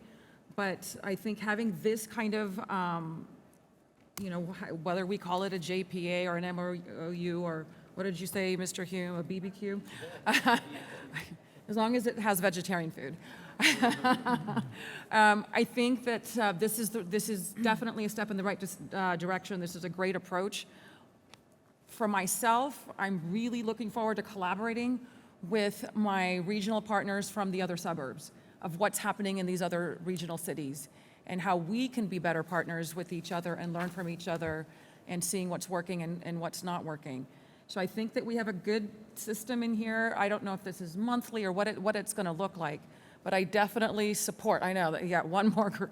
But I do think that there is tremendous value, and we want to be able to bring staff in terms of at least being a part of this group, so that when we go back to our jurisdictions, we then can report out and then figure out sort of the best next steps as well. But going back to your original question on staff, invaluable, invaluable. Okay, Supervisor Rodriguez. So when we look at the current structure of how we're managing homeless at the county, with its services, and throughout the jurisdiction of Sac County, it's not working. And that's, I think we all can agree that whatever we're doing right now is not working. 10 years ago, we had 2,000 homeless. Today, we have approximately 10,000. And, if we continue to do the same things that we're doing, it'll be very incremental steps to be able to tackle this issue and get to, if our goal is functional zero, where there's a bed for every head, then we're not going to get there. Which is why I'm such an advocate of the best investment we can make is to hire somebody who is a black belt in Lean Six Sigma or Kaizen that can organically walk us through all of these processes and all of these pain points and identify processes that may be costly, and you begin to make changes and redirection. But that really is going to be one of the best investments that we can do for ourselves, for a county, that no other jurisdiction has done. And I'm one of those where, I'm a high execute, so I want to move things fast, and things are moving so slow to be able to get people off the street. And if that's our ultimate goal, is to get people the help they need. And so I'm a fan of process improvements, continuous improvement, and I believe this meeting should be monthly. Thank you. Councilmember Vang. Thank you. Just want to make sure that I'm asking you the question that you asked us, is basically clarity on roles for staff electeds. Are we still on that question? And CBOs, yes. And CBOs, okay. And others. And others, okay, Stakeholders. great. First I just want to say I definitely echo my colleagues on this large dais. I think we all recognize that we're going to have to do more with less, and that's going to mean that we're going to have to collaborate more than ever. And so I agree with Supervisor Hume and everyone else that mentioned that I think having these standing meetings are going to be really key, because the collaboration part is of utmost importance. It is true what they say, more hands make light work, and so I think that's really important. I just also want to just mention the grand jury report. I know whether we're deciding, hey, we're going to keep everything as is and just have these ongoing quarterly meetings, the grand jury did find in 2002, 2003 that the county and 7 incorporated cities has failed to cooperate, coordinate, and collaborate to create a comprehensive plan to attack the homeless problem. So I think it's important, just to acknowledge the grand jury's findings, that we can't just do business as usual. It's not working. That's the reason why we've all come together, right? And having a meeting like this is important, but I think what's important for me is that whether it's an MOU or a JPA, or whether we come back here again, I think the clarity on the coordination is so key. I think the clarity on understanding the role of the county, because they oversee the behavioral health component. Cities do not. The role of cities, whether that's law enforcement, housing, right? That's really key. Understanding the role of our CBOs, and I think making sure that we align our resources and we're all moving together on the ship is critical. So whatever we decide to do, MOU, JPA, we all need to be moving in the same direction on making sure we align our resources on that one goal. For staff, I just want to say, their job is to present the data for us so that we can make informed decision, right? And their job is to implement the vision, right? And we lean on a staff because they are professional expert in their fields. As for care holders, you heard from Councilwoman Maple, and I just want to echo what she said, is that, all policy solutions that we have should be informed by those that are closest to the problem, and that include people with current and past lived experience of homelessness, right? Because they are oftentimes even frontline service providers in these CBOs. And so I have seen that the greatest innovation in ending homelessness always take place at the community level, no matter what. And so they are the true expert of their lived experience, and we have to make sure that our care holders are really truly part of that conversation and not just a checkoff box. And then as for electeds, we are held accountable to the voters, right? I mean, at the end of the day, we should make the decision on allocation for decision based on data, based on outcomes, what staff provides us. But if we're not doing a job, then we'll get elected out. That's right. We are elected by the people, and our job is to oversee budget, to make sure that we're putting fundings in programs that produce the best outcomes. And if we're not doing our job, then the people should organize and vote some of us out if we're not doing our job. If we're doing our job, then we stay in office, but that's the whole point, right? These seats are not ours, it's the people, and if we're not doing our job, then this is also a call to like the community. Like if electeds aren't doing their job, then we need to organize and make sure that we have representative that's gonna really meet the needs of our people. Thank you. All right, that's very helpful. We appreciate this. So it goes without saying that we have many jurisdictions represented here, and each of you at the end of the day need to go back and talk to your colleagues about what the right approach is. And we want to spend... Sorry. Okay, Darby, go ahead. We want to spend the last kind of substantive half hour talking about this collaboration, right? Collaboration between the County of Sacramento and the City of Sacramento, the suburban cities, collaboration that you guys have all described, and what are the benefits that you would look for in that collaboration? What is it that you want to see that would make it worth your while to be here today, that would make it worth your while to go back and say, yes, I'll engage to collaborate more closely with my colleagues in some manner, and I'll do so because of X. And this is why I care enough to go back and say, yes, I'm going to work on how do we work more closely together within the cities and counties here in Sacramento. I'll just give you an example that some examples that we heard just to start the conversation.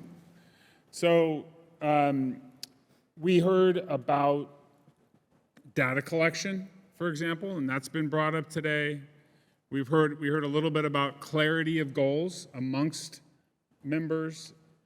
We heard from you about accountability, progress, et cetera. So, and there's a number of other reasons why people around the table have shown an interest in collaborating more closely together on a going forward basis. But I think it's important for you to share with each other why it would be worthwhile for you to take the next step after this one and talk about a collaboration to work together on this issue.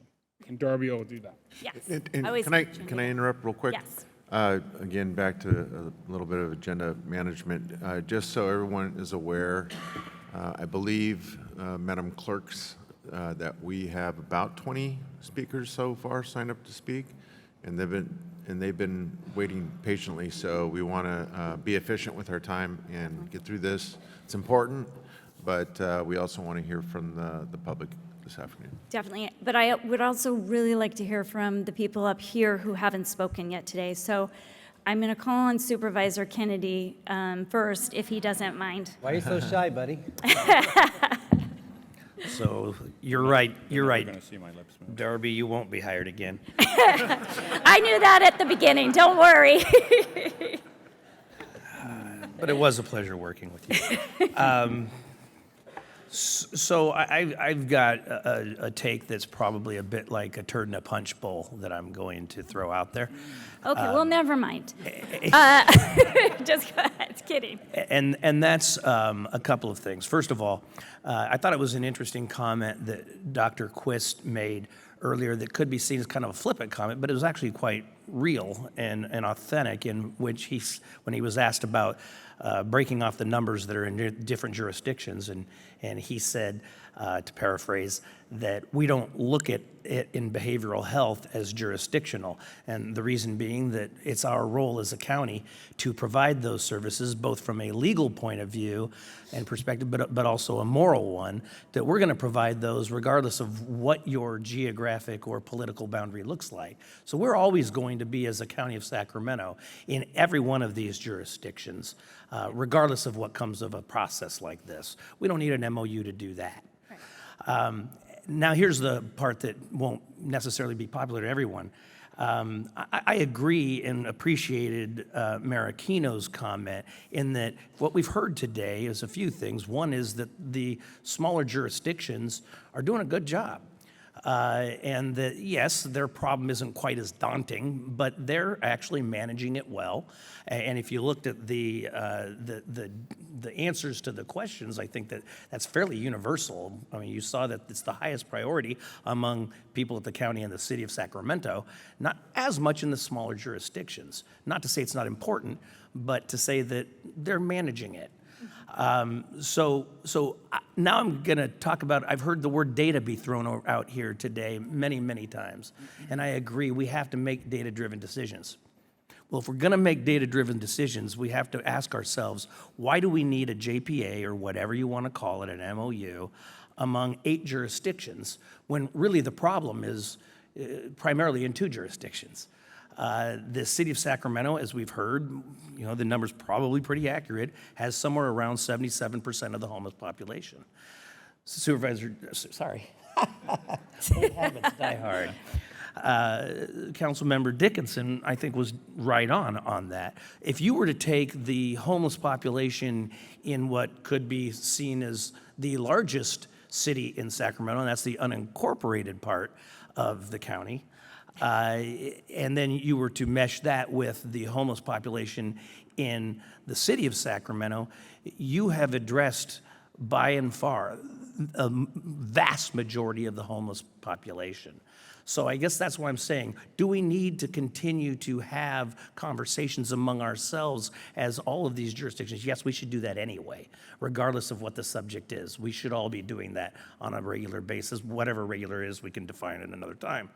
But is it necessary to have an MOU on this particular subject with 8 entities when it's really the vast majority of it is impacting 2 of those jurisdictions? Well, let me push back a little bit there. All right. As we all noted, that a lot of the homeless population is transient. So where your problem is today doesn't mean that's where the problem is tomorrow. So everybody talking and understanding that is pretty important, right? I think also just we had the opportunity to talk to each and every one of you. And the one thing we learned is each city was doing something really great to address homelessness in their jurisdiction. In Elk Grove, talking with Sarah and the mayor was really great to hear. I've lived in Sacramento my whole life. I didn't know that was happening.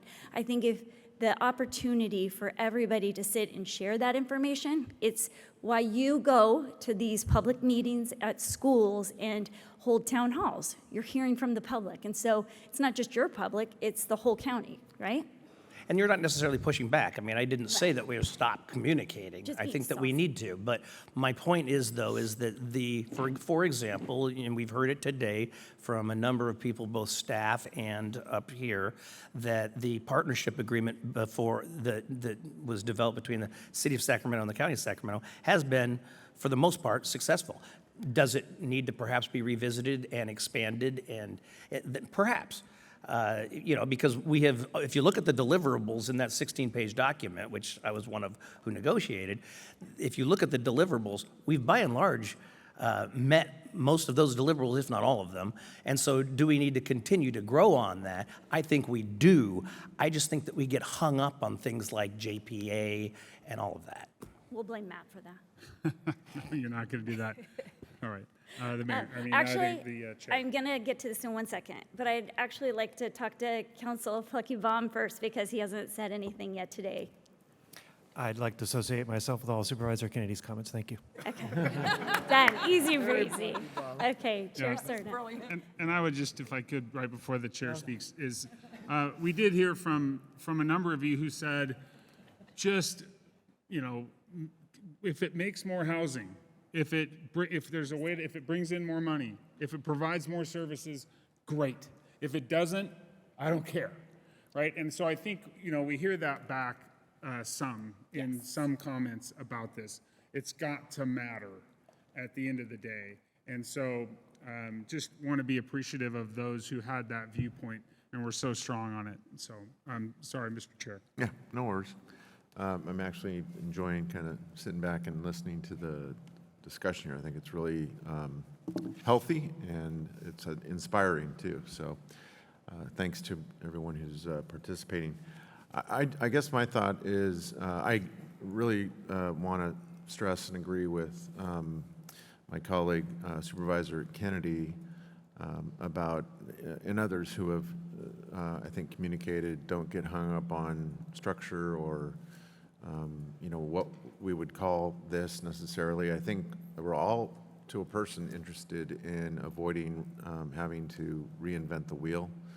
The partnership agreement, to the credit of those who were the architects behind it and those that continue to be the representatives to it, including Councilmember Maple and Councilmember Guerra and Supervisors Kennedy and Desmond, I think offers us, everyone here, an opportunity to explore it further and see if does it make sense. Maybe not for all the cities. I mean, you have two smaller jurisdictions here who I'm not sure if the challenge is elevated to a point where there's a shared sentiment that you need something like a partnership agreement. But let's not lose sight of the fact that I think we currently have something in front of us that structurally works to identify the expectations, the accountability, roles and responsibilities, that is very helpful and very useful so that we don't get hung up on, doing this to one another.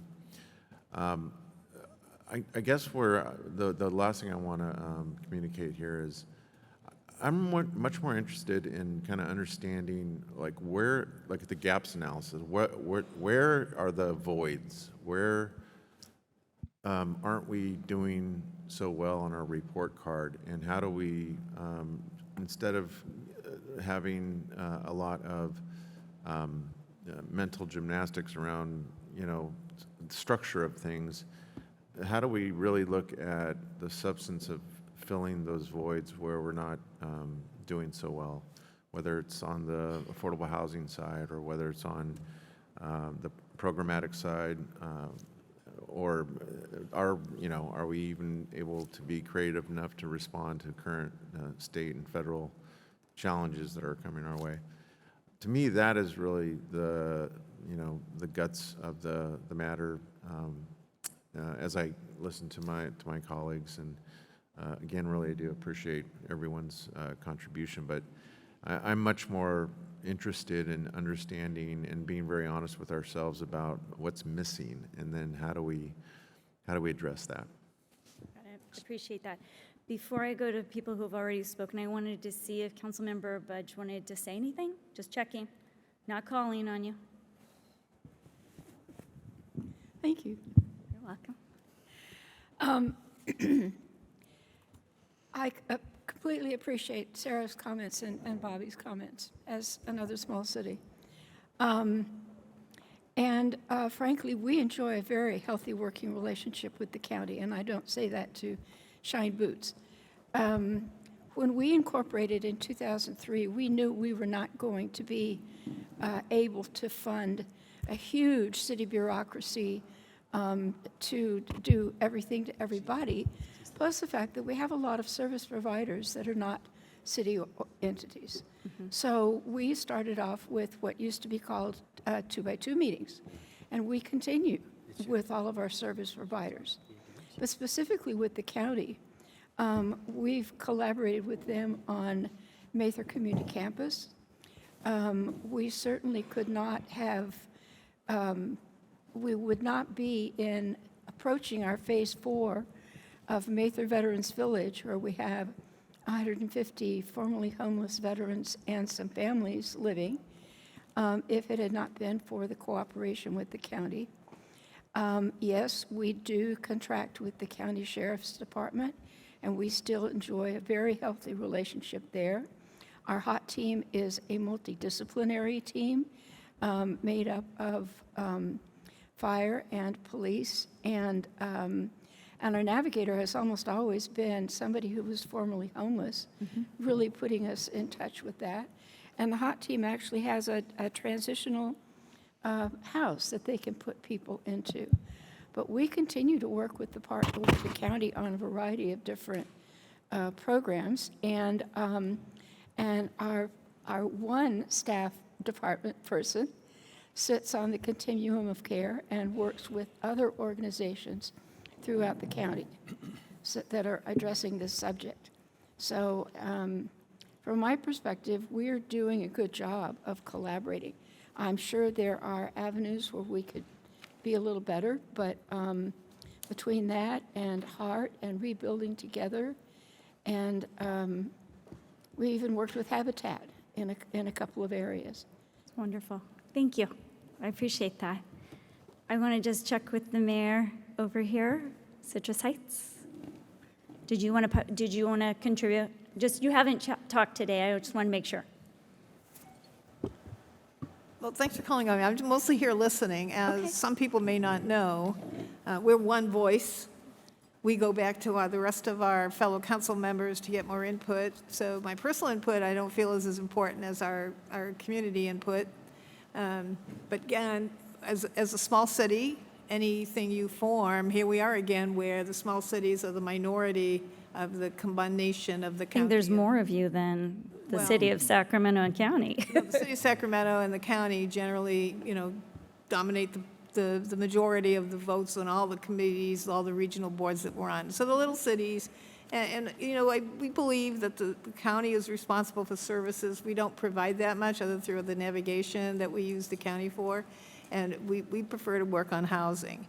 You talk about homeless prevention. In our city took some of our budget and gave it to Citrus Heights HEART $40,000 for rental assistance. So we do a lot more in our own community that this board, whatever you talk about, would not have apparently the authority to do. I did not know that you could not use your funds for prevention. So I don't want to speak for me because I don't think we need to participate in much. We need more information to help, but I don't know that we need to participate in governance because... And that's okay. That's me, though. That isn't the 4 other council members that I serve with. So I, don't want to speak as the majority speaker. Sounds good. Thank you. I just wanted to make sure everybody had a chance to speak today. And so let's go to Folsom. Thank you. So I do think there are 2 main reasons that this sort of forum is very helpful as a representative of a suburban city, and that is, number one, to understand all of the resources that are available. Understandably, most of the resources are concentrated in the city of Sacramento, as they should be. I did not know about the 11 core sites, but I took a note, and I will be learning more about those. But the second thing is, I think it's a great forum to share best practices. For example, in the city of Folsom, we have about 100 homeless. Our most problematic site the past couple years was state-owned property, Department of Fish and Wildlife. And we went back and forth, our police department, our city attorney, for years with the state to get them to authorize us to cite people for trespassing. We finally got that form signed earlier this year after years of effort. I'm sure all of you have state-owned property in your jurisdictions, whether it is problematic or not, I don't know. But if we can share our form with you, tell you who we talked to, whatever, maybe there's strength in numbers. So thank you. Thank you. Councilmember Dickinson. Just 2 points. First of all, it's not that we don't know what works to help get people off the street. We do know. We do know. It's not the same thing for every person. It's a variety of approaches. But whether it's housing first or it's emergency shelter, transitional housing, and permanent or permanent supportive housing, whether it's the types of services that are needed, we get thousands of people off the street every year. Yes. What we don't do is prevent people from ending up on the street. And so I think the issue here is not whether we know what works. The question is, and I think one identified at the outset is, are we as effective and efficient as we can be with the resources we have to help the most people possible? So that, to me, is a bottom line goal of having these kinds of conversations and these kinds of deliberations. Is there a construct here that will work better than what we have today in terms of achieving the optimal outcomes that I think we all agree on, which is reducing the number of homeless, and helping those who are on the street and keeping those who are at risk from ending up on the street. Second point is, and I want to repeat something the mayor of the city of Sacramento said at the outset: we're all in this together. And to address Mayor Aquino's question, which I think is a quite valid one, I think there are a number of issues in our county, indeed in our region, but I understand we're limiting ourselves to the county, where we all have an interest. And acknowledging Supervisor Kennedy's point that the vast majority of homeless are in 2 jurisdictions in this county, nonetheless, there are issues, whether it's historic preservation or it's transportation or it's air quality or it's water supply. I mean, we can go down the list where we may have a greater or a lesser interest, but we all have an interest. And in this case, in my view, when someone is diminished in one part of our county, we're all diminished wherever we are in our county. We all have an obligation. We all have a role to play. We have the allocation of resources where the smaller jurisdictions, I think, can play a huge and important role in helping the larger jurisdictions here. Just as in many cases, the larger jurisdictions can do things that are helpful and supportive of the smaller jurisdictions.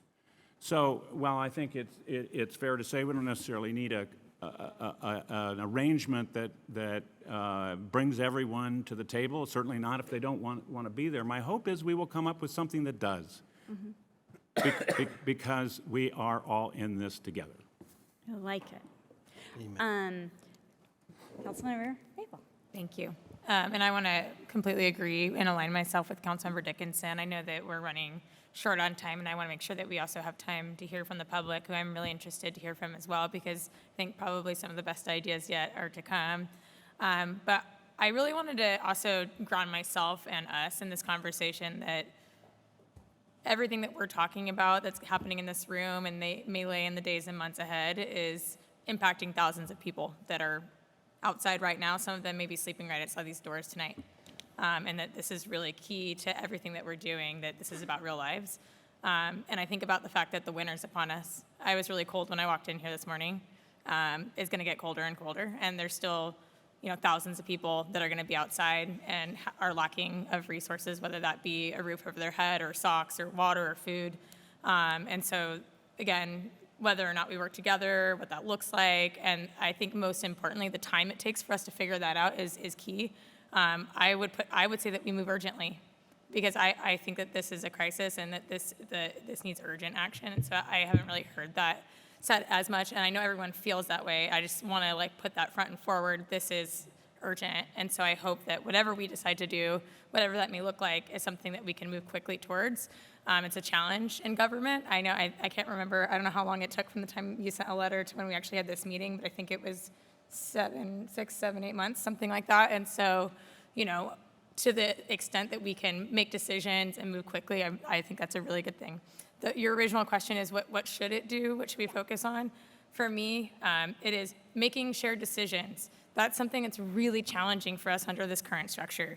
We have independent bodies that every decision has to go independently to all those things, and then if those decisions happen, they come together, and then we have to do that for everything. This is why I advocate for a JPA. I know that's a word that some folks, or barbecue or whatever it may be.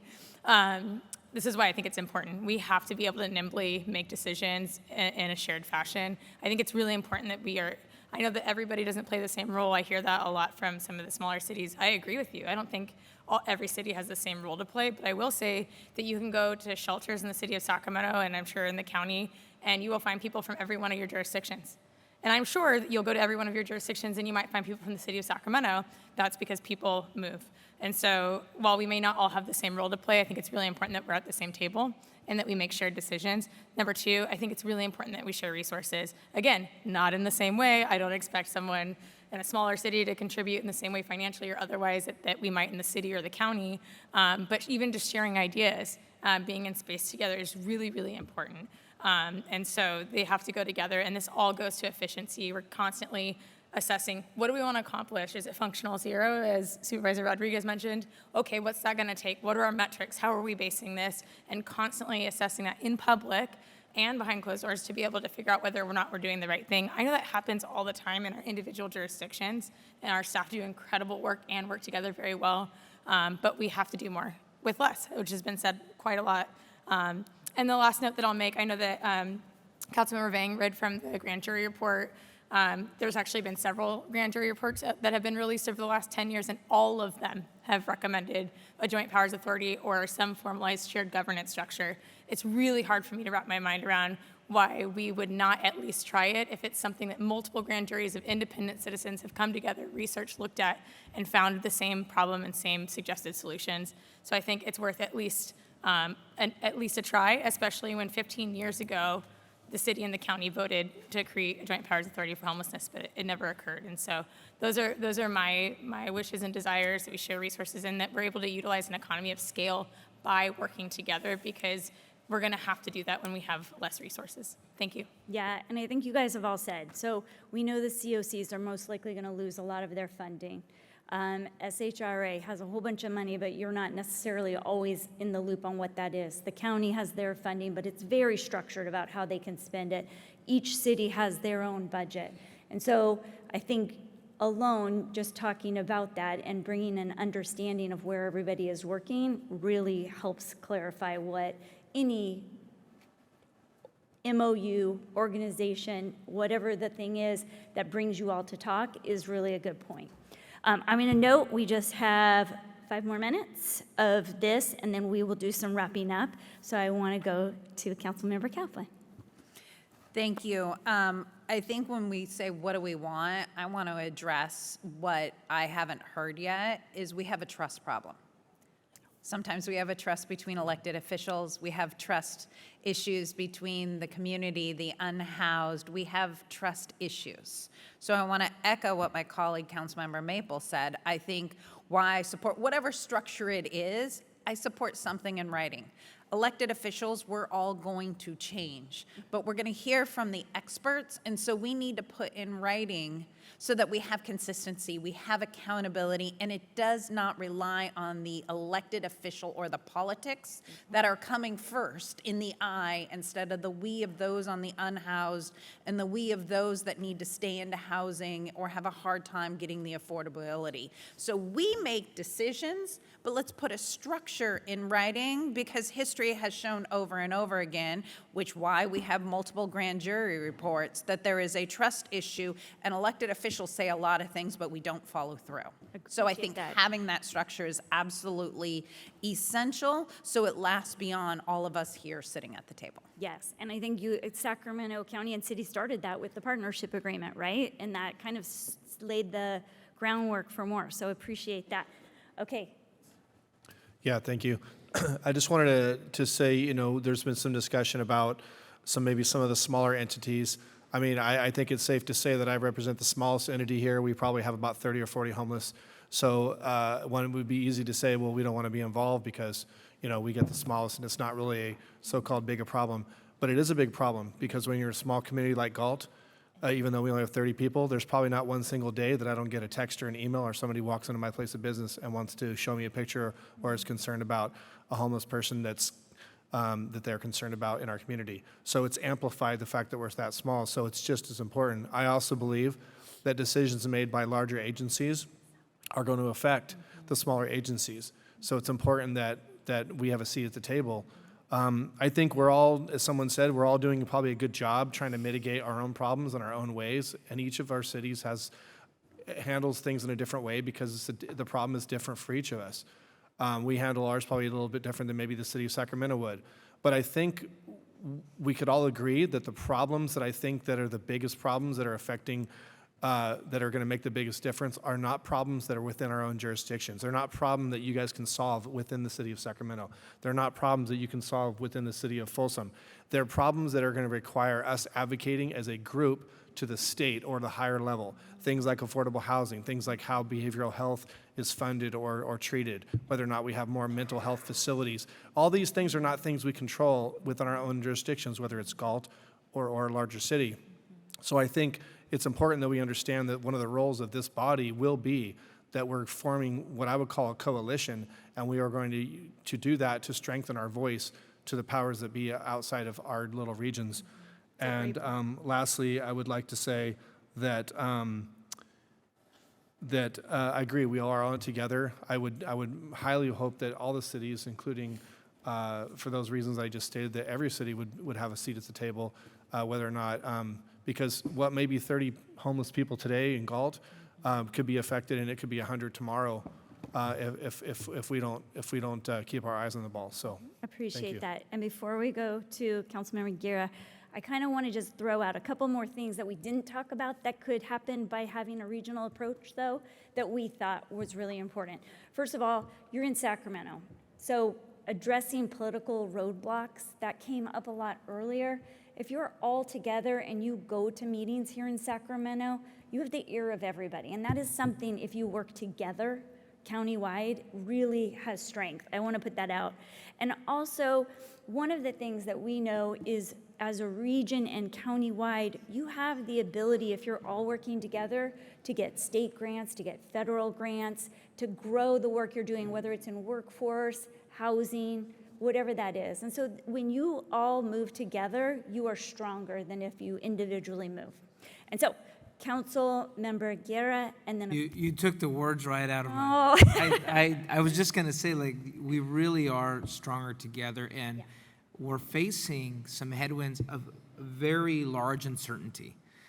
And so while we may have been able to function and move and the needle in the positive direction, we don't know what's gonna happen moving forward. And so I think the more we can figure out a way for us to work together, have a unified message, understand how people are going to be affected, because we will learn that during our point in time count when we go out and talk and survey to people on what their circumstance is. I think it'll help us be able to respond quickly. So to that point, I think, whatever system we design, it also recognizes that we have different strengths from different jurisdictions and different needs in those. I see clearly let me just say to my colleagues from the suburban cities, I'm really heartwarmed, by the interest and compassion in wanting to be part of this. And I think that really shows some true leadership to saying, look, it's easy as Mayor Farmer said, it's easy for us to just say, you know what, we're going to pull back. But the fact that you are willing to do this and to say that maybe we're not going to resolve it today and figure out what that looks like today, but finding a path forward and a commitment to meeting again and figuring what that looks like, I think it's powerful. It shows a commitment that we're in moving together. And even to my good friend Supervisor Kennedy, who we were involved in the negotiation of that partnership agreement, and it showed results.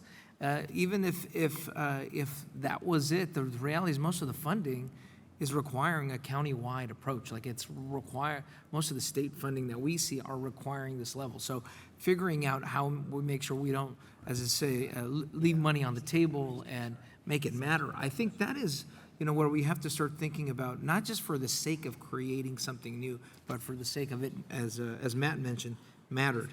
I'll just, end by saying I think for me, it's important for us to be ready for the significant challenges we're going to confront at the federal level, at the state level, and be able to be nimble. And this, at least, even if I think I'm going to coin the term the coalition, even if it's just the coalition meeting and then figuring out how we iterative, because when we started talking about the partnership agreement, we didn't even know what that would look like. We were just kind of making it up, and it was like 8 a.m. Rich, I don't know if we were all awake at that time when we were trying to discuss this idea, but that idea came from us just sitting down without an agenda and thinking through, What is it that's going to help us work together? So I will say that, yes, I do agree to your point. We have, for the city and county's perspective, we should revisit the partnership agreement. There are clearly things that have changed since that time frame. Prop 1 wasn't there, Care Courts wasn't there. You know, as mentioned earlier, SB 43 wasn't there. So there are things that we, I think, should revisit and update. But I think we're at that next step of saying how do we engage all the voices on our suburban cities so that as you know, Ms. Karpinski-Costa mentioned, the mayor here mentioned, when we make a decision, we make it and also knowing that it'll impact our neighbors and that making sure that those decisions are included with that. So to that point, you know, I think Stronger Together and advocating, you know, down the street Stronger Together is going to help us. Definitely. Well, and Mayor McCarty is the one who gets the last word. Yeah, I try to wrap it up. You know, the big picture is I'm heartened by all of this. I wanted to go last. I heard all the comments on here. And if you put all of our comments together and have us like a Venn diagram, it's clear that we want to go further working together. Even a smaller jurisdiction who's concerned that some land use and financial issues and it's not maybe as much as their issue. I think they realize it is our issue as a whole.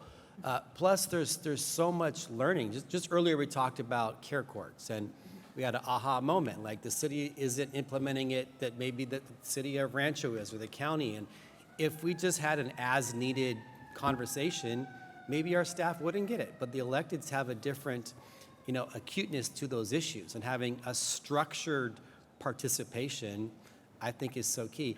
Yeah, I want to give, you know, applause to my Vang who brought this up, but really Councilmember Maple asked me 3 years ago to author a law to set in course a structure which could be voluntary. So I still think it's easier to have people agree to participate than forced shotgun wedding participation. So I do support that. But nonetheless, having a structure where people can come in with their own kind of accommodations. And then just the last point before we move on is, yeah, as somebody who helped write 9 years of state budgets, I've seen over and over, we're scoring, whether it's education, housing, homelessness, for cooperation.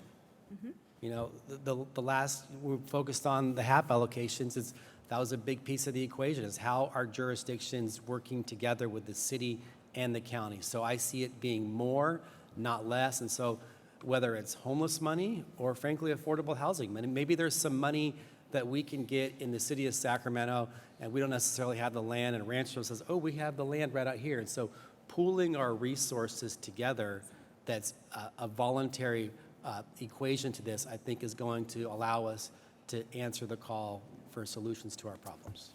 Great. So we're going to defer to the chair for a minute. We still have about a 10-minute wrap-up and a Medi-meter, but we defer to you. How about a 5-minute wrap-up, and then we're going to have a 5-minute bio break for this room, and then we'll come back and hear from the public. My understanding is we have about 23 or 24 speakers, so really looking forward to hearing from the public and want to make time for them. Sounds good. Thank you, Mr. Chair. So thankfully, because of the good work of the mayor, all those words I don't need to say. We did hear about your desire for more involvement in leadership, your respect for, and your the need for close working relationships with staff, with CBOs, with first responders, with healthcare.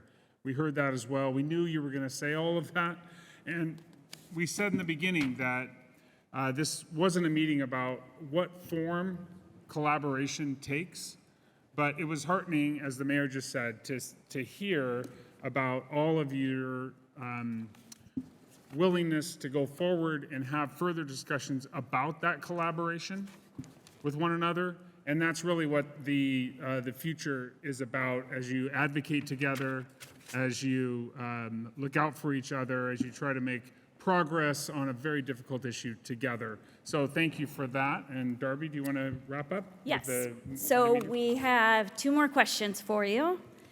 So if you could go back to the QR code on the back of your name tag, that's what it's called, and type in your name again.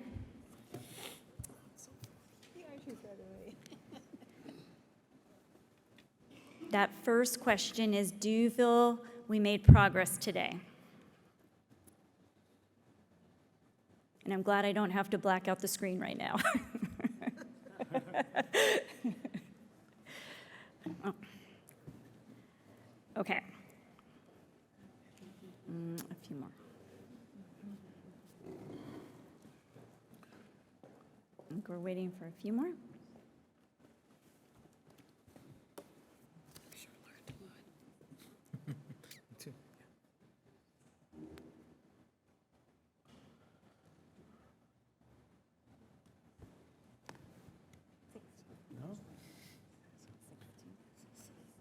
Glass half full.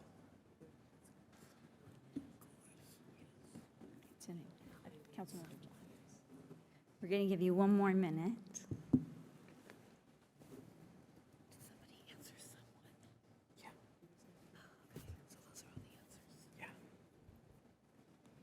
And I think mostly we're seeing a progressive that everybody feels like they made somewhat progress today, which is really good to hear.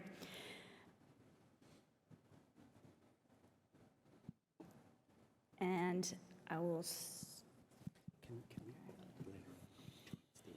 all right, I think we got it here. All right.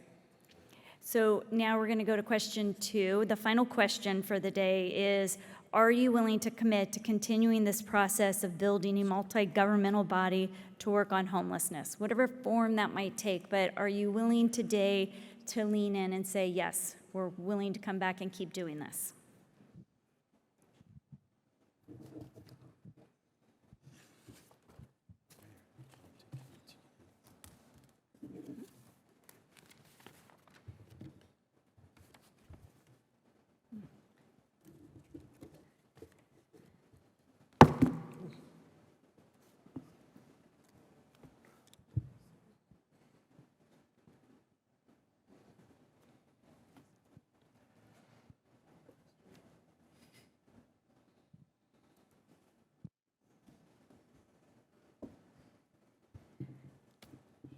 All right, and we've got everybody's answers, and I think, overwhelming, people are very leaning in and supportive.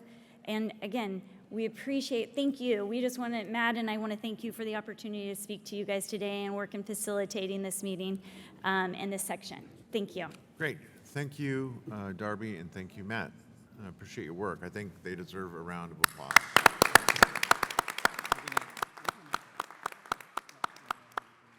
Okay, Madams Clerks, did you each or one of you want to offer a statement before you break here for 5 minutes?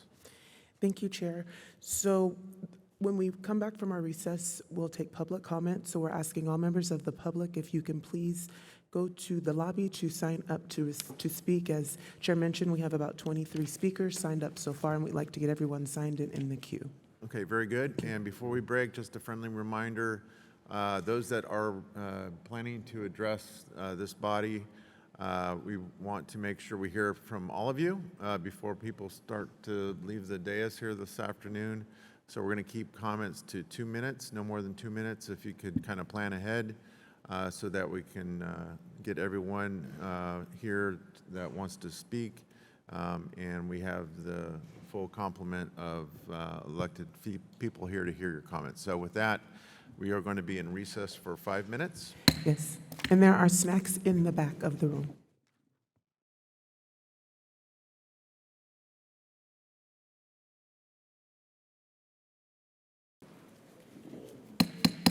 Okay, I'd like to call back to order this historic meeting of the Sacramento County Board of Supervisors, Sacramento City Council, and the representatives from the cities of Elk Grove, Folsom, Rancho Cordova, Citrus Heights, and Galt. Madam's Clerk, will you please call the roll and reestablish quorum?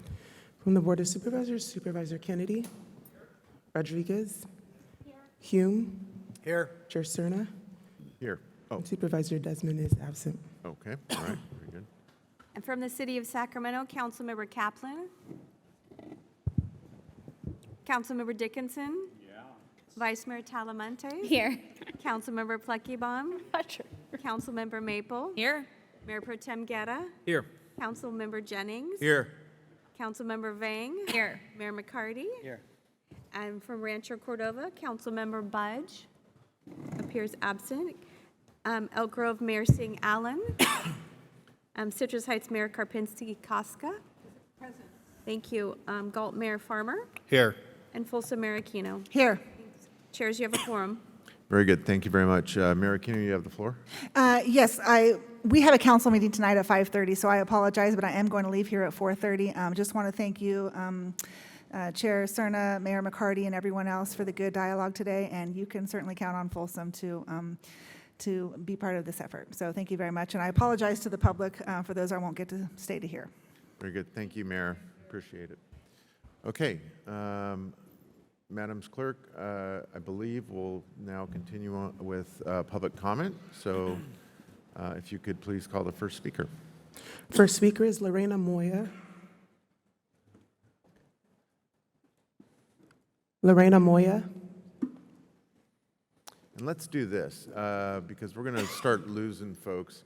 If we can call, or if you can note 3 people at a time, that way maybe they can line up in the hallway there. And if we could have Giezi Jesse Bermudez also line up, and Mike Jaski. Great, thank you. Hi, Lorena Moy on behalf of the Office of Assembly Member Maggie Corral. The Assemblywoman had to leave early today, but wanted to give her sincere thanks to everyone for coming together. She fully supports local collaboration and wants to engage and help however possible.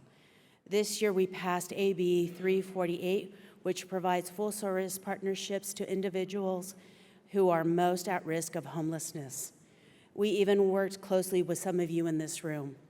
The Assemblywoman and her team stand committed to this issue and look forward to continuing to collaborate. Thank you. Great, thank you very much. Mike Jaski. Oh, Good afternoon. My name is Jesse Bermudez from the Office of Assemblymember Stephanie Wynn. I'm her district director. I just want to say thank you for bringing you guys all together, for the invitation and for allowing us to come and see and be a partner, because it's not just a local issue, it's also a state issue. So thank you. Very good, thank you.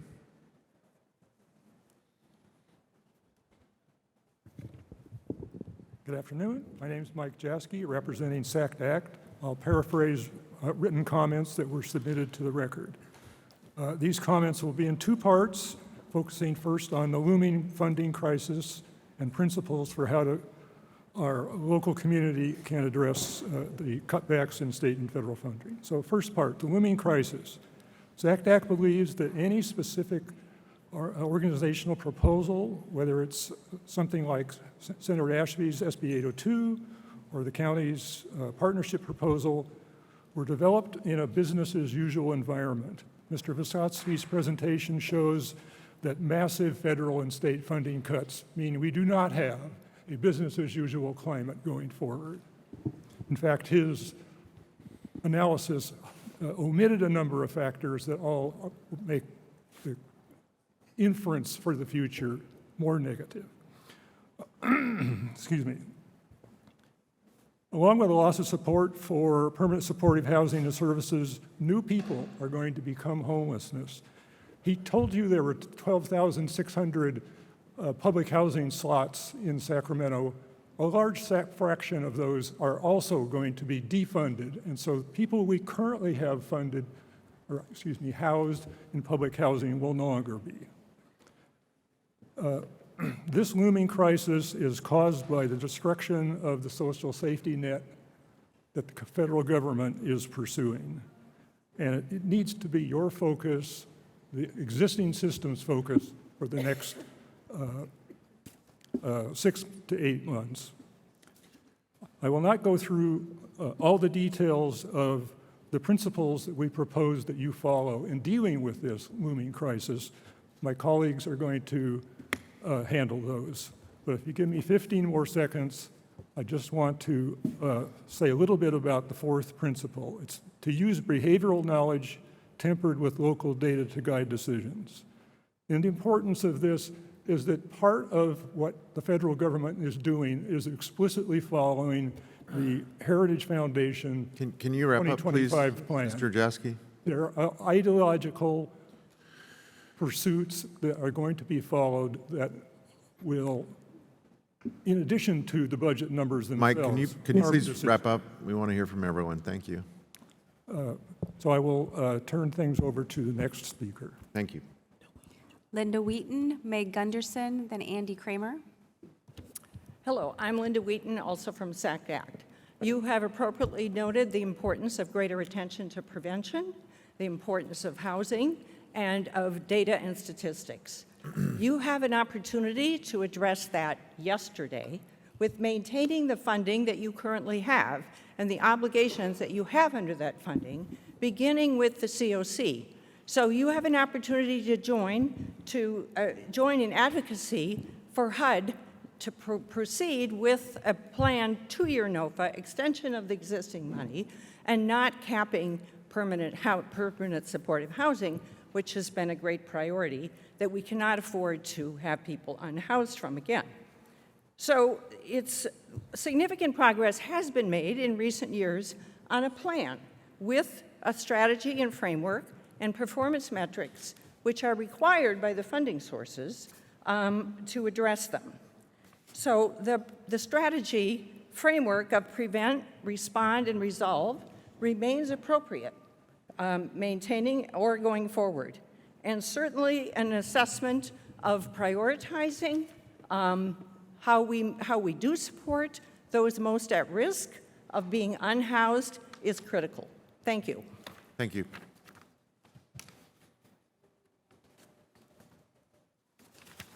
Hello, my name is Meg Gunderson. I'm a volunteer leader with Sacramento Area Congregations Together and the Unitarian Universalist Society of Sacramento. I'm a resident of Land Park. And these are also from the comments that we made in writing. Our first principle we propose you to use is prioritize prevention of displacement of people from publicly supported permanent supportive housing and private housing units. It's more efficient, a better use of funds, and more humane to keep people housed than to rescue people after they've become homeless. The current and impending federal and state funding cuts threaten this strategy with withdrawal of supports not just for housing, but also for health and child care and food assistance. Therefore, a primary principle of this collaboration among all the local jurisdictions, which we're happy to see, should be to protect residents at risk of losing their housing. Like pain management, healing is faster when you keep pain at bay from the start. If you wait until you're in pain to address it, it takes longer to recover. The loss of safety net and housing funds makes collaboration and creative approaches to problem solving extremely important, now more than ever. Besides collaborating amongst all of the governing bodies and coordinating the resources, collaborating with community, advocacy, and religious organizations to mobilize public and private support is crucial to meeting this looming crisis. Thank you.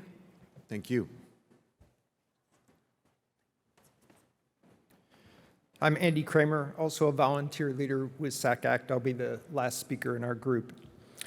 I'm speaking to the fifth principle, educate the public on the effect of the funding cuts and federal policy changes and local actions to minimize the impacts on homelessness. Public misperceptions of the causes of homelessness will likely obstruct the implementation of local actions to address this growing crisis. The false narrative that attributes homelessness to individual failings such as drug addiction, mental illness, or personal choice ignores the root causes such as the lack of affordable housing and economic instability.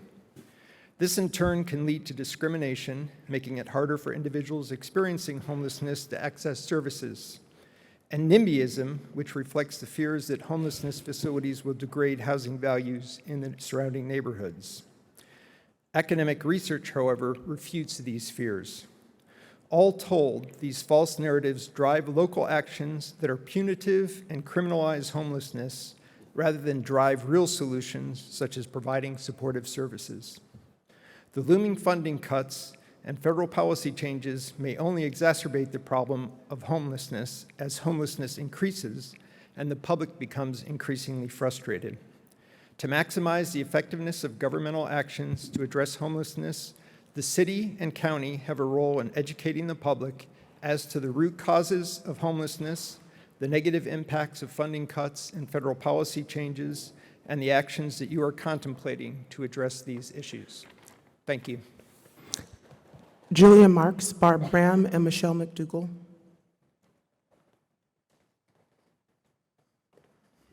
It's a little intimidating. Good afternoon, Chair, council members, and partners. My name is Jillian Marks. I am a public health nurse and the director of CalAIM at Community Health Works. We are a Sacramento-based nonprofit that helps residents connect to healthcare, housing, and essential supports. Thank you for bringing us together and for your commitment to improving how we work across systems. Our team of over 125 community health workers are trusted navigators who live in many of the neighborhoods and share many of the life experiences with the people we serve. Each day, community health workers meet with people wherever they're at, in hospitals, shelters, encampments, and homes. We're present in many of the cities present today in this meeting, and as well as across the county. Through programs such as CalAIM, our team provides outreach, housing navigation, and care management services to help people stabilize their health, secure permanent housing, and connect to social supports. Our team also serves the reentry or justice-involved population by doing inReach and also helping people returning home from incarceration by assisting them in rebuilding their lives through enrolling in healthcare, connecting to primary and behavioral health care. We also make sure that thousands of residents keep their Medi-Cal coverage, helping people renew their benefits and overcome barriers such as transportation, language access, misinformation related to federal immigration policies, and more. We see every day how coordination between government entities, health systems, and community-based organizations changes lives. We also see how barriers can emerge when that cooperation breaks down. We're proud to partner with both the county and the incorporated cities, and we fully support any approach that improves coordination and speeds up help for the people who need it most. When partners and systems work together, progress happens faster. At Community Health Works, we're fortunate to see the impact firsthand, real lives becoming healthy, housed, and hopeful. Thank you again for working towards greater alignment across jurisdictions. We're proud to be your whole health partner. Thanks.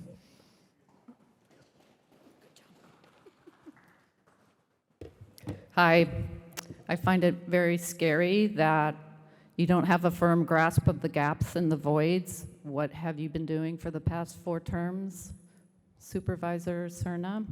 And I also find it scary that our council member from District 1 has absolutely nothing to say about the homeless situation in his district, basically no representation at all. So I wanted to talk about data and metrics. The sheriff has a dashboard right now that shows that especially violent crime is dramatically down, even though our population is growing.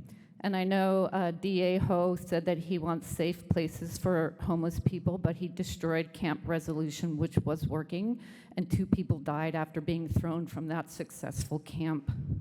But this is what I want to talk about specifically to our county executive and the sheriff. I was in front of the jail last night, almost 100% after hours release, didn't receive any resource guide, clothes closet, phone charging, Uber, Exodus project, which is supposed to be happening right now, 0, no emergency beds.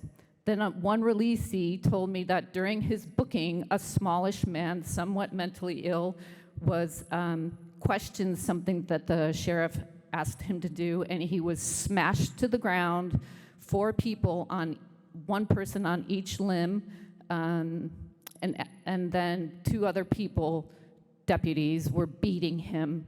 And then this happened again, I'm running out of time, with this man who was naked because it was strip search, and he said, "What?" He turned, and 5 deputies are on him, pinning him to the ground, beating him, and asking him to do things when he's on the ground. So yeah, I think we have a little trust issue, a little bit, and I also think that when the county Ms. Ram, executive... can you wrap your comments, please? Thank you. Michelle McDougall.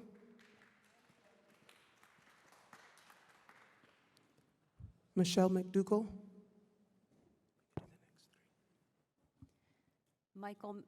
Michael Milton, Jeannie Wells, Sakim, Shannon Shaw, Daisy Madrigal. Y'all see me all the time, but y'all, you know, I would like to be able to tell my story. So you guys know who I am. I am a part of the homeless community. I have been through the shelters.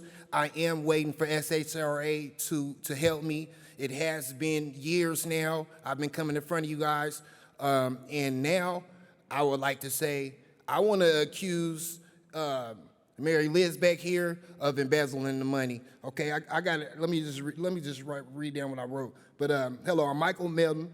You know, from Sacramento. I was in the Sacramento Bee a few years ago about homelessness. I'm here to accuse the mayor and Mary Liz of SHRA of embezzling Sacramento's money from Gavin Newsom. You know, SHRA received about $50 million, and it's been closed for 3 years now. And for the last 3 years, you know, in the last 3 years, Santa Barbara, though, where Mary Liz is from, they just opened up a new thing of old folks' homes out there, but they didn't put Sacramento first. But how do we have something new in her city, but we're not putting our money towards our town? But he used to work for the SHRA too, so he should have a good idea of what to do and how to help Sacramento. But he's just struggling around with his head down and stuff like that. And 55 up and up communities is the only thing that's going on. Now, next is I got the rules changed after SHRA gave me Section 8. They denied my Section 8 because I didn't turn in my paperwork on time. So I got the rules changed, and they said, okay, well, we'll email everybody to make sure that if you get it, you don't miss it. Now, they still denied my appeal after I got the change made. I still got denied. So then after that, now, February 15th, they said, you got conventional housing now. You passed your background check and your credit check. And they still, this 8 months later, still haven't done anything. SHRA took that money and ran. It's been closed for 3 years. I haven't been having appointments. They're not helping anybody. That's where the problem is. If you guys put your money with SHRA in Sacramento, your money's gonna get embezzled. Straight up. They're taking the money because if it wasn't getting taken, if the money wasn't getting taken, it would be more apartments in Sacramento. It would be more buildings built in Sacramento. The money would have been outsourced to Santa Barbara. Next speaker is Jeannie Wells, Shakim, Shannon Shaw, Daisy Madrigal. Following Daisy is Herman Barahona, Marjorie Beezer. Good afternoon, esteemed members of the City and County Council. My name is Shannon Shaw, and I am here today representing One Community Health as the Vice President of Programs and Development. Our street medicine team, supported by both the city and the county, is on the front lines of our community's housing crisis, offering primary care and behavioral health care 5 days a week. As a health center serving 20,000 lives annually with 8% or 1,562 patients experiencing homelessness or housing insecurity this year alone. While our data is compelling, I am here to offer the truth about engagement, to put human dignity back at the center of this discussion, and to push back forcefully on the harmful, repeated generalization that our unhoused neighbors refuse service. We cannot blame the burdens of broken systems on the backs of our vulnerable population. The truth is, our unhoused neighbors are desperately seeking help. This year, One Community Health is on track to exceed 2,300 total medical and behavioral health visits on the street. This is not refusal, that is a desperate call for help being answered. Our success is rooted in dignity. We meet people consistently where they are, removing systemic barriers to care and successfully supporting patients into transitional housing. This success is fragile without a systemic moral commitment from this body.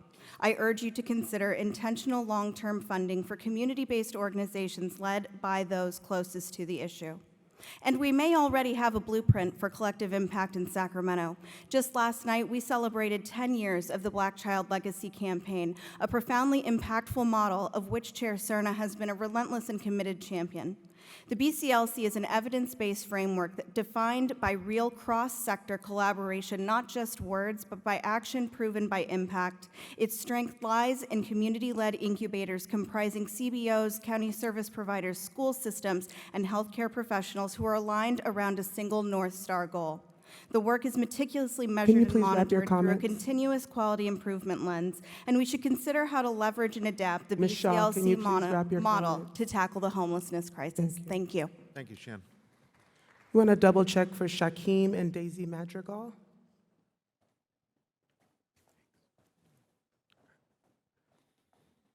Herman Barahona?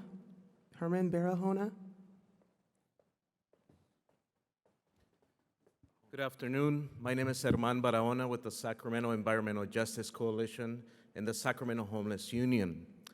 I'm here on behalf of 6 people who died at Camp Resolution the moment the city decided to evict them. 6 people with whom were offered services, and then after we allowed them to visit and meet with them before the eviction, these folks were told that they would not be housed because they were liabilities. One of them was Sean Adams and her husband. They died in a motel that their doctor was paying for because the city could not house them after the eviction at Camp Resolution. These cases are a simple but tragic example of the negligence of human beings that matter. They matter to us. And I hope that this effort begins to see the dignity that needs to be given respectfully to all of our folks. We had a PRA request to the County of Sacramento for the year 2024. Your Medi-Cal records tell us that there are 37,000 cases of people who are unhoused enrolled in the Medi-Cal program. A case is defined by 2 or more people, including children. So we know that that number goes up to 50,000. So if you know that you have 50,000 people enrolled in your Medi-Cal records, you know how to reach them already. You know how to come up with effective prevention strategies, so you don't have to look for them. We just need to keep them in a consistent place and work with the Medi-Cal history that's active because of billing purposes to serve them better. The city of Folsom has close to 5,000 people who earn less than $2,000 a month. They are on the edge of homelessness. And many of your cities have the same populations. So I urge you to please consider that the way that we're treating the poor has to be through the lens of impacted folks. Thank you. Thank you.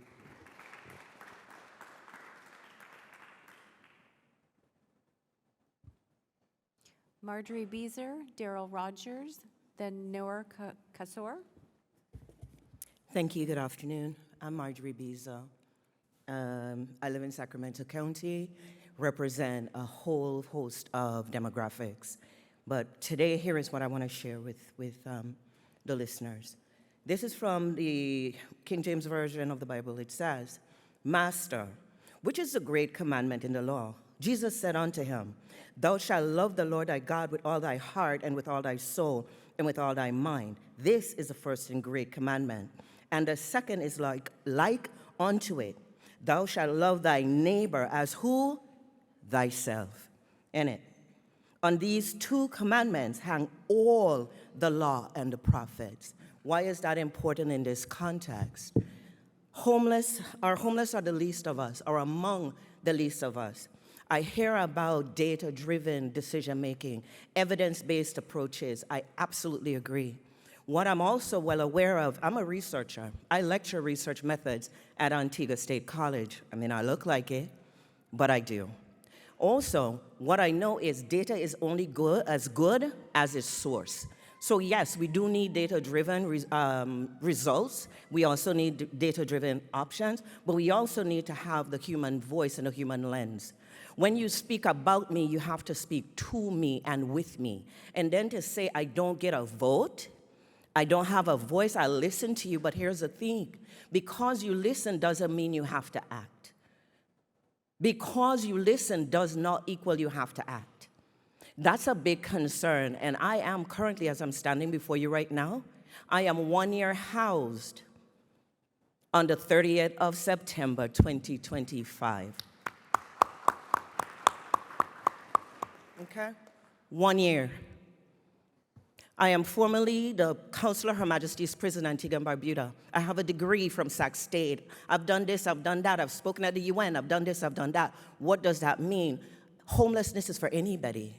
Circumstances change, and I realize my time is done, but I do want to leave you with this message. Nothing about me without me. Thank you. Thank you.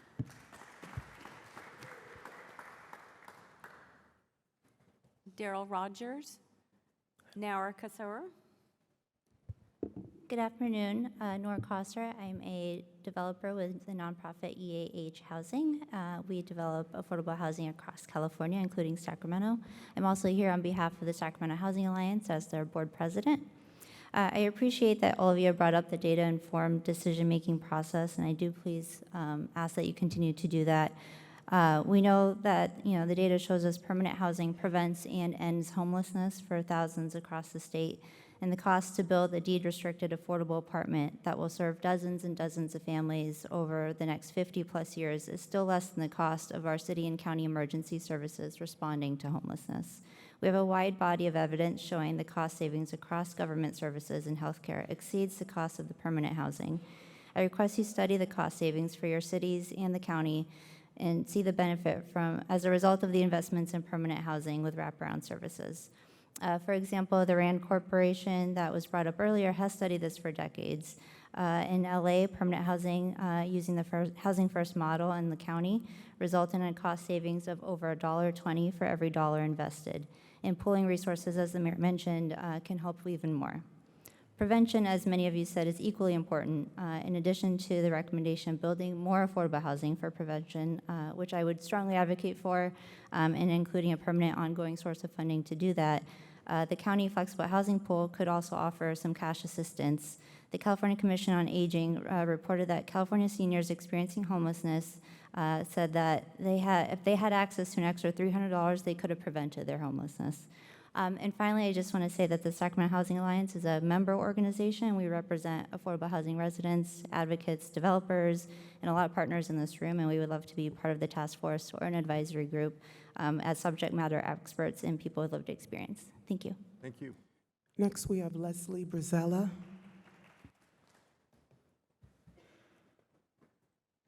Followed by Kathleen Porto and Jennifer S.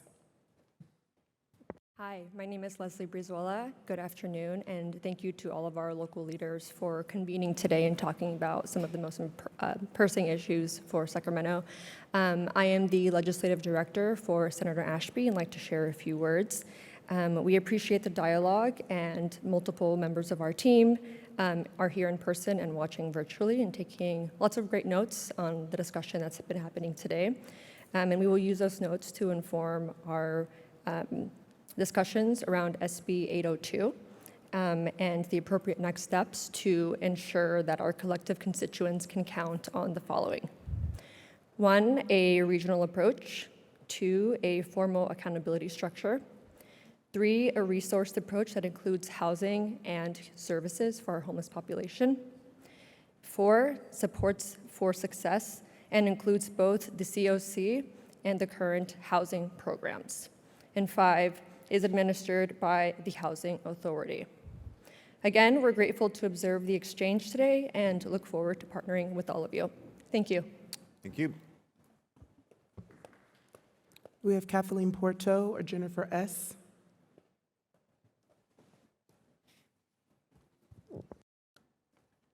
Good afternoon. As someone who lives in District 6, hi Eric, I encounter many homeless individuals on a day-to-day basis. I've seen many makeshift shelters made by homeless individuals as they wait for a bed in a shelter that might not ever come. I appreciate all the work and effort that you all have contributed in addressing the issue at hand. I know that you all show up and dress up every day to work and do a job, but when you leave your work, you are just like me, a regular member of the community. There's always more to do. I strongly emphasize more public community outreach as there is a strong intimidation and speaking only with those who are in a fancy suit or uniform. Oh, am I out of time?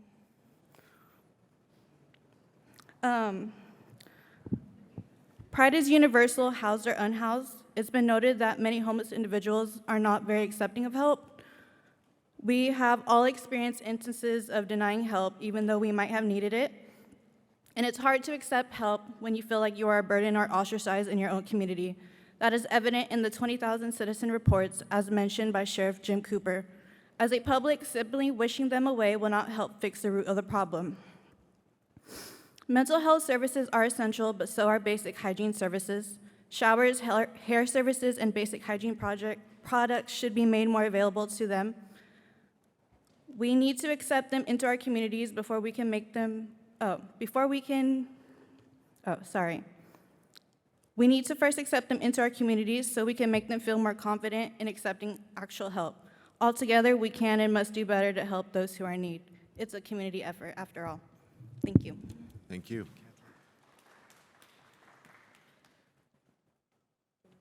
Again, if you see your name on there and we're approaching it, if you would try and get a line started, that would help a bit. Jennifer S., Jim Randlett, Shauna Stone. Okay. Hi, my name is Jennifer Swarin. I am owner of the Morning Fork. I know firsthand the homeless situation and how I've seen the wrath of the homeless situation when people have lost their souls, it seems. Oh my goodness, I'm so nervous. I'm completely freezing. You're I'm good. so You're sorry. good. I have ideas. I don't know if this is the place to offer them. While I agree that housing and preventative care are of the utmost importance, I have a few suggestions for the services and the care offered. It might be a little controversial, but first, I have personally asked at least 25 unhoused people. I've started many conversations with them, and I've asked them, why do you not accept the help that's offered? 100%. I know you guys are data-driven. I have 26 data-driven, and every single one of them said they don't like the services offered. It's much too rigid.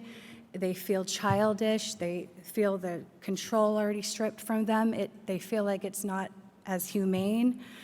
They need to first remember that they are human. We need to connect with them on a soul level and just remind them that they are human. So I suggest giving them a menu card. Hey, what would you like? Would you like a shower, clothes, toiletries, housing services, or would you like to come with us and here's what's offered? Therapy sessions, music sessions. Yes, I'm so sorry, I'm so nervous. You're good. Yes, of course, they have to have a curfew, but maybe not a curfew like you have to be in your room at 9 p.m. Maybe there's a community place for them to hang out so they can feel like real. And people who are on hardcore drugs, they're not going to come to these services that are offered unless you ease them in. And easing them in could be cannabis therapy. I know that's crazy, Ms. but Jennifer, can you please write your comments? that's it. Thank you. Good I have job. ideas. Do I just email you guys? Okay. Yes, we're easy to find.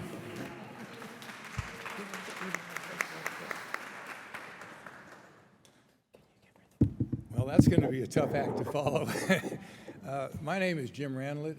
I am a happy constituent with Mayor McCarty and Mr. Jennings.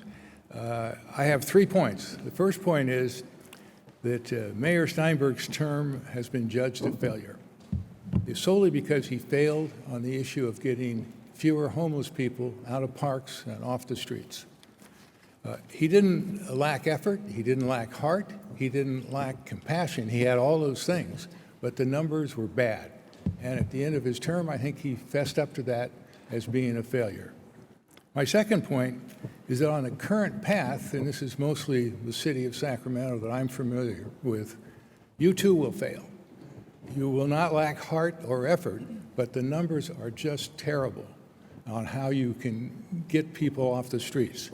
Recently, you adopted a proposal for mini shelters that provided for 160 households to get people off the streets. They were at $85,000 each. With 3,000 homeless on the streets documented by the city staff, and you multiply the remainder, which is 2,840, that's $241 million to have the same effort for those people. Obviously, that's not going to happen. And everyone here today has said that we've got like double the number of the ones that are being counted that are actually homeless on the street. So unless something is done immediately for the count on the street, you too, like Mayor Steinberg, will be judged a failure. So then you say, well, that's easy for you to say. You come up here and complain. But I think it was you, I'm sorry, that talked about having immediate actions that will reduce the number of homeless to try things. So my pitch is to try things. Pick up like 10 small programs, 5 small programs, and work at them and see if they work. Try them for a couple months, 6 months, a year, and if they don't work, try another new one. But there's so much inaction that's happening. And so I've got one for you, and that goes with William Land Park, which is in Mr. Jennings' district. Every day, there are homeless people on the southeast corner of William Land Park. I walk my dog, I see them, the numbers have gone up. I have a neighbor that used to walk her dog in the park. She no longer will go in the park because the homeless frighten her, and she doesn't want to be accosted. Think about that. She won't walk her dog in the park because the homeless are there. So what I would say do is find a vacant piece of land like you did somewhat with the mini housing and say, okay, homeless people in Land Park, you go there. You don't set up here in Land Park, you go to that spot and see if that works. And each of you with your districts can have a park that you would designate. If you got the homeless out of the parks, just think how the public would respond. Thank you for your attention. Thank you. Shauna Stone, Aaron Johansson, and Tammy Kent. I'm Shauna Stone, and I am the owner of Encourage Freedom LLC, and I am a representative of the homeless.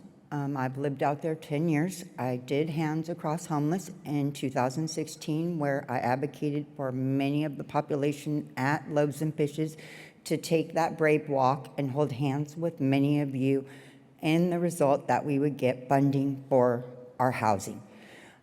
Today, I offer a wonderful profit company that is not a nonprofit organization that is going to be fundraising money, but I am asking for investment, not only from the city of Sacramento and the county of Sacramento, but also other communities that you could jurisdiction with, such as Berkeley, Oakland, and San Francisco. And San Francisco is looking quite beautiful these days. But Oakland had an underpass, and I ended up there on accident, and wow, what an experience. I grew in my company with a business blueprint that I present, 6 criteria, action plan agendas. And it is expected for every homeless community member to be based on a case-by-case individual basis.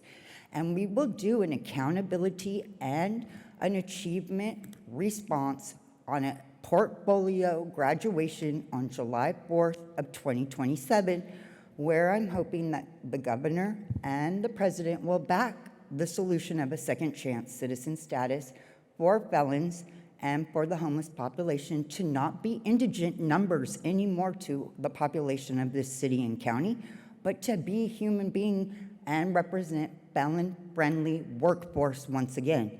We cannot resolve homelessness if we refuse to not employ our community members that are out of work. So what I have designed is a wraparound system called a service support program. Ms. Stone, And can I you would please like wrap- another chance to present more of my information to all of you, and I don't really know how to do that. Okay, so I'm brand new at this. I have many members that will come and represent my company, and I will show you by Ms. Stone, living it. Can you please wrap not your by- comments? Thank you. On your way back to your seat, Emily Halcon she's our Homeless Services Director. She's going to give you a business card with all her contact info. Okay, and then I also talked to County Board Supervisor Desmond. We need to hear from the rest of the people that I are behind you. understand that, sir. Yeah. But who is Mr. Desmond? Can I know what he looks like? Okay, I would Thank like you. to meet with you later if I Thank you. could as well. And what was her name again? I've been on the street. Just tell me her name, please. It's right here, Phil Cerna. I'm a county supervisor. Emily Halkin right here. She's right behind you. If you just,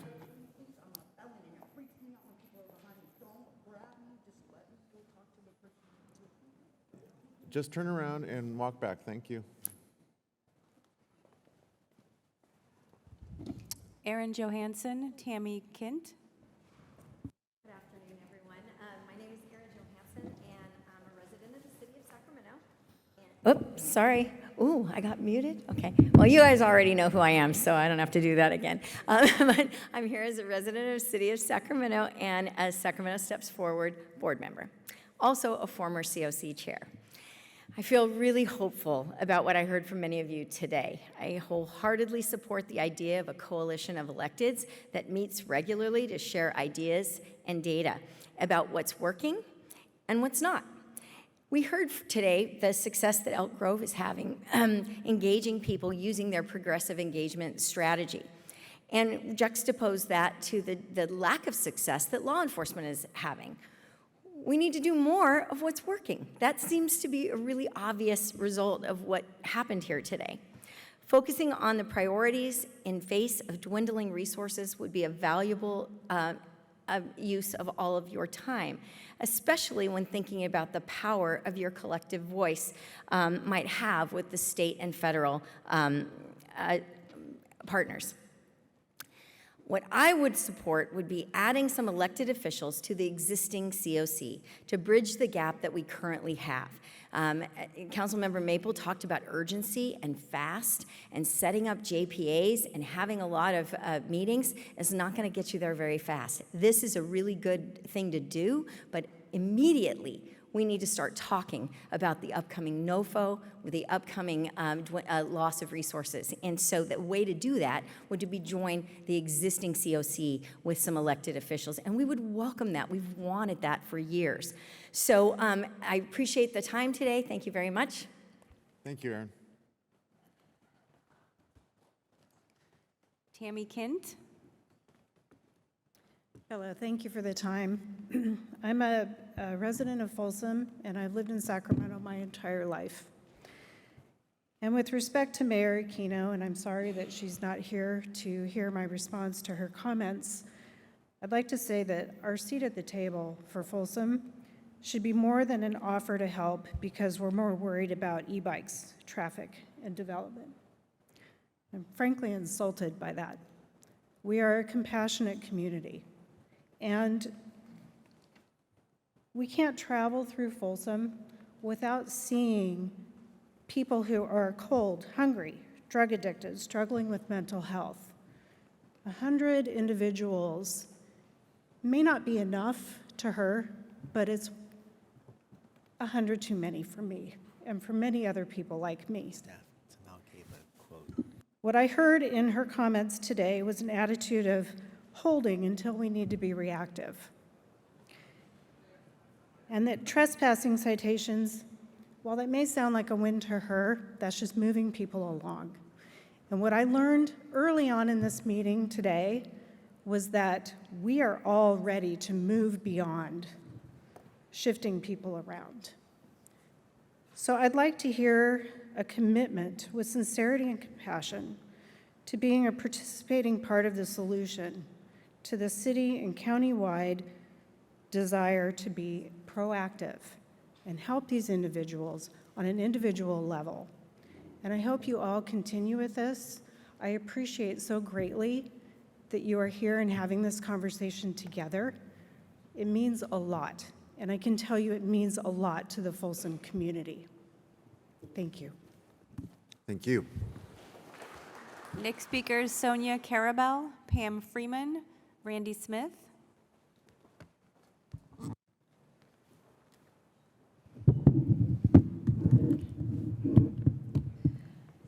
Hello. Hi, everyone. I'm Sonia Carabel, and I'm here with Unite Here Local 49, the Hotel and Food Service Workers Union in the Sacramento area. And I'm really happy to see the county and cities meeting to try to solve the homelessness crisis. As a union representing workers in the service industry, homelessness touches our members in so many ways. I think of a housekeeper who had to sleep in her car with her young child before winning a wage increase that helped her get her own apartment. I think of a bartender who leaves work in downtown Sacramento late at night and takes a long walk home through the homeless crisis on our streets. This is an urgent problem, and our local government must act decisively. One opportunity that cannot be overlooked is just a few blocks away at the rail yards. We've been proud to stand alongside the rail yards residents in fighting for 25% affordable housing in this development. The development is planned to have 10,000 housing units and double our downtown. And right now the plan is just to have 6% affordability, and that's really unacceptable given the situation that we're in. If we want to solve homelessness, the single biggest solution is to give people permanent, affordable housing. In the rail yards, I have met so many incredible people who have experienced homelessness, whether as a result of medical bills, predatory landlords, or other issues, and they escaped homelessness by being placed in affordable housing. But there is still far too little affordable housing and far too many people on the streets. Developers must do their part, and local leaders must put on pressure to make sure that they do their part. Thank you. Thank you.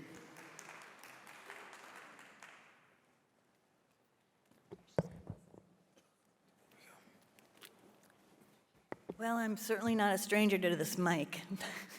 My name is Pam Freeman. I live in the Wong Center in the rail yard.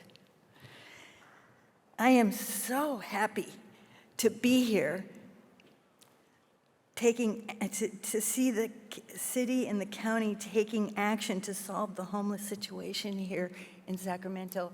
I have been part of that homeless community. And the way that when I went to the Wong House, I had been looking for a place to live a very long time. And when I went to the Wong House and they had a place for me, I was so excited.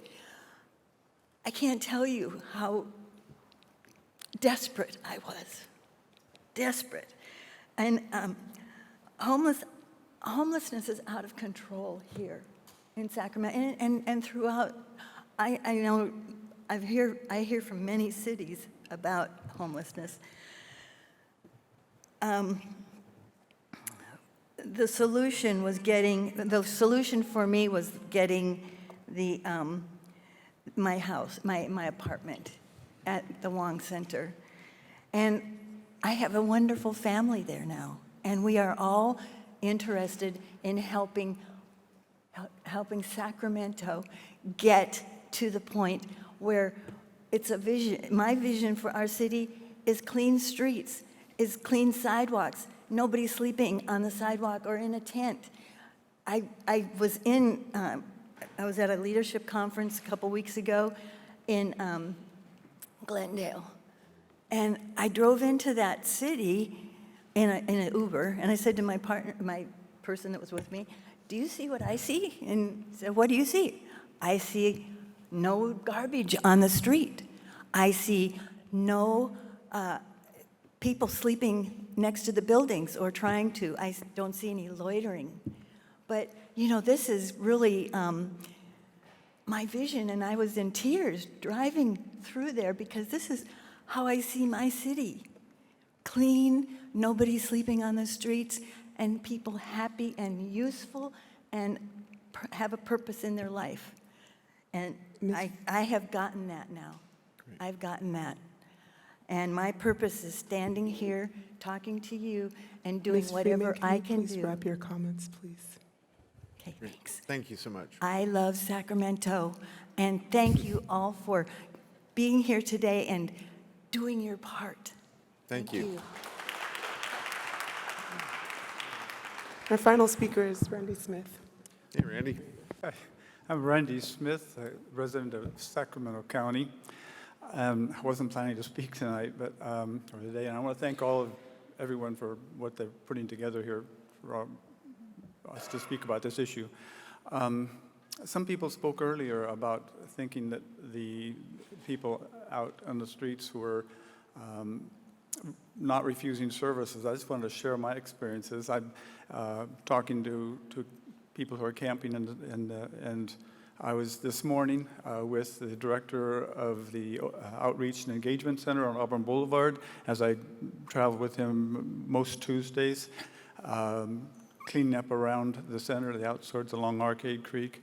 And I'm with him when he is offering services to people and watching the refusals, unfortunately.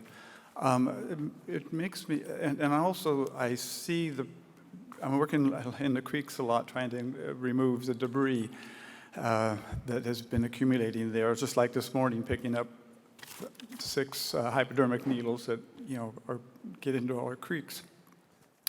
I wonder if there can be a term, there's the homeless, there's the unhoused, but a term that separates those that really don't want the services, that want, they're able to camp in places that's detrimental to our environment and to our society in our waterways.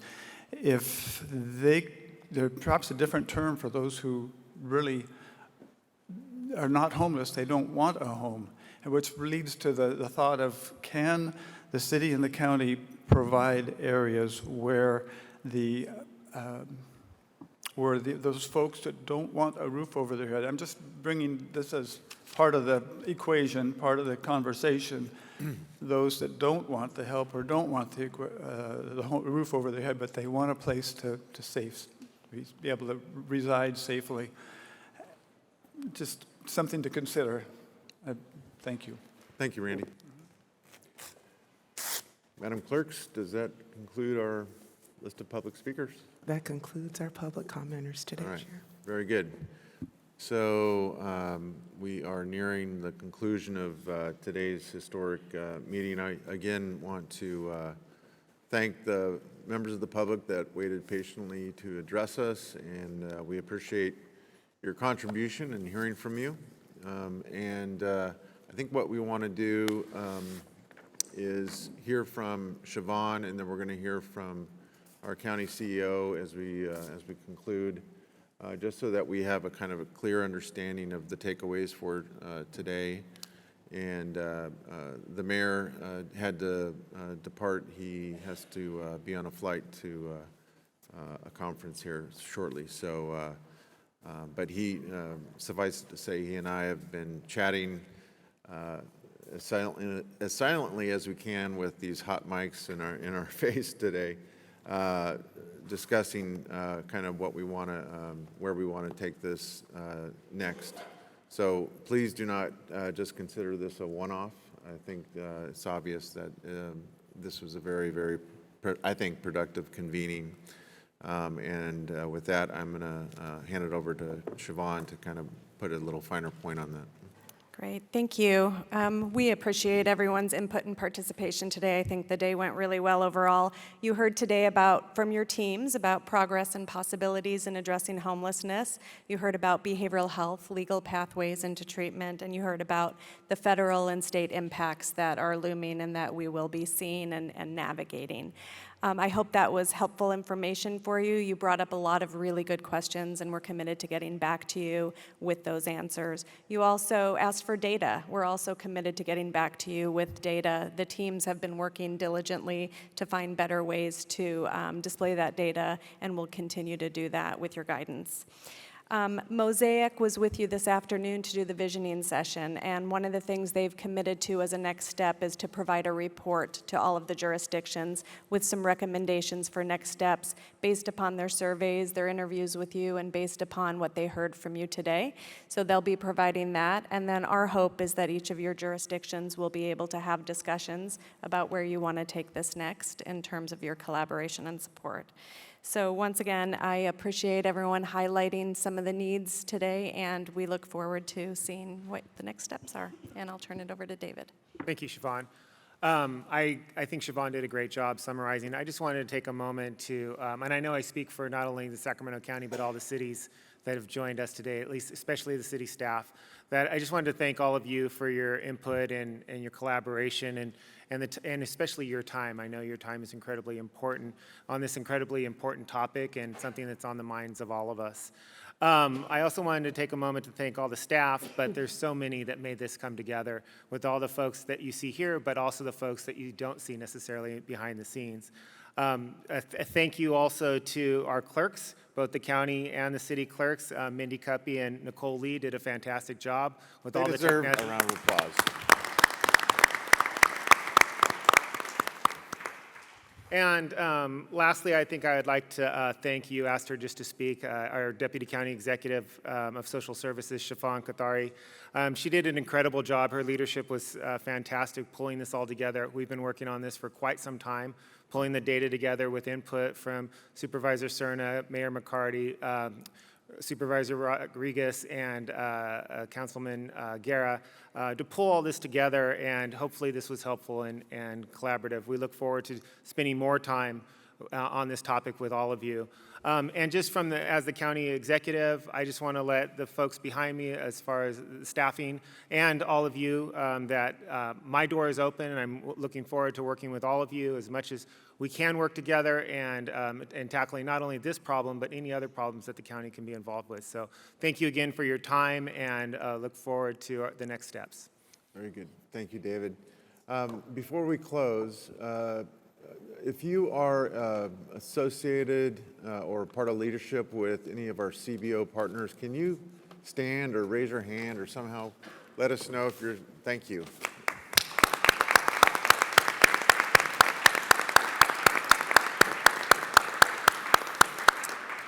Hopefully, everyone around the dais had a chance during our lunch break to actually go and see the room next door with the tabling that was being conducted by our CBO partners, and it was really quite inspiring to go in there and hear from them and see folks taking advantage of what they had to offer. So again, just want to reiterate, we cannot do this alone as local government, so we do cherish our working relationships with our nonprofit community. And just in closing, I want to look to my right and my left and thank everyone who stayed for the duration. Thank certainly Mayor McCarty and Abstentia here for his partnership and collaboration, and certainly Vice Chair Rodriguez and Councilmember Guerra for helping to spark this important discussion. We typically have, as tradition in Sacramento County, the chair sets the tone for a quote-unquote retreat at near the end of the calendar year, and that's what this really constitutes for this chair of the board. And so I think hopefully this is not the last of its kind. Hopefully this is a continuing dialogue, perhaps even in a similar format that could be something we look forward to on a regular basis.